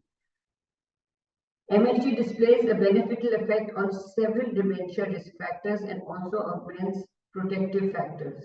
The majority of studies found a risk reducing impact by 11 to 33%. Now the next step is totally contradictory because this was given in late age. That there was twofold increased risk of dementia, Alzheimer's after menopause with this combination. Conjugated equine estrogen and medroxyprogesterone acetate was initiated after the age of 65. आजकल जो latest एक दवाई, क्योंकि मैं भी international menopause society की meeting थी अक्टूबर में पोर्चुगल में, and the best HRT is Bijuva. Bujuva has not conjugated equine estrogen, it has estradiol, and the progestogen is also Provera. So that is now the recommended HRT. जो एक I think British menopause society की conference थी, तो उसमें उसकी president थी British menopause society, तो तुम आप लोग अपने मुल्क में क्या देखते हैं? मैंने कहा हम लोग परमानेंट मिलके कॉन्जुगेटेड इक्वाइन होते थे, वो कुर्सी से गिर गई ऑलमोस्ट, कहती है वो तो it's like taking tablets. Conjugated equine तो absorb हो जाती है, इंटरमीडिएट लाइनिंग बनाती है, मेरे मामले तो वही है. Then I felt so embarrassed. I spoke to a pharmaceutical. मैंने कहा भाई तुम्हारे लिए एस्ट्रोडियोल मंगा दो, बहुत बड़ी बात है, और वो भी स्मगल और ईरान से और इधर-उधर से आ रही है.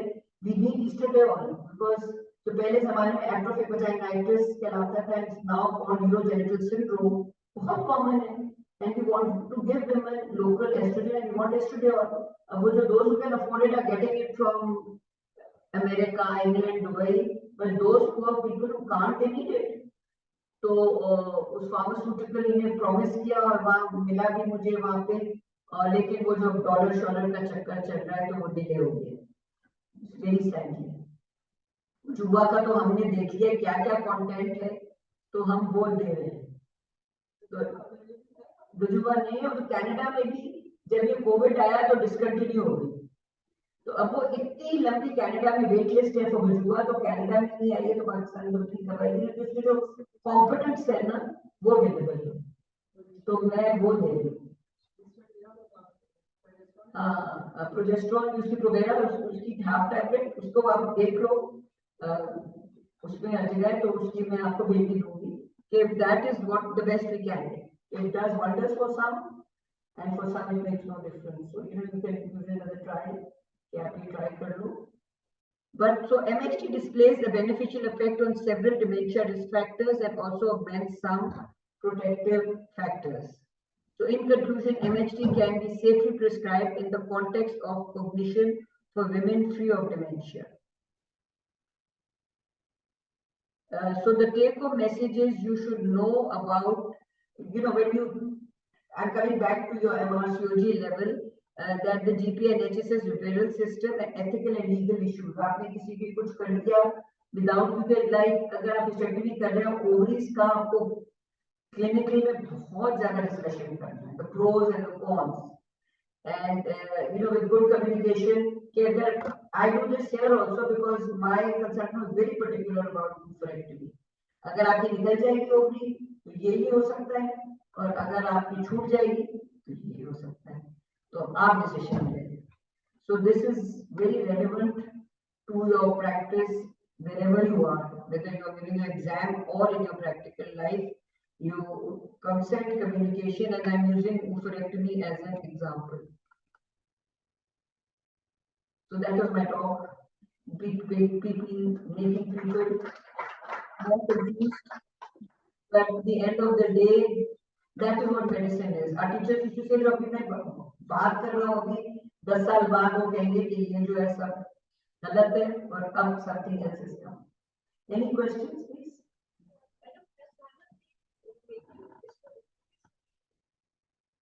The ideal route is patches, जो पाकिस्तान में सब कॉन्टिनेंट में भी नहीं चाहिए। Bangladesh because of the humidity वो निकल जाती है। बांग्लादेश में ट्राई हुआ, फेल हुआ।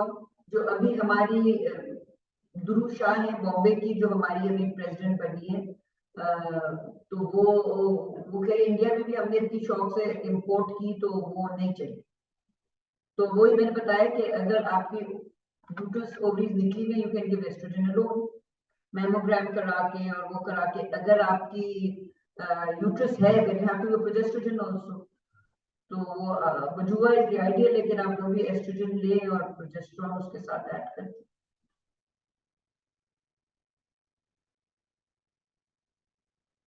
औरतों के हमारे में तो मेटरनल मोर्टेलिटी है, लेकिन this is because of increase life expectancy of women spending a lot of time after menopause. So this is going to become a very topical and important issue to deal with elderly, especially elderly women. I think even for exams, because early exam point of view से भी ये जो है अब change हो रहा है, because early 2000 में HRT जब जो WHO स्टडी आई और वो मिलियन वुमेन स्टडी, तो HRT की प्रिस्क्रिप्शन खत्म हो गई थी, तो उसके बाद खामोशी रही है। अब लास्ट 2-3 सालों में इंग्लैंड में इतना HRT पे जोर आ गया है, suddenly it has taken of, और GPs हमारे पास पेशेंट्स भेजते हैं। अभी एक मेरे पास रिसेंटली एक पेशेंट आई गायनी क्लिनिक में, 87 years old, GP ने रेफर किया, she is asking for HRT, 87 years old asking for HRT, तो GP ने कहा I have refused, I am referring her to you। मैंने कहा इसका क्या करूं, मैंने अपने कोलीग से पूछा, उन्होंने कहा वही है, उसको रिस्क बेनिफिट्स देके उससे बात करके देखो। मैं क्लिनिक का दरवाजा खोला, मैंने उसका नाम बुलाया, यकीन करें 87 ईयर्स की ओल्ड एज में वो बड़ी तीखी बुढ़िया, ऐसे वो अंदर आई चलती हुई, हील उसने पहनी हुई, लंबे लंबे नाखून, रेड कलर की, उस पे उसने नेल पॉलिश लगाई, लिपस्टिक लगाई, ब्लश लगाई, तो आके मेरे पास बैठी। सारा कहते हैं उसका तो बनता था। तो यकीन करें कि उसको मुझे देख के एहसास हुआ कि she is not more than 50, इतनी वो लग रही थी। उसके बाद जब डिस्कशन शुरू हुई तो कहने लगी कि मैं तकरीबन 46 की एज से HRT पे हूँ, मैं केयर होम में रहती हूँ, मेरे दाएं बाएं मेरी उम्र के जितने हैं वो तो बिस्तर से नहीं उठ सकते, मैं कंप्लीटली इंडिपेंडेंट हूँ, मुझे कोई मेडिकल मसला नहीं है, मैं किसी मेडिसिन पे नहीं हूँ सिवाय HRT के। मैंने उसे कहा देखो कहते हैं 10 साल ले ली तुमने, चलो 20 साल ले ली, कहती है मुझे सब पता है, मैमोग्राम में रूटीनली अपने करा लेती हूँ, सेल्फ एग्जामिनेशन में करती हूँ, कोई PMB किसी चीज की हिस्ट्री नहीं है। तो एतराज क्या है तुम लोगों को? अगर ये मेरी जिंदगी को अच्छा बना रही है तो तुम लोग मुझे क्यों इससे वो महरूम करना चाहते हैं? कहती है मैं 4 GP बदल चुकी हूँ, बिकॉज वो रिफ्यूज कर देते हैं फर्दर प्रिस्क्रिप्शन देने से, वो कहते हैं अब तुम्हारी उम्र नहीं है HRT खाने की। तो सारी डिस्कशन होगी, मेरे से ज्यादा उसको HRT के मुतालिक पता था उस वक्त। तो वाली खा रही थी वो बता देना।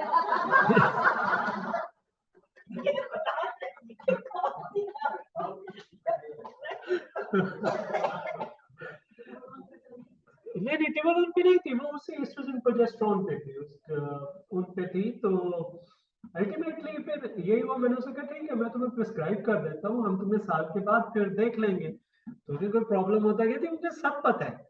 तो मैंने कहा आई थिंक कंसिडर इसको, अब छोड़ दो, खत्म करो इसको। तो कहती है नहीं सवाल ही नहीं पैदा होता, until I go to grave I am not going to stop the chart। जज्बा था बिल्कुल। और बाकी ये है कि नहीं बिल्कुल आप लाइफ को जिस तरह ले लें, लेकिन पता है वो आई थिंक कल्चरली भी है, क्योंकि हमारे जो है, मेरी अपनी बीवी जो है मुझे तो गायनेकोलॉजिस्ट मानती ही नहीं, वो तो कहती है कि तुम्हें पता ही कुछ नहीं। अच्छा उसके बाद वो आपको होता है ना कि आपको घर में पता तो चल जाता है इस आदमी को हॉट फ्लशेस हो रही है, इसके मूड स्विंग्स हो रहे हैं, शामत मेरी आई है, बच्चों की आई है, हम सारे क्योंकि लड़के लड़के ही हैं तो इधर उधर छुप रहे होते हैं, जब वो घर में घुसते हैं उसके मैंने कहा तुम HRT पे चली जाओ। वो तो एक फसाद घर में बर्पा हो गया, मुझे तुम क्या कैसे सकते हो? मैं अच्छा मैंने उसको हार्मोन्स करा के FSH उसका दिखाया, पता नहीं कहाँ पे गया हुआ है, एस्ट्रोजन भी नीचे। मैंने कहा लो तुम्हारे पास बायोकेमिस्ट्री का एविडेंस आ गया, मानने को तैयार नहीं। तो आई थिंक हमारे वो ये है कि हमारी ख्वातीन जो है वो नहीं मानती। वो माय वाइफ इज ऑन्कोलॉजिस्ट, तो वो कहती है कि मेरे पास जितनी ब्रेस्ट कैंसर पेशेंट्स आती हैं उनकी हिस्ट्री में कंबाइंड फेल होती है या ये HRT होती है। तो वो कहती है मैं क्यों लूं? तो वो अपना अपना वो कह रहे हैं नसीब है या अपना अपना नजरिया अपने। जिंदगी जी रहे दाव पे लगी।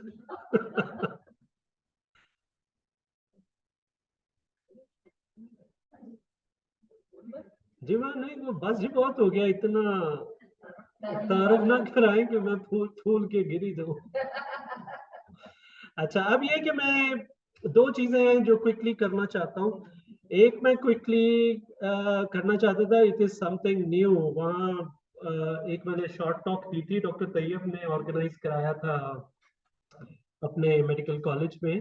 तो I thought this is something which is very relevant and this is new, which is physiological management of CTG। अच्छा अब ये है कि CTG तो आप लोग भी करते हैं, यहाँ पे करते हैं। तो जो मेरी अपना जो ऑब्स्टेट्रिक करियर है उसमें कितनी दफा CTG के वो नोमेनक्लेचर चेंज हुआ। CTG 1960s में इंट्रोड्यूस हुई थी, उसमें इनिशियली ये था कि कोई गाइडलाइन नहीं थी, कुछ ना नहीं था, they used to be just pattern recognition and there was no randomized controlled trial or anything. Then American College introduced CTG guidelines first time in 1979, and uske baad then in 1987 FIGO introduced guidelines. There has been a big controversy. Even now FIGO guidelines are different, NICE guidelines are different, so there has always been this issue that which one to follow. So different hospitals, then they would adapt one or the other and ultimately follow that. There has been lack of understanding of intrapartum fetal hypoxia, and there is increased operative intervention because of CTG as well. And actually, they say that even with fetal blood sampling, CTG, this C-section rate would go down, but it hasn't changed really significantly. And the rate of cerebral palsy hasn't changed as well. So initially it was known as CTG. Americans, they call it NST. NST stands for non-stress test. So in early late 90s, I remember we used to call it type 1, type 2 decelerations when I started my career in obs and gynae. Then in early 2000, they changed it to early, late, and variable decelerations. And now they are changing it to, they call it baroreceptor decelerations and chemoreceptor deceleration. In the background, the thing is, the description is more or less the same. What you need to understand is the physiology behind that. There is a very nice book by Edwin Chandraharan on physiological management of CTG as well. If you read that, so essentially this lecture is similar to that. In London, in UK, they are changing, all the hospitals are switching to physiological management of CTG.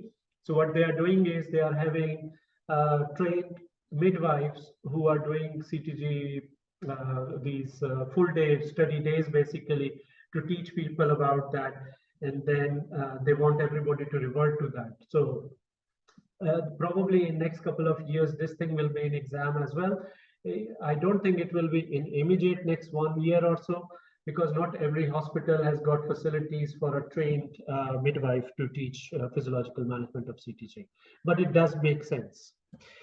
So why does physiological CTG matter to us? It is because almost 70% of obstetric litigation is based on CTG. Better understanding and management of CTG abnormalities occurs when you start understanding the physiology behind that. For a very long time in the beginning, when CTG was introduced, there was no information about the physiological basis of the CTG. Yes, we were doing fetal blood sampling. Have you heard of fetal blood sampling? So we have stopped doing fetal blood sampling in UK now. Most of the units, they are not doing fetal blood sampling anymore. It's because they are rolling on this physiological management of CTG. And I will tell you later that why they are doing that. So previously it used to be that woman is fully dilated, she's having decelerations, you would do that fetal blood sampling, and then you will say, okay, that's fine, it's fine, push, push, push, and carry on. Now it is not like that.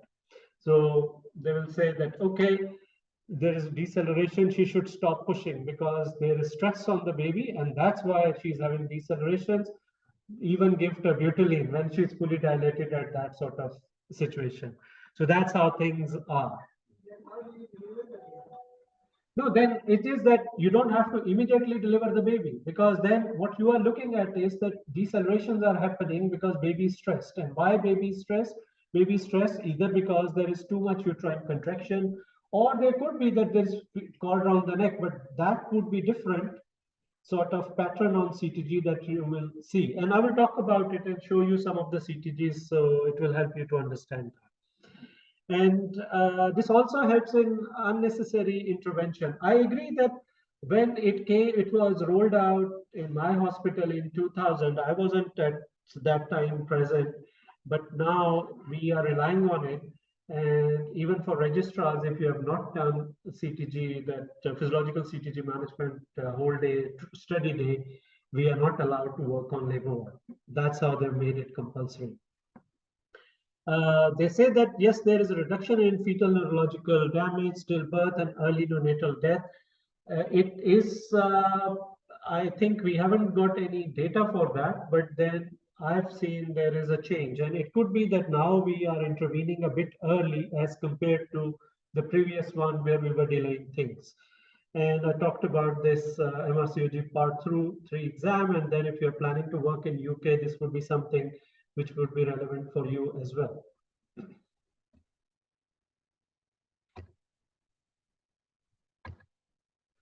Right, so the fetal physiology in labor, what happens is there is a decrease in oxygen level in fetal arterial blood. which occurs in all babies in labor. So if they are normally grown term babies, low risk pregnancies, those babies, they would be able to tolerate it very well. However, if this reduction in oxygen supply, which is hypoxemia, is sustained for too long, then the capacity of the baby to cope is compromised, and the fetal organs, they start to become damaged. That is the ensuing of hypoxia. So when hypoxia occurs in brain, heart, characteristic changes in the fetal heart tracings, they start appearing, and that's the basis for this whole thing. So energy production in fetal tissues is maintained for a limited time by anaerobic metabolism, which results in the accumulation of lactic acid in fetal circulation, which causes metabolic acidosis. And then changes in the CTG may be reversible if measures are taken in the early stages to reduce the hypoxic insult on the fetus, and that primarily is the frequency, duration, and intensity of uterine contractions. They then change the whole picture. So when you are evaluating fetal heart on CTG, so there are different mnemonics people have been using. There was one that we used, it was called Dr. C. Bravado, define risk, that is what are the risk factors, then baseline rate, variability, accelerations, and then your overall impression of that. So some people, they're still using that, and I think it's still useful because then we are able to look at the whole picture. However, it might not always be possible. The other thing is that the preterm fetuses, they tend to have higher baseline. You know that? Because usually the autonomic system, when it becomes mature from 32 weeks onwards, then the fetal heart starts coming down. Before 32 weeks, fetal heart rate is a little bit on the higher system. Sorry, when the parasympathetic system matures. Then whenever you are looking at any CTG, always try to compare it with any previous CTGs if available. And then look at changes in the baseline value in the upper normal or lower normal for the individual fetus. And then if it has persisted for 10 minutes or more, that shows that there is some change which is going on in the baby. 90 to 100 beats per minute, 90 to 110 beats per minute may be normal for a post-term baby. And similarly, 160 would be normal for a baby at 28 weeks because of the autonomic system maturity. And tachycardia should never be described as uncomplicated, because previously some people would say uncomplicated baseline tachycardia. Have you heard of the term? Some people, they use that. So tachycardia is never uncomplicated, and a fetus will not increase its heart rate without any physiological provocation, because they say that now you should look at the fetus as an individual, that if an adult's heart rate is going up, there is a reason for that. Similarly, if the baby's heart rate is going up, there is a reason for that. It's not related to maternal pulse. It is related to maternal pulse. So, but then if maternal pulse is normal, then you should think that there is something going on with the baby. So as we know that happy baby shows cycling. Cycling is there are alternate periods of quiescence and activity, because baby goes through that sleep-wake cycle, and it represents good oxygenation to the fetal brain.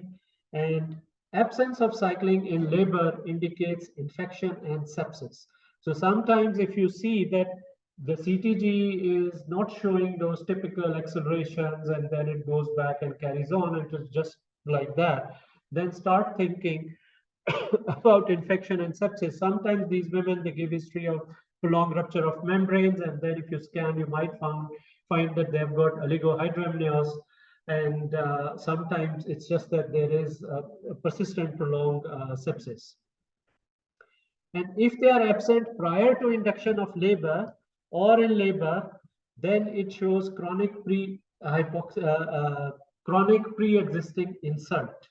So they say that in this sort of situation, there is no point subjecting that baby to stress of labor, because there is already hypoxia in that baby. I will show you the CTG later to give you a better idea. So this is cycling. That's how normal CTG looks like. Agree? Okay. So what happens in hypoxia in labor? So during labor, the fetus employs various adaptive mechanisms in response to hypoxia. So what happens is that these pathways, they are similar to the physiological response to exercise.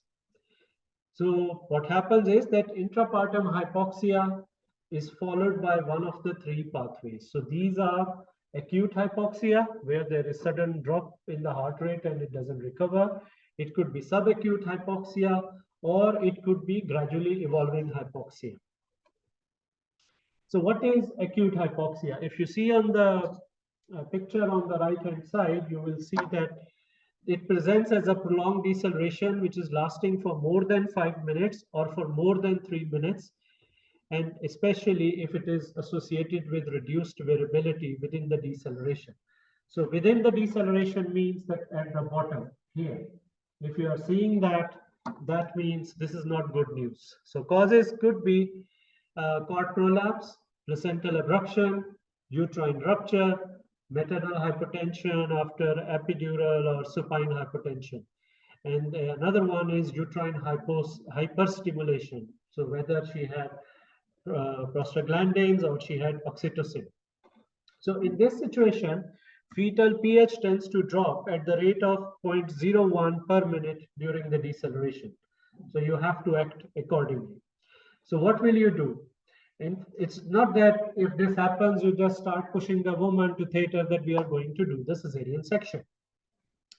So if the deceleration happens within first 3 minutes, you will look at it and then see whether there is any sign of recovery or not. If there is no sign of recovery, then you will activate emergency alarm. If within next 3 to 6 minutes, you try to diagnose the cause of the deceleration, you can do speculum examination, bimanual examination to rule out cord prolapse, see if there is any increased contraction and you think it's an abruption. And then if nothing happens, then in 6 to 9 minutes, recovery should have been noted by now. That baseline should have gone back to normal and variability should have gone back to normal. If there is no signs of recovery by this time, then you start preparing for immediate delivery.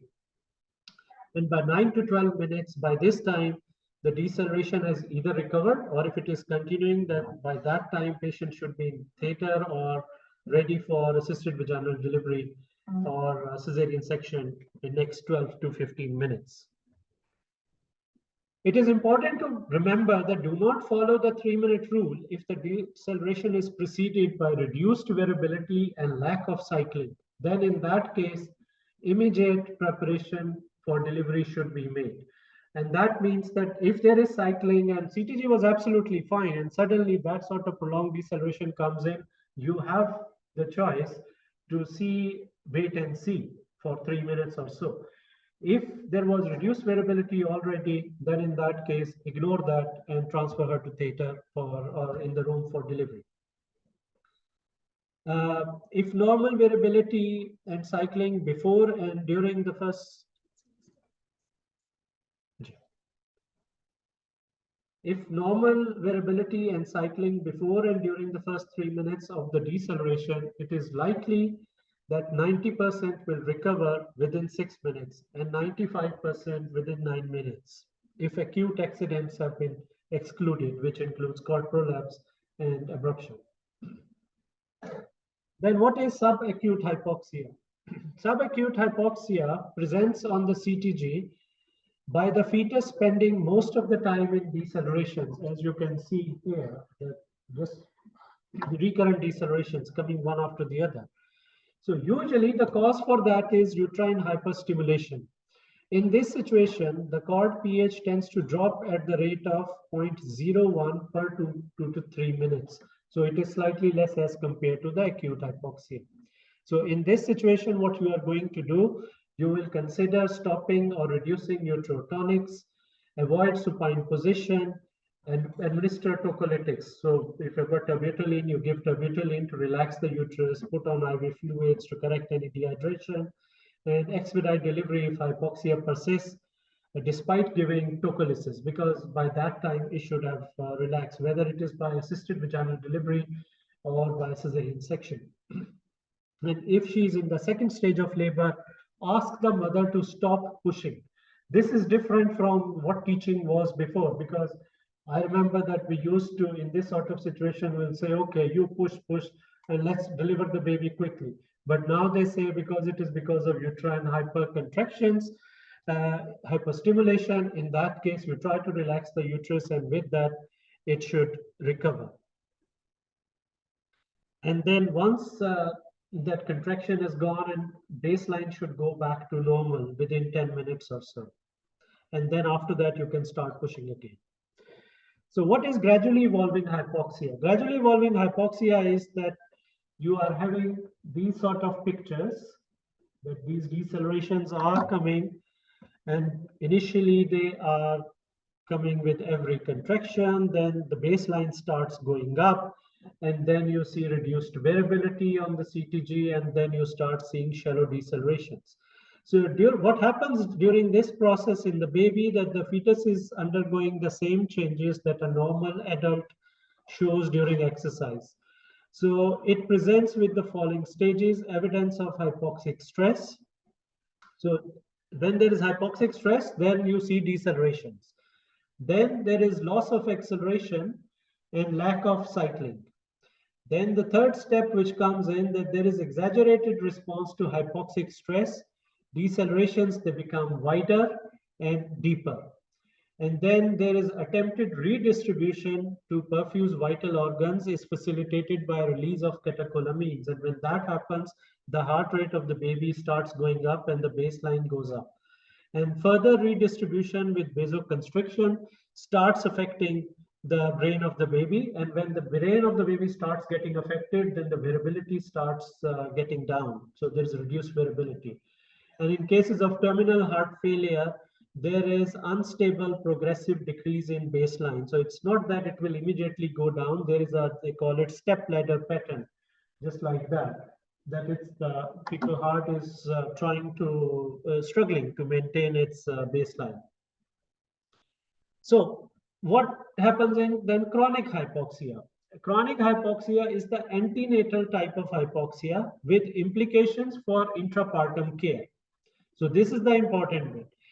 Here it presents as a baseline rate at the upper end of normal, associated with reduced variability and blunted responses. There is infrequent accelerations and lack of cycling. So that is the most important bit, that there is no cycling.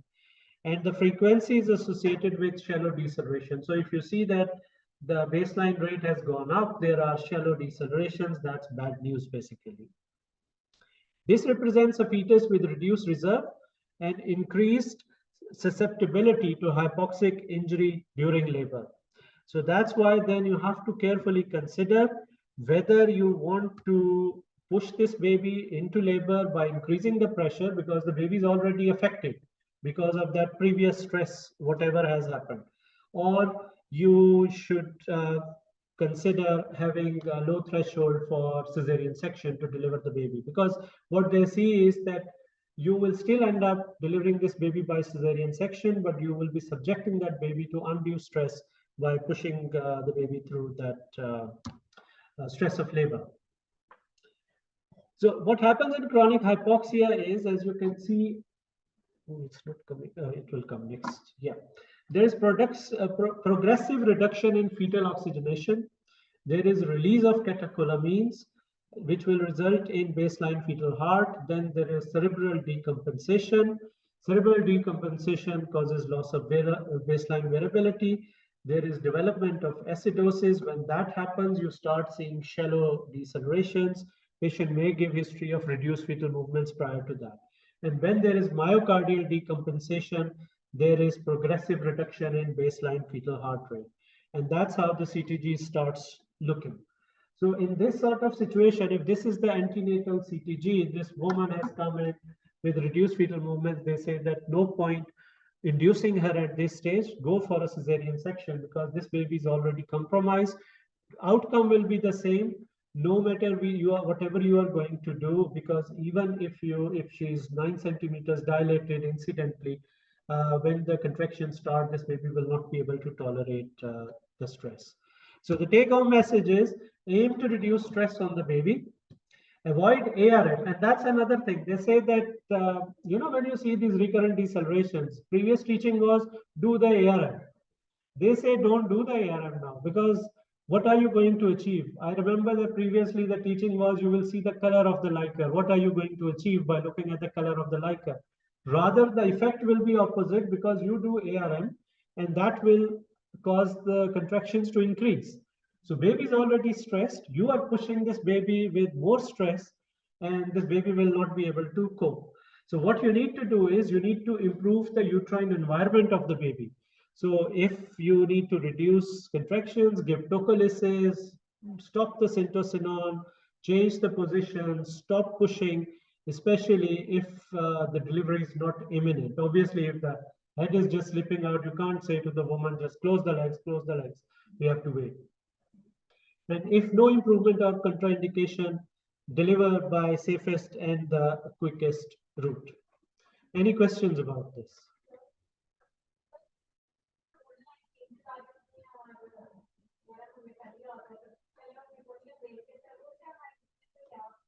उस पर कोई फर्क नहीं पड़ेगा. अगर meconium है भी, तो say she's post-states, so meconium is normal in post-states, so you're not going to achieve anything by that.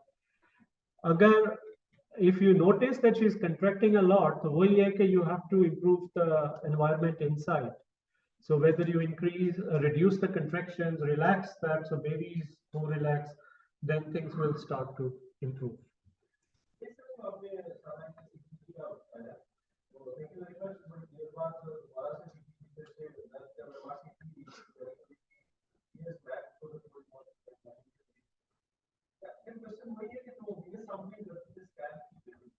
जी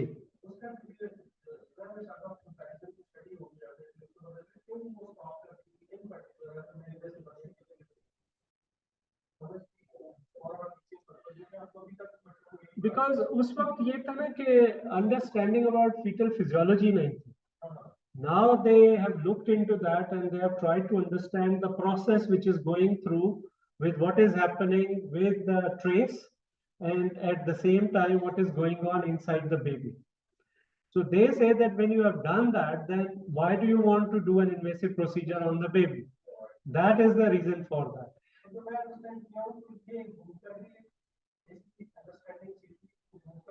जी वो बिल्कुल कॉर्ड सा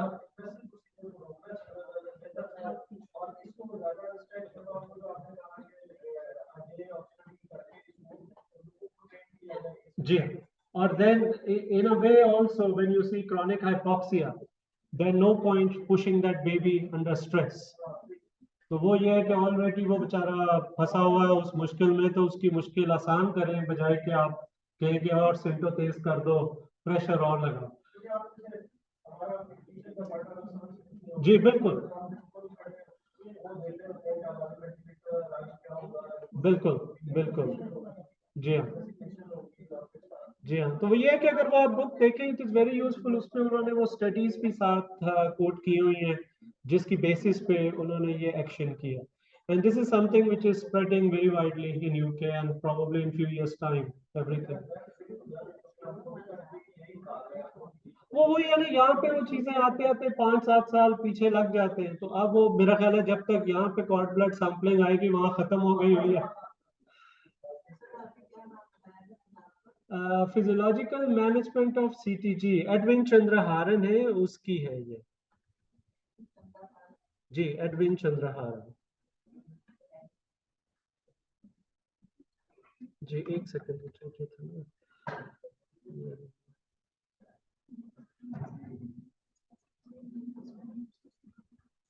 चलो ठीक है, एक चीज है फिर उन्हें कहिएगा, वेट करिए. Thank you, Dr. Wasim. Now I would like to invite Professor Zahid Bashir, Principal Shalimar Medical and Dental College, and Professor Nazmi Hamid to give souvenirs to our valuable guests.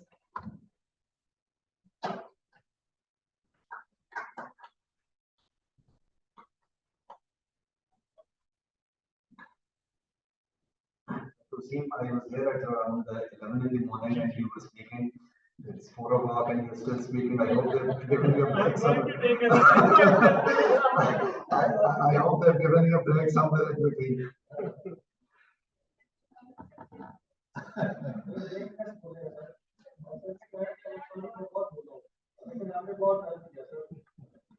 Thank you very much. I think it's a great learning experience. Thank you. Thank you very much. I would like to invite Dr. Wasim Lodi.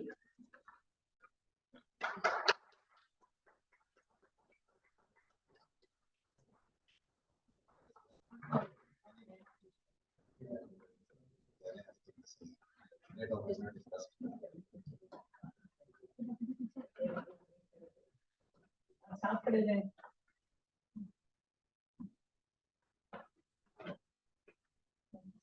Now I would like to invite Professor Rubina Hussain.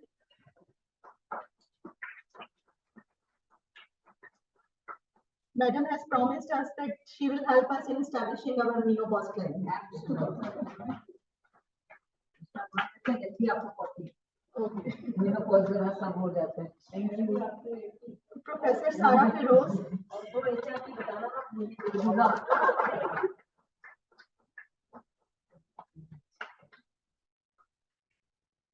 Dr. Nasreen, who have traveled all the way from the Karachi to join our session. Yes, but we are extremely honored that you come with us.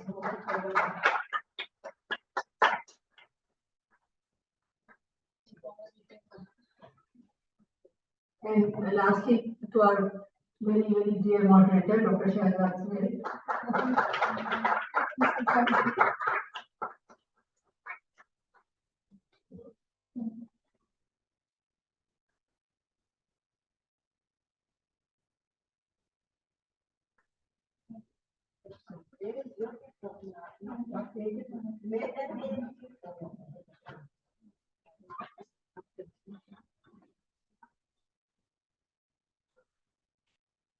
Sorry वापस मैं आ गया हूँ मुझे बड़ी कशिश लगती है इस जगह तो thank you very much for listening to me and tolerating me over the last 2 days and just couple of final thoughts before I conclude completely that I hope you found the session useful and then I want you to see this video.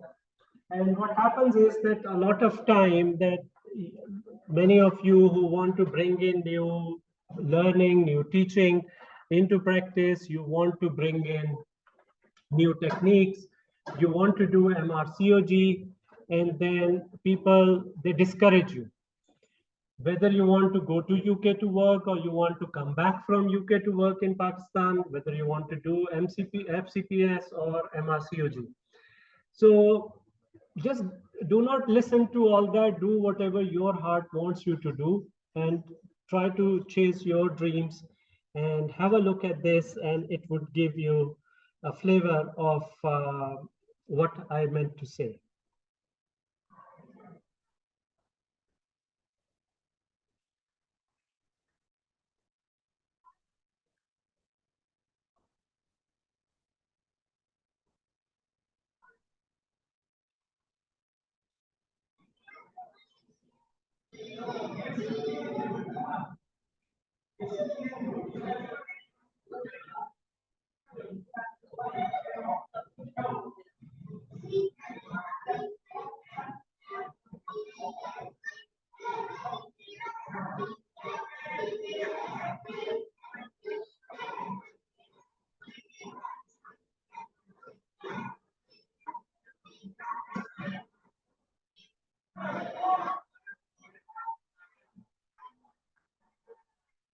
So your teachers are there to guide you, your seniors are there to guide you, but I'm sure you can do that.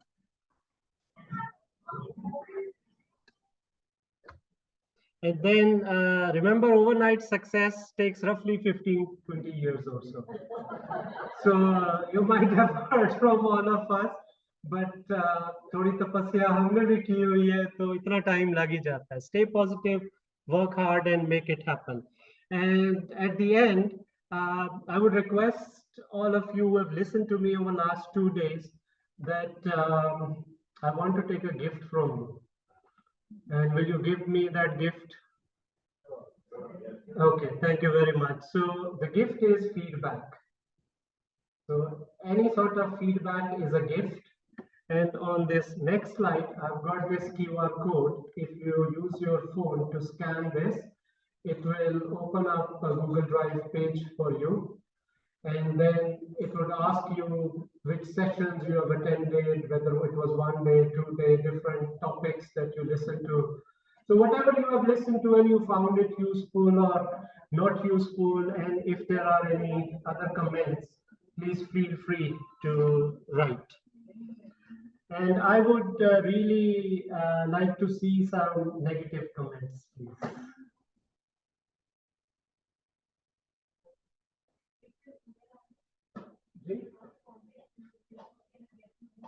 My email ID is vaseem.lodi@gmail.com. You can take it from Dr. Nazli. So I'm low maintenance person, so I'm not a professor. So you can approach me anytime. Dr. Professor Rubina, yes. Professor Nazli, yes. And Professor Sarah as well, isn't it?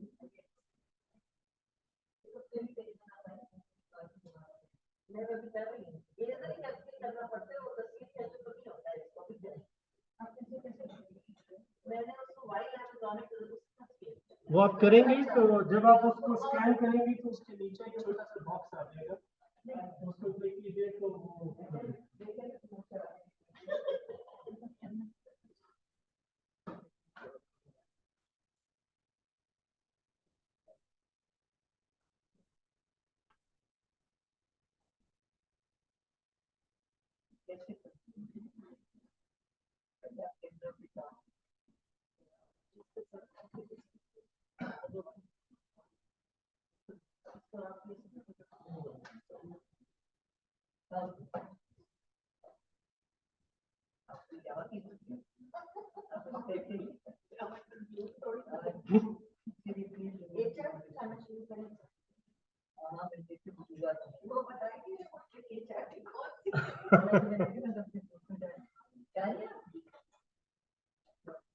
ये इन्होंने introduce किया कि तेरा बच्चा है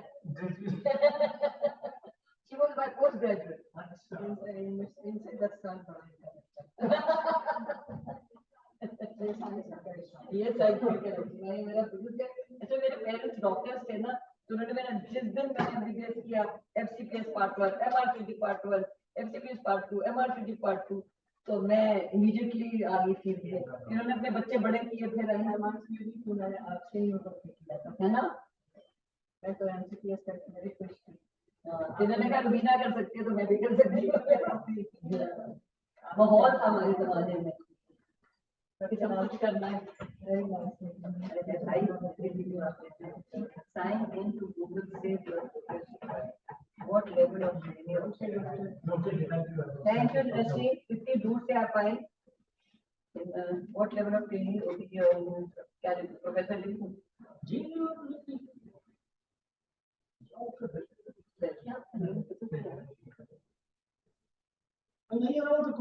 नहीं करना है ये तो हमारी उसका सवाल है इज्जत का सवाल है हमारी तो सवाल साथ की फ्लाइट है तो please specify which day second day तो मैं पूरा किया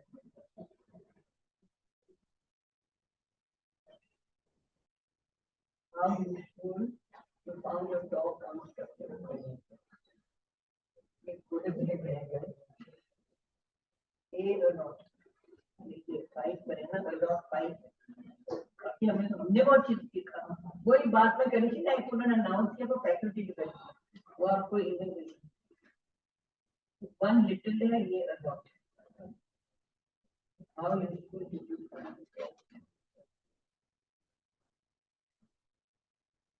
पहले भी थी तो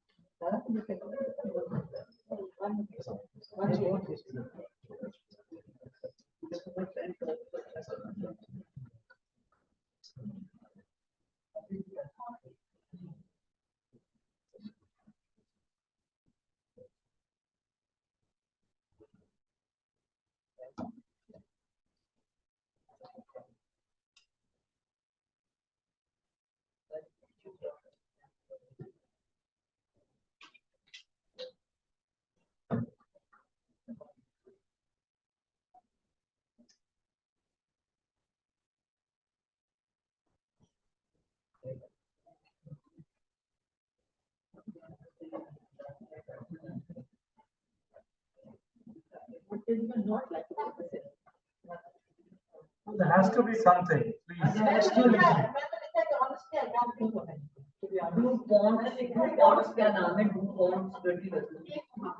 उसका नाम था डूपॉन्ट भाई वो जो ट्रांसपोर्ट का था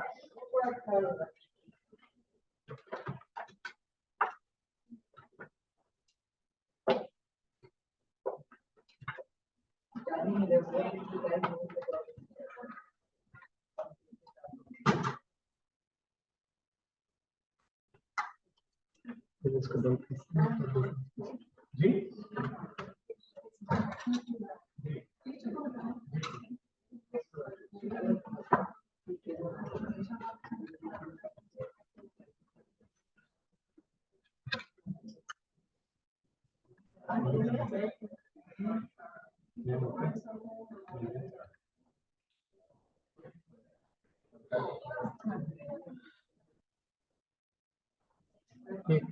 मैडम को दिखाना होगा।